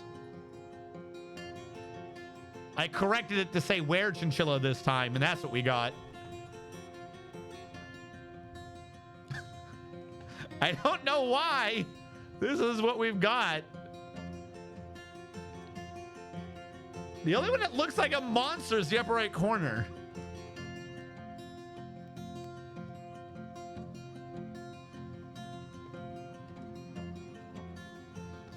Are you not scared? I love pick 2. The eyes are often lower right, and it makes it better. Sanic nightmares. Oh no! The Sanic! Up. I'm going to assume upper right. Looks kind of like a bad kitty. He's a very bad kitty. Is pick 2 a cat? Is pick 2 just a kitty? I mean, I can make it be zoomed in. Hold on. Save image. Challenger. Save. Because the other one died. Here you go. I've zoomed in the kitty. Pick 2 is just a blue lion. No, that's a were chinchilla. You don't know? That's because you're not as advanced as like my brain is. Got a very big brain up here, chat. You're not running at my gigahertz. I got my brain running at 9 gigahertz up here. What it wear into a lion? No, that's a chinchilla weared into a human. Can't you tell the human aspect of all of these? They're very scary.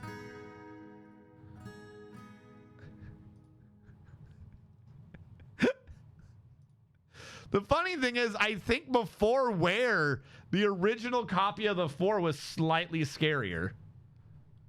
Just because they were more concerning. Like, upper left is probably going to eat you while you're alive and awake. upper right is going to do horrible things to you when you go to sleep. It's a were chinchilla AI, little confused. I could try one more attempt at the description here. Instead of where, maybe it doesn't understand where chinchilla. Imagine. Boop. Instead of where, by the way, these are all supposed to be drooling. Instead of where, I'm going to say humanoid. Or human-shaped. Human-shaped chinchilla. This whole time I've been saying no eyes. I don't know why we keep giving it eyes.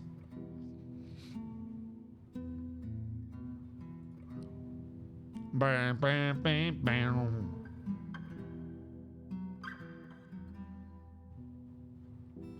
We'll see what it comes up with.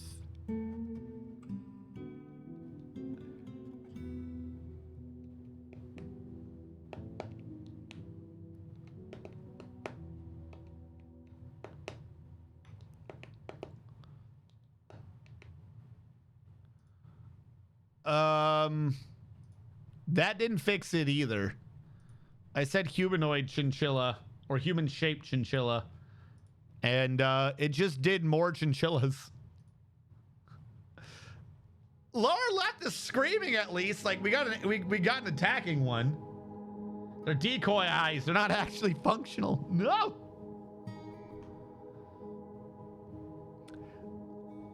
You know what upper right reminds me? No, I'm being completely serious. Like you guys are saying cat or lion or whatever. Follow me here, right? The not upper right, the champion pick, right? Take away the ears. Take away the ears and make it green. Did it? Is that not just it using Godzilla as like a core pick? That's just Godzilla, right? Like if I took that picture, hold on, Challenger, filters, what is it, color correction? I forget which one I need to use. There you go.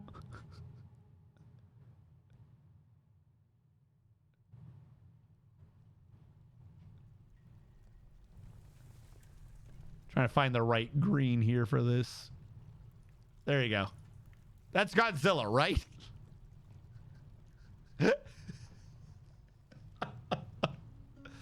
That's just Godzilla coming at you.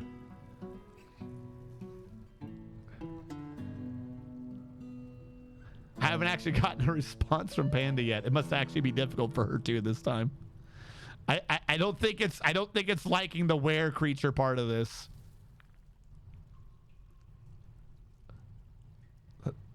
There you go. You wake up. Godzilla's outside your window. He has to be behind your window. There you go. He's behind your window.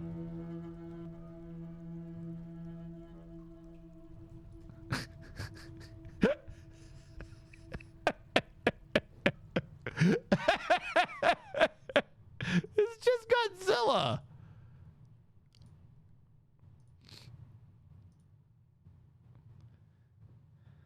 Can't seem to get one without eyes without doing input. That's what I'm saying. That's what I'm saying. It must be difficult. I got an update from Panda. She goes, I'm working on it. Midjourney does not want to do this one. Midjourney's like, no, you can't make me.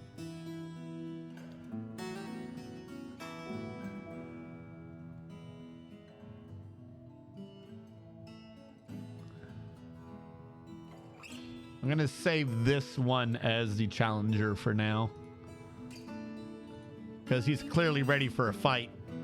He's clearly ready for a fight, chat. He's getting ready. Boo. Well, latest I posted Curse. It looks blind at least. Ooh. Show me your secrets.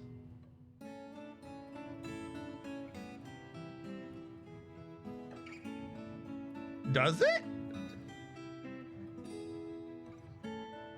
You're talking about because of the weird drool? It's... What is with yours? Is it wearing a sweatsuit? I feel like a kleptomaniac is like some weird BDSM chinchilla. Eyes are blank.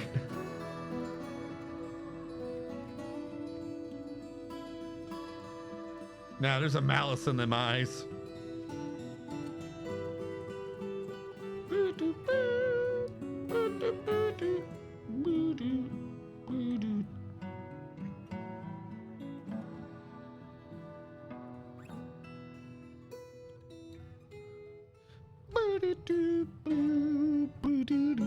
All right. Still working on it. We're going to give that a second then. I've already accidentally gotten rid of the alert so I can afford to look around the screen real quick. So we're discussing gyms down here, right? Like find the gym spires. Where? There's no gym.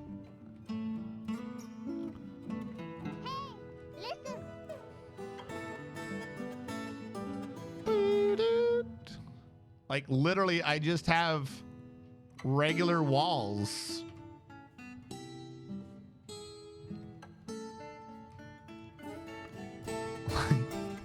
Like I don't have anything. My world generated nothing.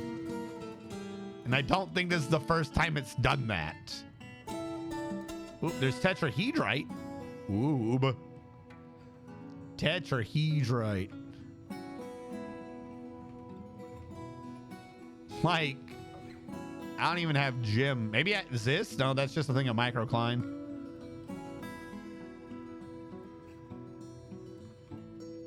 Yeah, I genuinely got nothing down here. Why is your, I did a regular map. Listen. Oh, okay. We up. They see me, I'm down, chat. What? Okay, that's a thing. Save image. Challenger. All right, chat.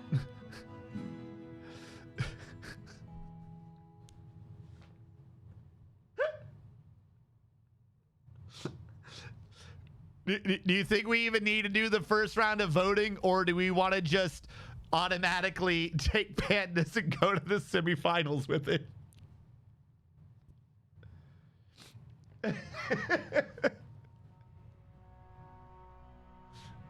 Yeah, I think we're just gonna go to the semifinals with hers because mine was nowhere close. All right, I'll do a very subtle off of it. And we'll do that for the first round of semifinals. Do, do, do.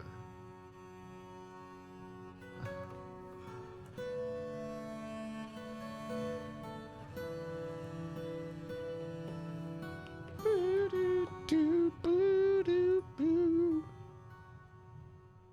Oh, God. I see the button's gone green. So I believe Panda's just trying to get ahead of me and make it do a good one. But that's what I got off of it. What the fuck? Why does this thing never work for me?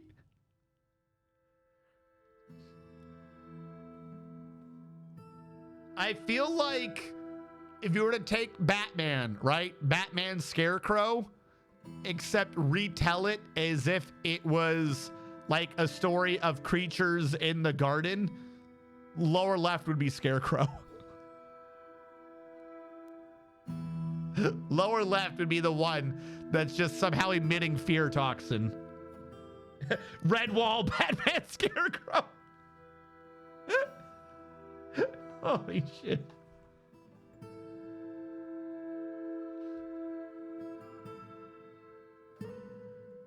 All of RNGs are so cute and cuddly before they rip your face off.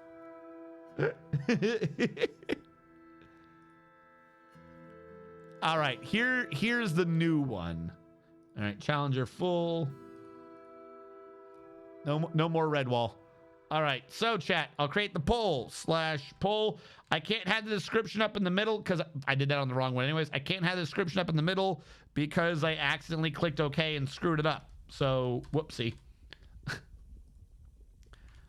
Which one, parentheses, semifinals? Upper left, upper right, lower right. Champion. 2 minutes chat. Poll starts now.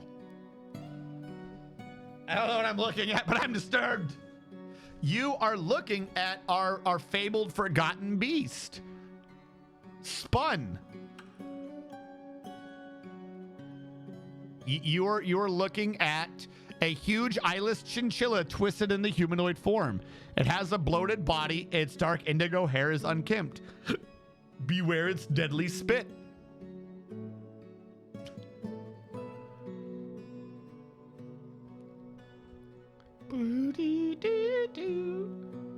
Looks like so far we have 2 votes. Y'all gotta vote. The poll's open. Looks like we're either favoring the champion or we're split between champion and lower right. That has to be a joke vote, right? Of those ones, that's the one you think's a chinchilla.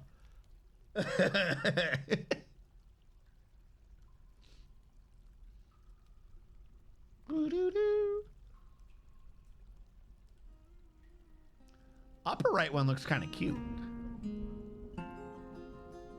Upper right one looks like a little pet you'd have. If you're just like Dr. Seuss.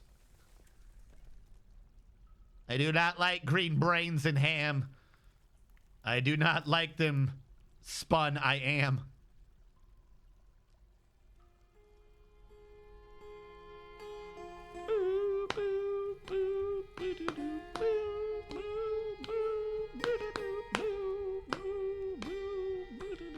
All right, poll's coming to a close, chat.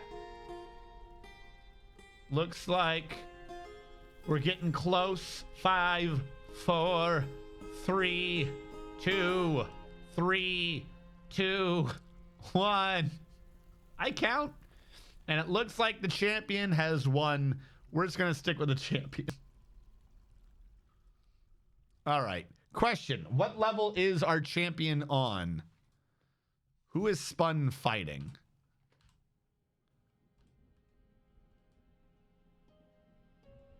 I think there's only one level, essentially. At least that they keep coming in on. Which means I think this is fighting our bird. If he would get out. Why do they always stay in the water? Get out of the water, loser. He's drowning in the water now. Burb. Upper right had a knife behind its back. Lower left looks like a depressed rabbit from Winnie the Pooh. The horror movie one.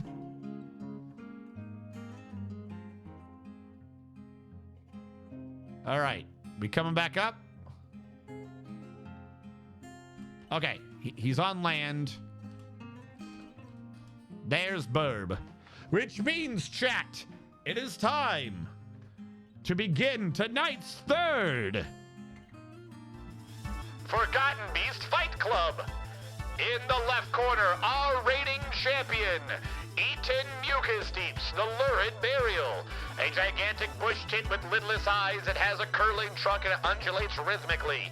Its flax feathers are long and sparse. Beware its noxious secretions. His trunk is mangled beyond recognition. It's Eaton Mucus Deeps, the Lurid Burial. In the pink corner, we have our challenger. That thing. Spun, a huge eyeless chinchilla twisted in the humanoid form. He has a bloated body, dark indigo hair is unkempt, and he had to beware his deadly spit. He is very strong, very slow to tire, rarely sick, and quick to heal. He's Spun, the spitting chinchilla. You have 1 minute to get your prediction in, starting in 5, 4, 3, stream delay, 1. Prediction started.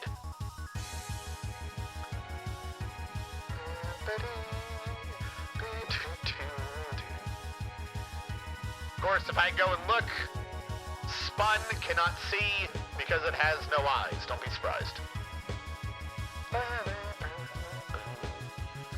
Points are starting to filter in. There we go, now I can see. Looks like so far we got about 40,000 points in. Or dribbling in. Streamers can't cast a prediction on their own channel. Well, no shit.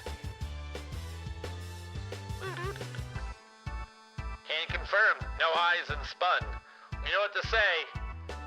The run in Spun falls mainly on the... What the fuck is that? 5, 4, 3, 2, 1. Submissions closed, chat. It's time for the Forgotten Beast Fight Club. Oh. I told him to zoom in. The Forgotten Beast breathes a glob of his Forgotten Beast extract. Hold on, I forgot to name him as Challenger. The Challenger spits at the bird again. The bird counterattacks with his own area of effect. The bird's attack is causing Spun to have trouble breathing. His upper body is bruised and his right lung is bruised. The bird is showing that its tail is bruised. What can come out first? The weird chinchilla? There's a spattering of... Oh, that's just the DOS extract from a previous fight. The bird is not showing any blood coming out. He's got some bruising going on, but whatever this gas is, it is messing up our chinchilla. Our chinchilla's bleeding, winded, trouble breathing, vision lost. Everything about him is bruised. The Challenger's spitting at the bird again. The bird retaliates by trying to do his AoE blast. The bird's gone into the air, hoping elevation will save him. He's dove back down, trying to avoid the spitting, making him spit into the air while he's already on the ground.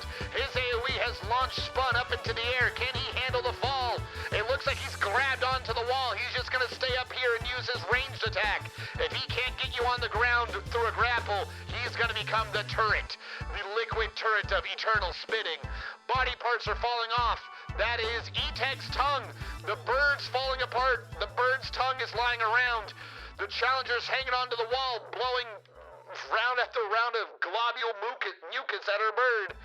The bird's got a ton of organs on the ground. He's winded. He's heavy breathing. He shouldn't have given his opponent the high ground. He's shaken to the core. Everything on him is fucked up. His foot is missing. His tongue is gone. He's just being spit at over and over and over again. He's just getting pelted with ranged attacks. His first toe on his right foot's gone flying. His organs are laying about on the ground. The bird's in for a weakness. The bird is just trying to constantly counterattack with an AoE. The bird has finally moved, hoping that he can get into a better position. Hopefully his AoE can range him now. It looks like there's, what's the blue one? I don't know what the blue one is. There's blood. He's just gonna keep spitting at him. The bird can't stay on the ground. The bird's bone his beak has been knocked loose as the bird succumbs. It looks like the chinchilla, while seriously injured, used the might of his ranged loogies to outrange the bird's air poofs. The air poofs have fallen prey. The bird's body weighs 11,512 pounds as Spun Wash Splashes reigns supreme and becomes our new champion. Let's say challenger. Champion.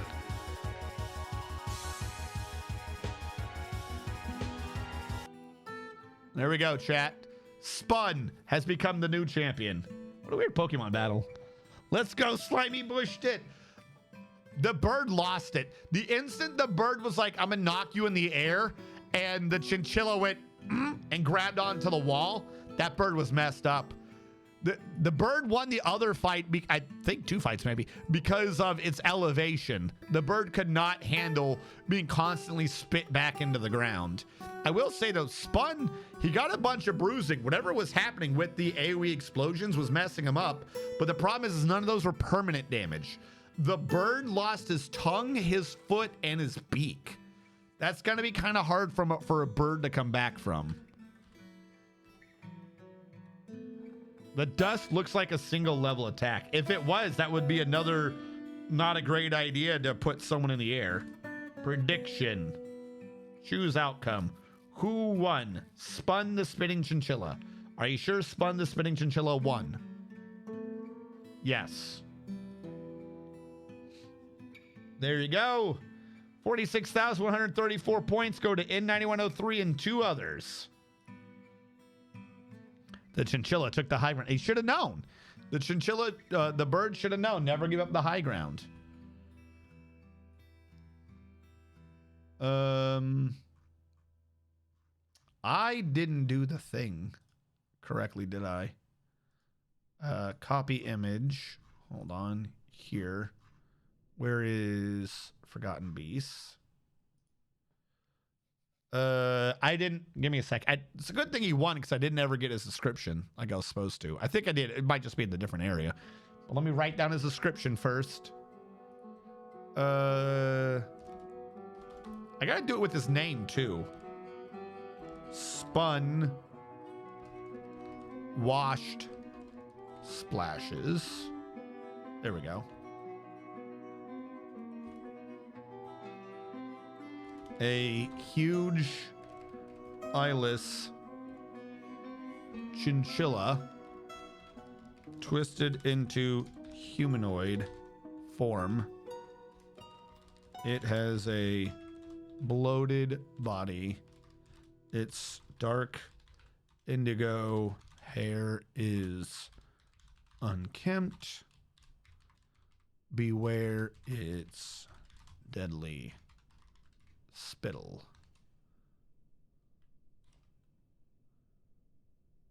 And then parentheses, killed.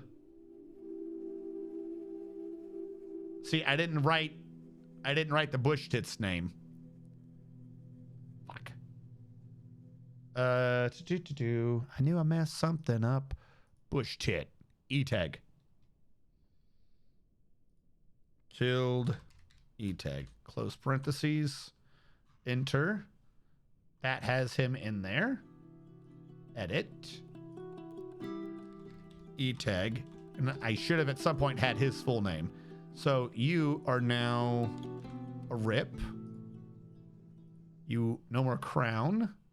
And then you get our crown. And this guy, I didn't get the rip on him. But I also didn't get his name. Does anyone remember the Salt Dude's name? Does anyone remember Salty Boy's name at all? Lorene.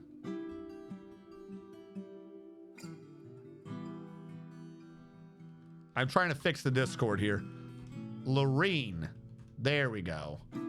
And then under the bush tit, killed Doff and Lorene. There you go. Now everyone's up to date. Killed by Lorene. For the other one. There we go. We good on that. Huzzah. Why would you bet on Salt except as joke? Well, to be fair, there stands a good reason to bet something on what you presume is going to lose, because if it wins, you get money. Like lots of money. Like if no one is going to bet on something, there'd be no reason, like if tens of thousands of dollars are on one thing, there's no reason not to bet $10 on the other. If you're going to be getting 10,000, you just need $1 in there. E-tag and Spun Luluath. I wish I remember what his name was. Oh, wait, no. I have a way to figure out what his name was. Hold on. Let's pretend I'm going to make a statue real quick. What was it? It's furniture, iron, statue, historical, E-tag. One of these, E-tag Mucus Deeps, the lurid burial. All right, I can fix his name now. E-tag Mucus Deeps, the lurid burial. Ta-da. And I don't think Lorene had a full name at all. I think Lorene was just Lorene. Yep, okay. Be good.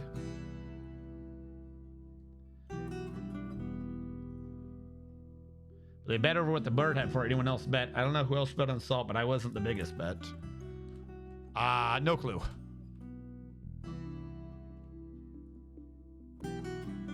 All right, we're smelting the magnetite ore. These are getting done.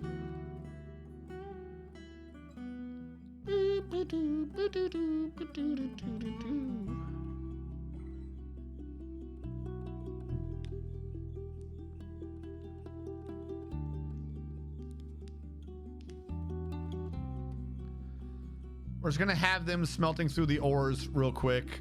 Hematite, he's having to grab hematite from somewhere, but he's still working. If we look real quick, whoop, what do we got here? Magnetite's getting mined out. More magnetite. We run into jewels. Yeah, you see what I mean? Like this was all magnetite. Magnetite's blobby. Magnetite's blobby. Tetrahedrite was veiny. Platinum's veiny. But magnetite is blobby. A vile force of darkness. 1, 2, 3, 4, 5, 6. Pause. Well, we didn't completely handle this last time, so we'll see what we get this time. Pull lever.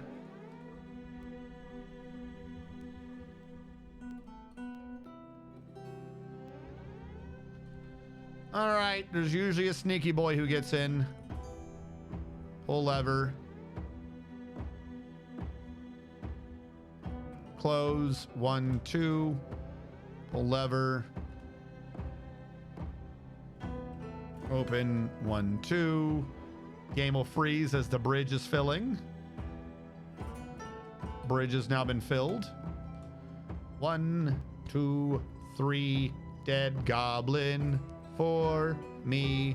Where are you, dead goblin? There he is. 1, 2 sneaky boys. 3 sneaky boys. He's very close to the back. They had a big agility difference. I might have still missed one. Oh well. Pull lever.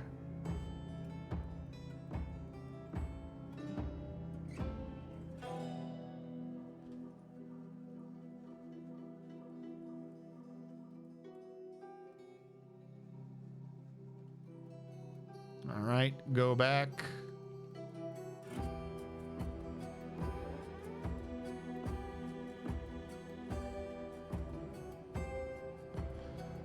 All right. You know what I probably need to do? Like, I'm serious. If I can find a way to have this actually be drained or be empty. The problem is we need a 6 to get down here to trigger this. Is I should have another door up here just to create a low point on this end. Because once the 6 hits here, it primes and it drains. Like, that's literally all we wait on. Because I figured it out, me opening and shutting the gate, I'm like, oh, this is priming it somehow. I couldn't figure it out. It's because I was deleting the water, forcing more and more low area. But literally all we're waiting on is for one of these 6s to go over to the left. Because once it goes to the left, the water is drained.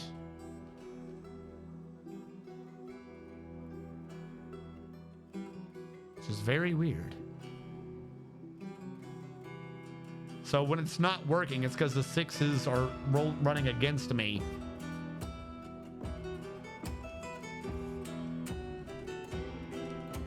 A 6 hit. They all just disappeared. And begone!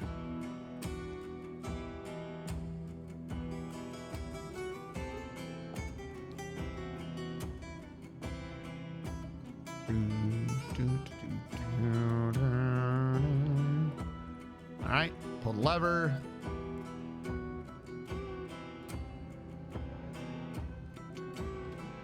And grab the Goblinite. Problem solved. Who is he shooting at? Oh god, it's giving us a pop-up because he's attacking some random creature. Who are you attacking, nerd? No one's over there. He's killing a bug bat. They're not that important. You did not need to do a ranged attack versus a bug bat. All right, if it keeps doing that, I might have to drop that for the alerts, from the alerts for a while. Dude, it's a bat. Calm down. We still haven't hauled all the tetrahes right down either. I'm like trying to melt things. They're still taking their sweet time. Oh, because they're doing one at once because of that stupid push cart thing. You know what I will actually say in this particular case when I get this going?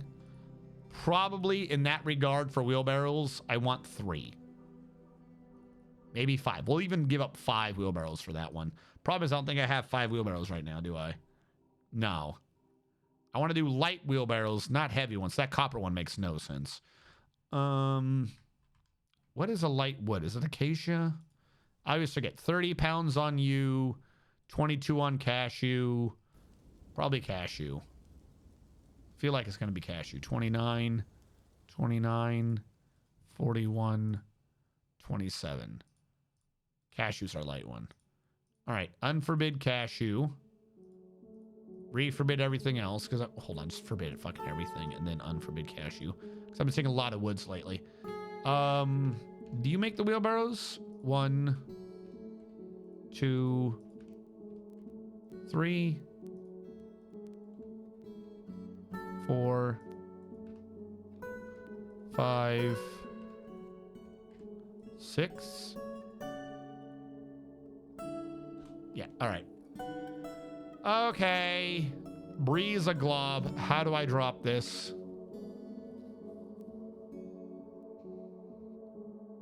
Breeze a glob. Report active. What is the one giving me a full alert? Ambush, ambush, ambush. That makes sense. Ambush, ambush, gremlin, snatcher, ambush, ambush, ambush, snatcher, caravan. All these make sense. Cave in, for sure. Regular beast? What does that mean? Is that forgotten beast? Citizen death, that's important. Pet missing, that's important. Merchants need depot. They have bypass. I don't care about either of those. If they bypass, they bypass. There's a thief. Very good to know. Visitor shared rumor. Come on. What is giving me the boop? That's all. Hold on. I'm going to click done on that. Go back. Announcements. Combat. This is a full-blown, or is it a pop-up? And it's a recenter. Martial trance, breath. Oh, because it's a breath attack. There you go. Breath attacks are gone. I don't want to hear this anymore. I'll have to hopefully remember that the next time we get to a Forgotten Beast Fight Club. All right, now I've been melting iron. How much iron do I have to work with? 83. Considering I had 0 before, I'll take it. 75. U to U. Iron. Build. Construction floor. Porcelain. Porcelain, just because I can. What? Greetings, noble dwarf. Cool. What? Human caravan. Now you tell me you've arrived. Didn't arrive a second ago, but you arrived the instant I was doing something. Please don't wall yourself on the wrong side of this. Please do not stand on the left and wall yourself out. Thank you. I was genuinely worried for a bit there. All right, we're starting to get in lots of useful wheelbarrows. That way they can actually carry a lot of them at once instead of waiting on one idiot. Problem is this wheelbarrow got something in it? We had an issue before where they weren't emptying the wheelbarrow, but I don't think it's working this time, or that's being a problem this time. Yes, bring all the metals up. Start smelting. This man is still melting hematite, the poor bastard.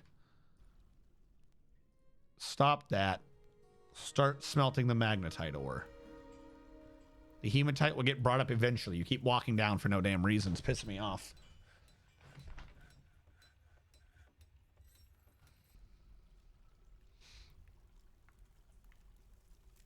Later on, we can start working on the magma forge to get other things. Because I might expand the upper room slightly more, but I don't know by much.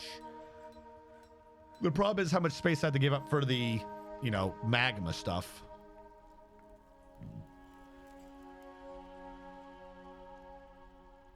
But we do at some point need this to be wide enough for a guild hall. So this bottom part might expand quite a bit just so we can have a guild hall up here. For right now, I'll make it functional. Then we can expand.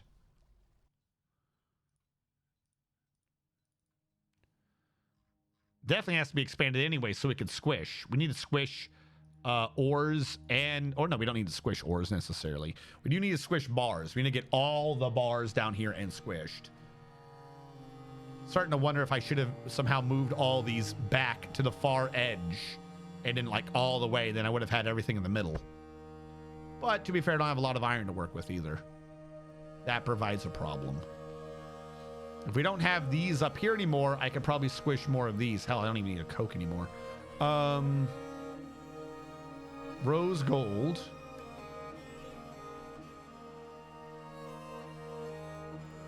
Brass. I could create a thing here that would absorb the brass and lead. Would free up half the stuff in this nonsense area. But I mean, the iron is getting taken in. What is... Question. What's holding around here? Like, I'm seeing weird-ass bars that aren't making sense. Ban everything there. Ban everything there. Ban that. All right, what am I seeing? Because the wood is also... Okay, I just hadn't re-upped it in a while. Iron, steel, and we're getting a bunch of stone blocks. Where am I holding on to the stone blocks? Are they down here? I think that's what's happening down here.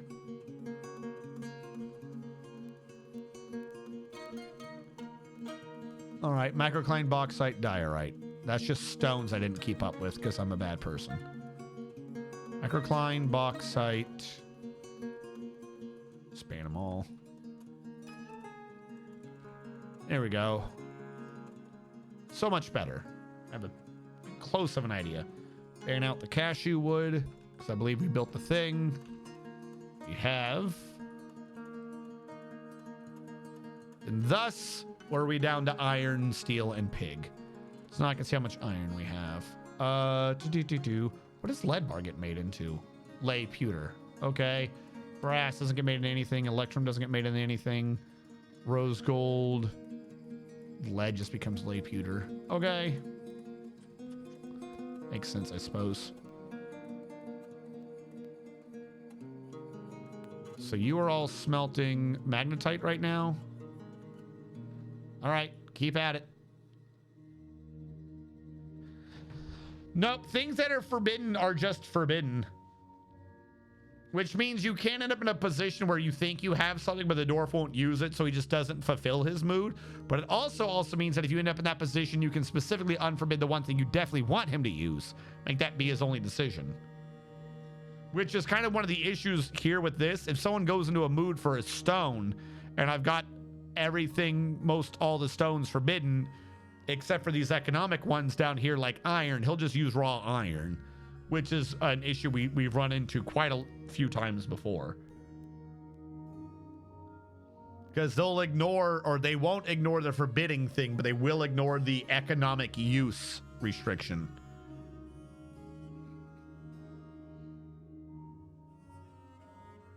But say, I have these things relatively close for a reason. You shouldn't be acting like this is slow and or hard to reach. Boom, ba-doom, boom. Yeah, I figured we should start doing this. I knew there wasn't going to be enough space already because we had mined out quite a lot. That was a big thing of iron. Double back and get platinum at some point. And they had some jewels. This area was relatively fine. Gems, kaolinite. I don't want kaolinite. Cinnabar, marcasite. I think I'd already grabbed these before. There's some limonite on the edge, but that's literally on the edge. Brimstone. All right. Well, to be fair, if that is the way it is, if this was an iron and that is an iron, that implies that there's like an iron over here somewhere.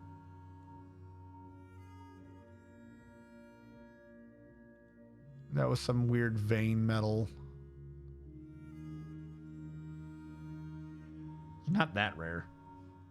Thought mood needs were generated randomly when the mood struck. So the mood needs are generated randomly, but they're general. Like, the dude doesn't go, I want silver. He goes, I want metal bar.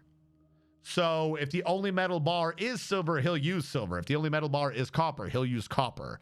He goes, I want bone. I want stone. The only time where it's like regularly niche is thread types.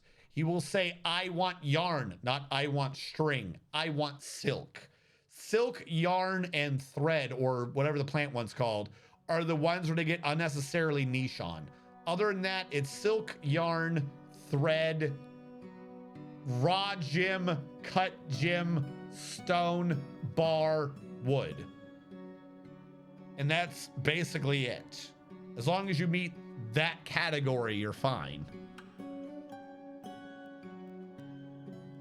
If you check show mood in DF Hack, it tells you he's looking for 2 steel bars and 3 bones.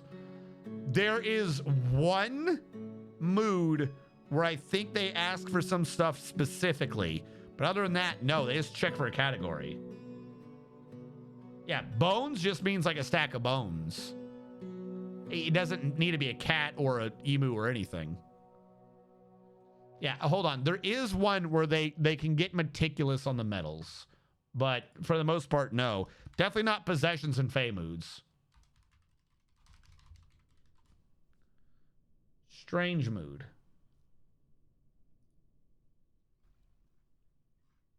Does it say if they specifically ask for it? Or which ones they specifically ask for? Secretive, possessed, fell, macabre. Oh, they do specifically ask for shells sometimes. All demands for cloth are for a specific generic type, plant, silk, or yarn. Clothiers and weavers will demand adamantine cloth if any is available. Otherwise, the type will be the generic form of their cloth preference. If one of the claims are selected and toggled, it will also cause the mood to immediately fail and the dwarf to go insane. Are selected and toggled to... I don't know what that means. Type of artifact to be created is not decided until the instant the mood ends. Saving, even after it's begun to gather, you can restart the artifact creating process even after they've gathered it by forbidding the claimed items. If other items of that type, each request will immediately switch. Each request for bones actually requests for any kind of bone stack, not individual bones. Demands. So, stone is just rock, ever. Stone metal blocks, same idea. Wood, same idea. Metal bar, same. It'll just say shining bar is the metal or bar is metal. Like, I don't think he ever specifically asked for iron. Cut gems, rough gems, green glass. Glass they can get specific on. Green glass, clear glass, crystal glass. Apparently they can specifically mention those individually. Bone stack is just bones. Shells are just shells. Leather, doesn't matter. Plant cloth. Plant cloth, plant fiber, silk, and yarn are specific, and skull is just skull. But yeah, no, other than that, yeah, no, they just need generic things.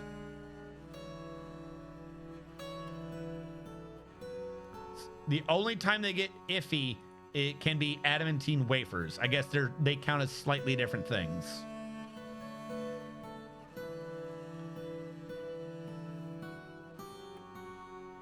Moody doors demanding related to the above behavior. Moody doors demanding rock blocks will also accept blocks forged from metal bars. The first item, blah, blah, blah. Metal workers will demand adamantine wafers are available. If not, they may demand a preferred metal if you have ever smelted any bars of it. A Fey mood will state this outright. So metal workers, if a metal worker is having a mood, then they might demand a specific metal. Weavers and clothiers do not. Glass makers will only ask for that type of glass. Bone carvers, nope. Yeah, no, that's it. If they are a dwarf who is predominantly a metal worker, they may in fact demand a preferred metal if you've ever smelted it before. So if they like a metal and you just haven't made it, they will never ask for that metal. So you don't have to worry about that. Metal workers can ask for specifics only on metal and only if you actually have smelted it before. So they're not going to, if they prefer black bronze, but you never smelted black bronze, they're not going to ask for black bronze. If they're predominantly a metal worker doing a metalworking mood and you've smelted black bronze, for metal, they might in fact go, I want some black bronze. But that's not that common. I don't think I've ever really had that happen. Like maybe once on stream.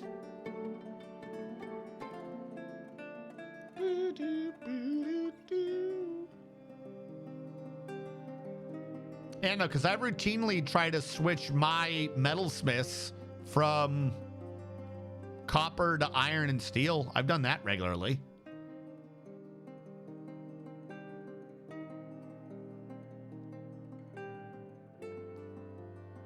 Yeah, but aren't you also the one the game seems to give the adamantine to? Maybe these two things are tied. I'm not allowed adamantine, but my dwarves don't ask for shit.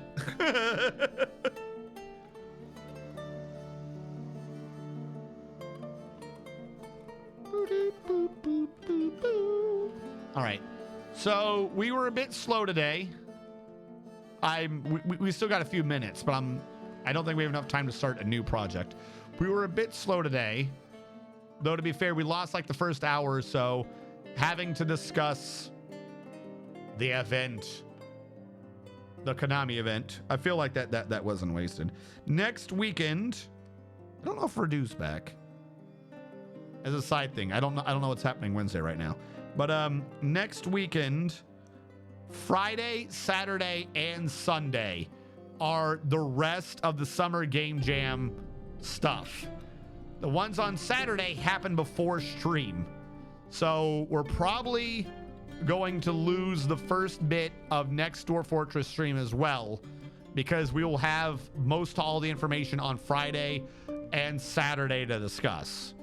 Sunday will obviously be after Saturday due to the fact that time is a thing that happens and some things happen after other things.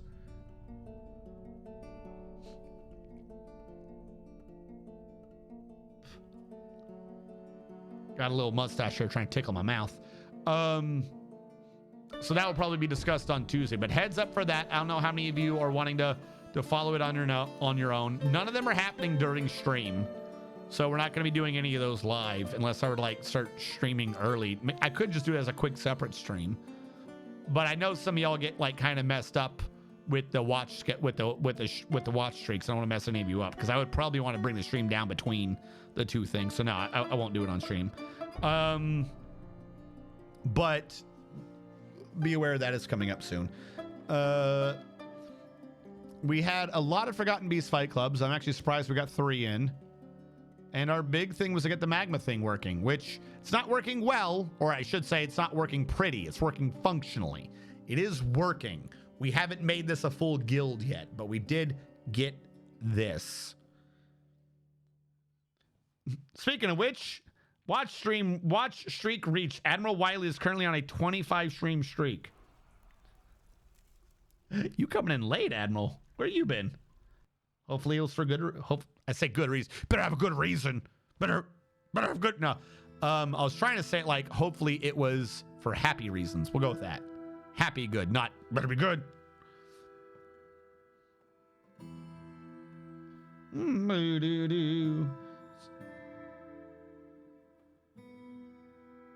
Hey, Sanctum. Everyone's coming in late today. Hello. Hello, Sanctum. How goes? We were discussing the game shows that we were going to have to be discussing. Because it's that time of year again. We're doing the not E3. I don't even know how many of these things we now have. Okay, so hold on. We have... Does E3 exist, or is this just E3? I can't remember. But I know we have this one, and we have the Game Awards. Someone got married. The Diagnostician married O Crollo O. 0 Crollo 0. You have been married to our Diagnostician. Congrats. Oh, also, we did do the thing, so I should save. Pizza and a malt reasons. All right, that's a decent reason. Hello, Sanctum. Welcome in. For those of you coming in now, you're gonna have to check the VOD for our discussion of the Sony and the Konami event, where we learned the very important fact of you can pay Konami money right now. I mean, you're not gonna get anything out of it, but you can pay them money. Holy shit, tell your parents, chat. You can pay them money? I still can't believe that was his mic drop thing. You can pay us money. Like, they fundamentally misunderstood how that works. Normally when you do a mic drop of that we're opening it right now, that's to play the fucking game. That is BT dubs. This isn't an ad for something months from now. This is an ad for something now. That's how that works. You don't sit there and be like, you can pay us money now. Who cares? Who gives a fuck? Iron Anvil 2. This Embark is a 2 high, 6 wide. Like, see us. Oh, yeah. So, Terramokes tried telling me what all was happening. Their schedule and what is happening makes no sense. Or whatever the name of this damn thing is. Is this the right Summer Game Fest? Live June 7th. The rest of these events are out the damn, are weird. All right, so we saw Sony's State of the Play. We saw Konami's Please Pay Us Money. Right? Right.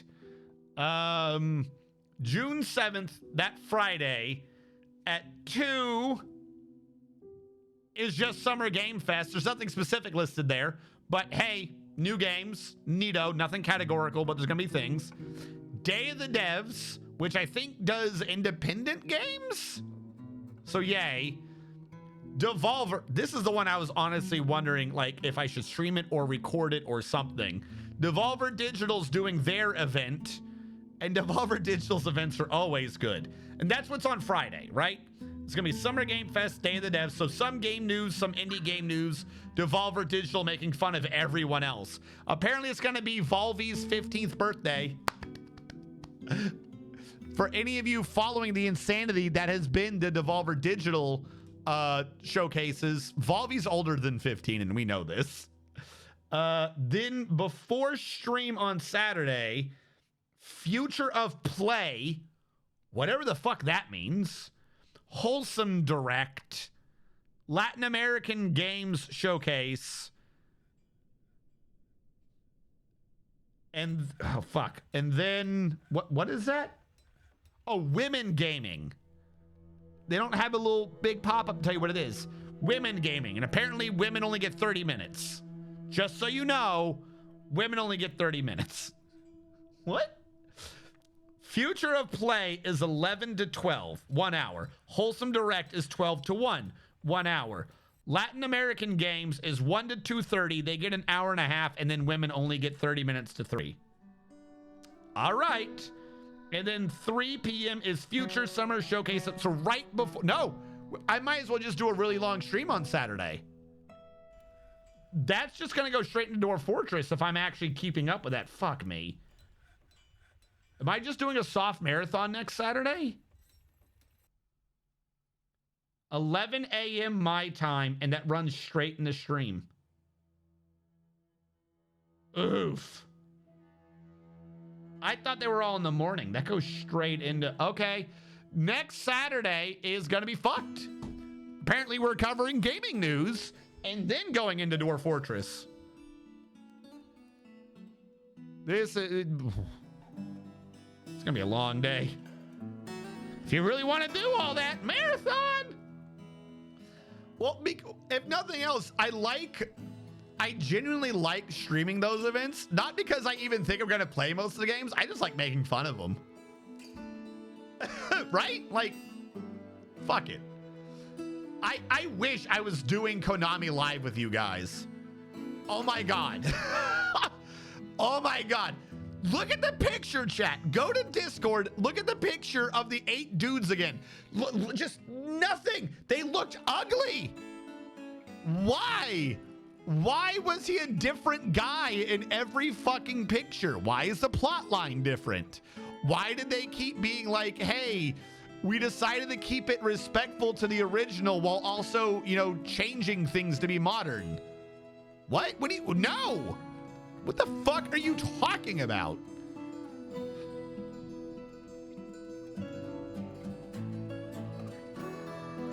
Do you do prospect commands with prospect all? I don't know what that means.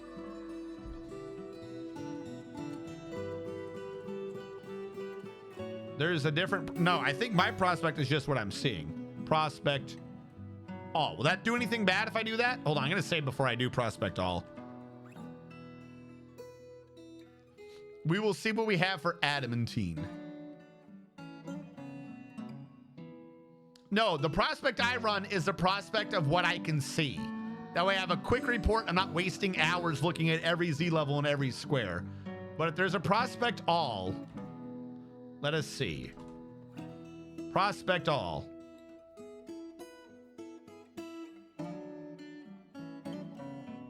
This is with prospect all. You tell me where adamantine is.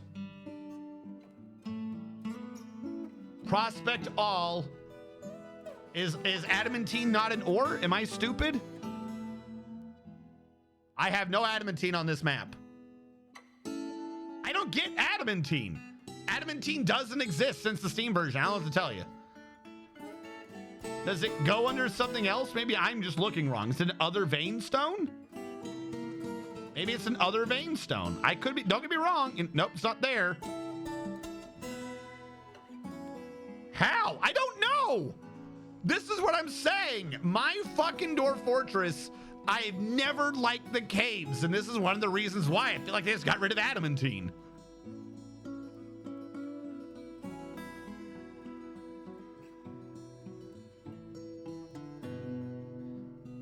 That a 2x map can miss all adamantine veins? Didn't we not have any in the 5x5 map as well? A 2x4 or greater can't miss. I'm 2x6. I am a 2x6 map, according to Wiki. This is a 2x6 map. I have no adamantine here. I'm like really fairly certain that the other map also didn't have adamantine. Though I'm not entirely sure if I did hit magma on that, so it might have just been I never hit adamantine. And I'm fairly certain some base I had before that did hit magma. I'm fairly certain that one didn't have adamantine. Adamantine was removed in order to make room for aquifers. Well, that's what I'm saying. Like, maybe I'm just really unlucky now when it comes to the adamantines. I don't know. But I used to make it be a thing where, you know, I would go get some adamantine and it would be kind of fun. I released a video how to identify and safely mine the adamantine, and now there's just like none. I don't know. Doherty, by the way, hold on. Show mood. Yeah, rock boulder, any cut gem, any log, any of that, metal bars. Like, it's not being specific.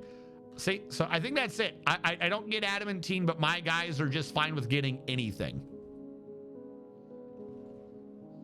One of those dig too deep to find out. I'm gonna do prospect on my map, see if they have adamantine.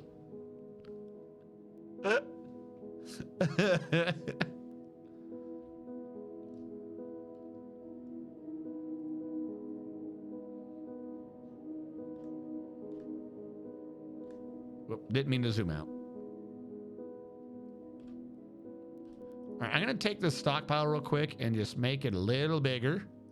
We're going to shrink it, move it later, but I just want it big enough to absorb all the iron bars coming in at the same time. So it can get processed better. One dwarf trader is ready to trade. Hold on. Didn't I also... There's something else I'm trying to get rid of. These. Totems. I don't know why they're up there. Surely totems would be down here.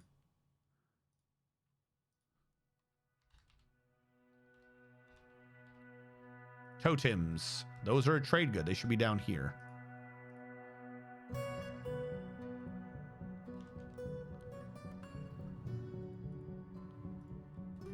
No bins.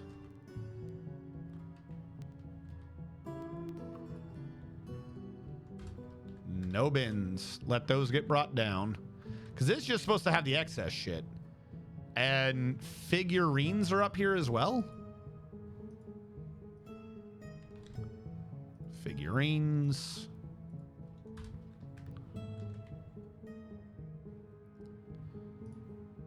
Custom. Figurines are down here as well. Now, up top should be getting hauled. What were you called? Trade goods sort. Okay, hold on. Trade goods sort.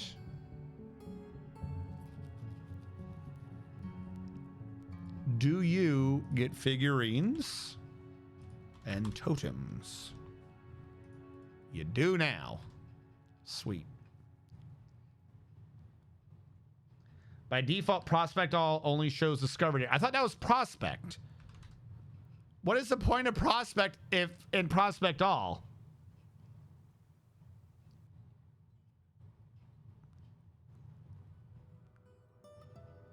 So I need to do Prospect Hell? Is this what you're telling me? I need to run Prospect Hell? Shows only the layers orbs under vein and includes information from hidden fun stuff tubes. Is this what you're telling me I need to do?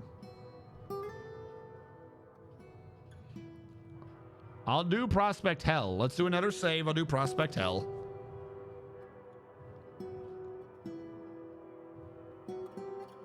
Yeah, that like I'm moving in 9103. What is Prospect All versus Prospect?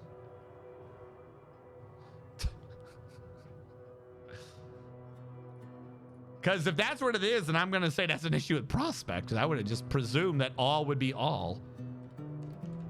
Hell. Does Hell say adamantine?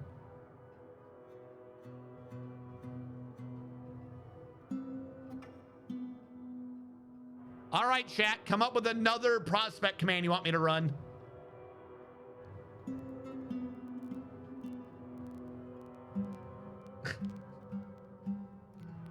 Well, obviously I got Slade. Slade is hell.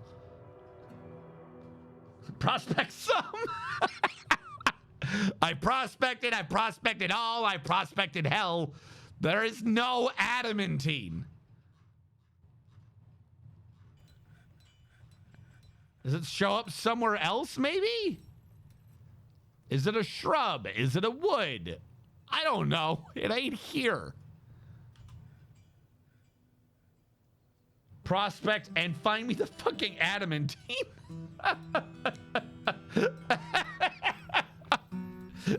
and find me the fucking adamantine. Holy shit. All right, just to get this out of the way, I'm not fucking parsing his logic here. What are you stuck on? Logs. That makes sense. All right, what kind of log do I want him to use? 40, wait. Any of these worth more? $3? I don't think so. They're all worth 3, aren't they? 3, 3, 3, 3, 3, 3, 29. All right, what was the heaviest fucking log here? 41. I want to use 1 date palm wood.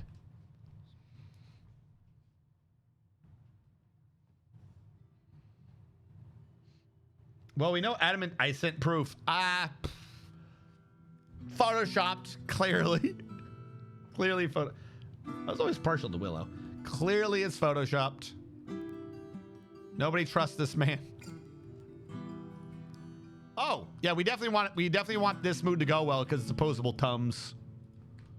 All right, are people still hauling all the stuff down that should have, quite frankly, been down a while ago? All right. Trade goods. No artifacts. Little damaged. Boo-doo-doo-boo-doo-doo-boo.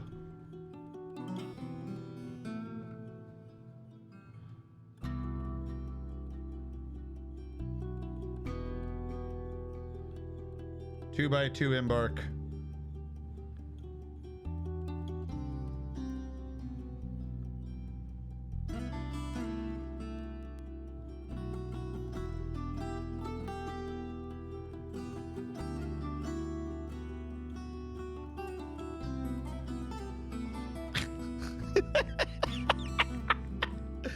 Clearly it's Photoshop. I mean, look at your picture.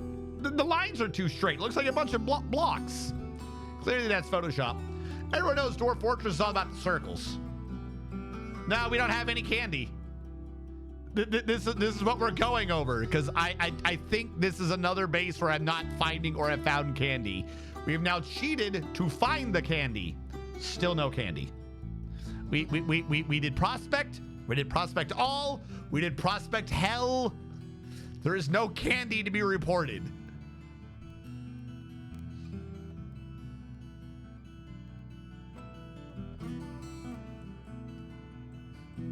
Burn. We even did Prospect Candy.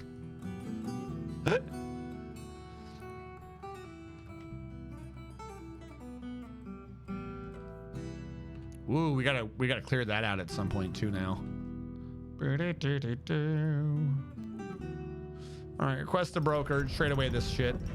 Opposable Thumbs, the stoneworker, has created List Geb, a magnetite earring. He offers it to the Road of Adventures. List Geb, Gaze Dent. This is a magnetite earring. All craft worship is of the highest quality. It is encrusted with oval magnetite cabochons and round brilliant cut clear tourmalines, studded with iron, decorated with alpaca wool, and encircled with bands of round brilliant cut amethyst, giant cave spider silk, and rope reed. The object menaces with spikes of date palm wood. On the item is an image of round brilliant cut gems and magnetite. So I get from moving the camera.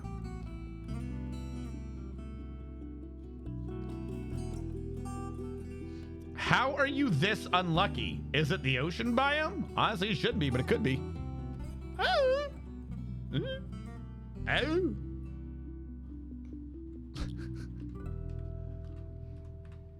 My genuine thought is that the world formed weird. Like, I'm not even messing around on that one. So we have the magma sea here, right? At level, top of the magma sea at level 119. Then the bottom cave is at 118. The bottom cave goes for till 114. Then we're at the second cave till 113. And that ends at 108. Does farming radar or anything work in this version of the game? Because I'm willing to bet the first cave is here. So my point being that, like, we have 80 levels of nothing. I'm willing to bet that I got a squished world for some reason, and that means no adamantine.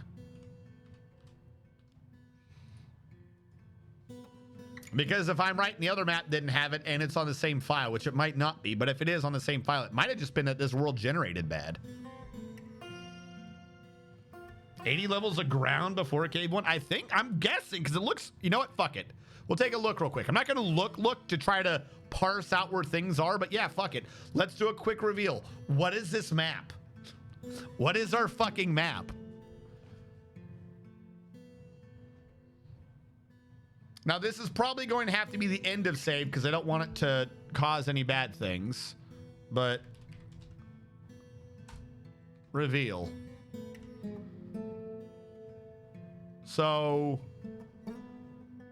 that goes here. This is the next cave. Yeah. I was absolutely right. The third cave is close by too. And that ends on 101. Wait, is this revealed? Oh yeah, because it doesn't show stone.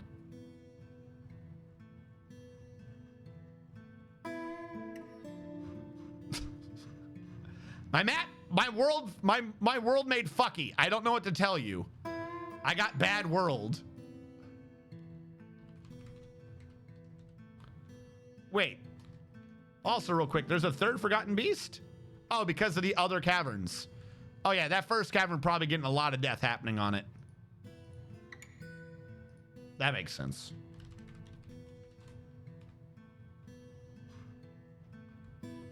Yeah, no, I'm not allowed to know and or see things.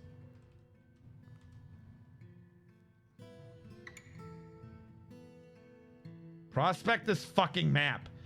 If one, no, we already did. If one ore vein generates per 2x2, it's probably missed them all. If he has 2 sections in height, if he has in height, they all generate on the outside part of each 2x2. Should be unlikely due to the time 6. May as well open up the clown car. Yeah, no, I'm just not. Chat, there's a reason why the channel, the theme is RNG strategies. I should start doing D&D shit again. You know why? Because you have to come. I have to come up with builds to get the maximum bonus to overcome average or worse rolls. If the RNG is going to go bad for me, it will.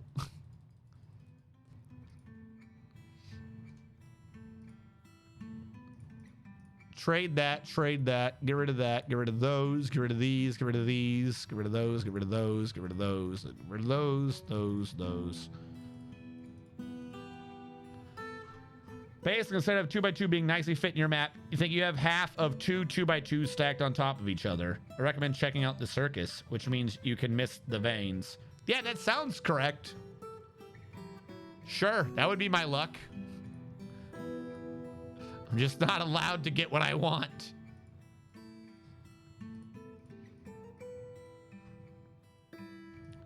That is a massive profit to be giving you. Do you have anything to give me back? Plenty of drinks. That's still going strong. Steel short sword. I'll take that. Garbage spears, garbage crossbows, steel pick, steel pick.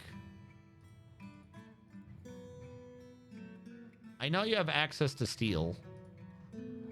Like, you know, it'd be nice if at some point I could ask you for Flexstone again. That would be great, wouldn't it? Can the queen leave? Steel, socks, no. I'll take 1. It's a buckler, I don't want it, but I'll take it. Steel caps, don't want you. I'll take gloves, I'll take mittens. I don't need any of these, but might as well. Bolts except silver. Crowns, rings, large gems, anvils. Oh my god, we're actually at a point where they didn't have much profit. I don't think we're gonna hit that.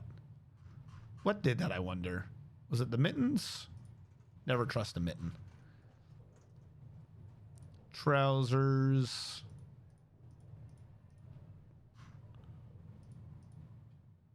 Can I? Yeah, we'll just trade. We'll get the cheese and leave them at yellow. Okay, thank you. For the future, always be 3x3 to guarantee adamantine. I mean, sure, but I could, like, for the future, I probably wouldn't be doing this design. The whole point of this was to get as deep into the ocean as possible without having a turbo amount of lag. That was the point of this. So it's 2x6 purely so that it's only 12. If I did 3x6, I'd be having 18. I would be having 18 sectors of calculation happening. I recommend doing a 6x6 for reasons. I mean, hey, if you guys want to all chip together and get me a couple $1,000 to have, like, you know, one of those rated top 100 strongest computers in America thing, I will do the biggest game. Would you like to fry your computer? Because we can do it. I have seen Cave 1 before. Why would the cave ever be that big? Try claiming the entire world map. There was a sale. Oh, no, I saw that. It went on sale for like 18,000, sold for a couple hundred, didn't it? Probably run a Nanotech Empire on a computer like that. A couple of thousands. You need a touch more for that ranking. Yeah. It's not like back in the 90s when everything was strong. Ugh. No, I'm joking. Want to see how absurd it gets? No. Depends on what you're speccing it for. It would have to just be single processor speeds. So it'd have to definitely not use Windows. Because they're going to ARM architecture. Because I'm always saying, you know what's better than my fucking desktop? My cell phone. Stupid assholes. The Queen has mandated certain goods. Video processing. You can have like 16 GPUs, basically run on server rack. So here's the problem. No, there's no reason for me to spec my computer for video processing, because here's the problem. My stream PC is spec for that. I never used it right. I spent a lot of money specing my computer for a process that I am not skilled enough to use. Are you fucking kidding? The GPU I have now has got to be one of the, like, it would have been good at the time. It was good at the time, but got to be one of the biggest, like, why? There's, like, I don't use it that well. The GPU on my stream PC is... I gotta look. Where are you? I'm looking for the name of it. Is 16 gigabytes. What? Doesn't even say what the GPU is. I want to say it's an AMD Radeon 7. VII. I have like 16 or 32 gigabytes of high bandwidth video memory.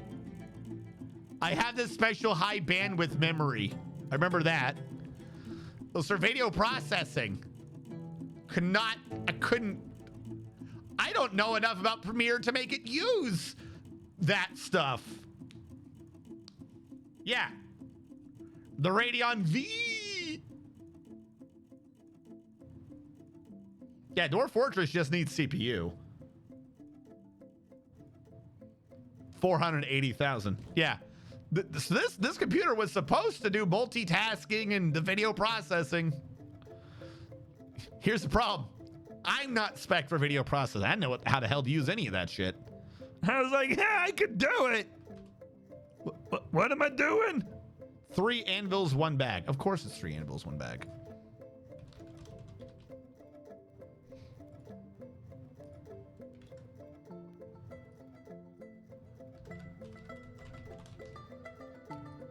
Three anvils, 1 bag.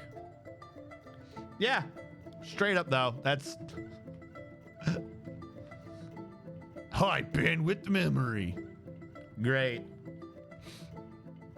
I used that to its limit. I sure did.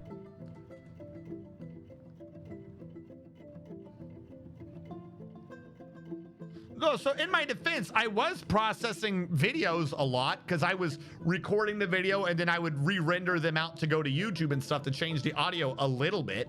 But apparently most of the audio editing that I was doing was all processor heavy, not even graphical heavy. So the part of video editing I learned wasn't even a GPU enhanceable thing because I'm an idiot. Try adding a potato?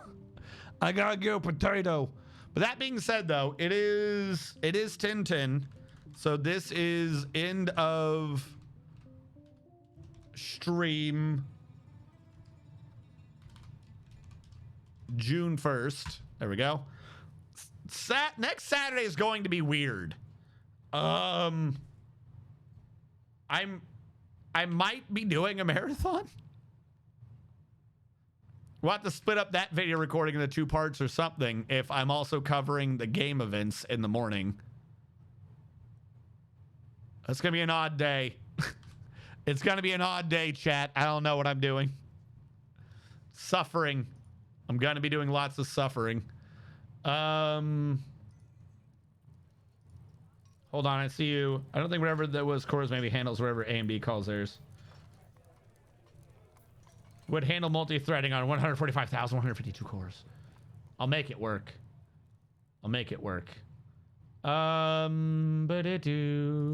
Ba-da-dee-dee-dee-doo-doo-doo-doo. Boo-doo-doo. All right. I'm seeing Sage being on. I'm seeing... What is Foundry? Hold on. Is that a close enough game? What is that? I don't know what that game is. Do I know what that game is?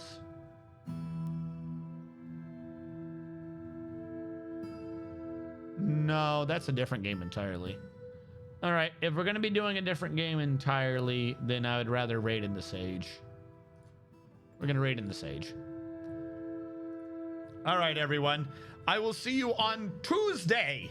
Tuesday with Rogue Trader. Because we're practiced at trading rogues.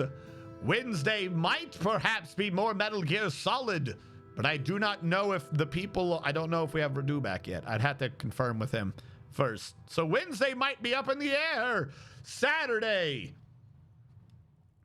is probably going to be Dwarf Fortress by the end of it, but we're probably going to be starting 5 hours early, maybe, and covering, just making fun of the game events. So I might even have to like slightly end early, because I might just be completely wiped after those things. So if you are someone who tries to do the video, hey, I'm catching every stream, you know, I know a bunch of you are working earlier in the thing or doing other things. Pop in early for a few minutes so you can get your credit. Stream streak, that's the word. Because I don't know what's happening on Saturday. That's going to be a weird one. All right. Sunday. Yeah, I'm probably not streaming Sunday. Thank you, everyone, so much for tuning. Oh, my God, I never went to ending. Thank you, everyone, for your support. For those of you in the YouTube archive, thank you so much for watching. Catch you guys next time.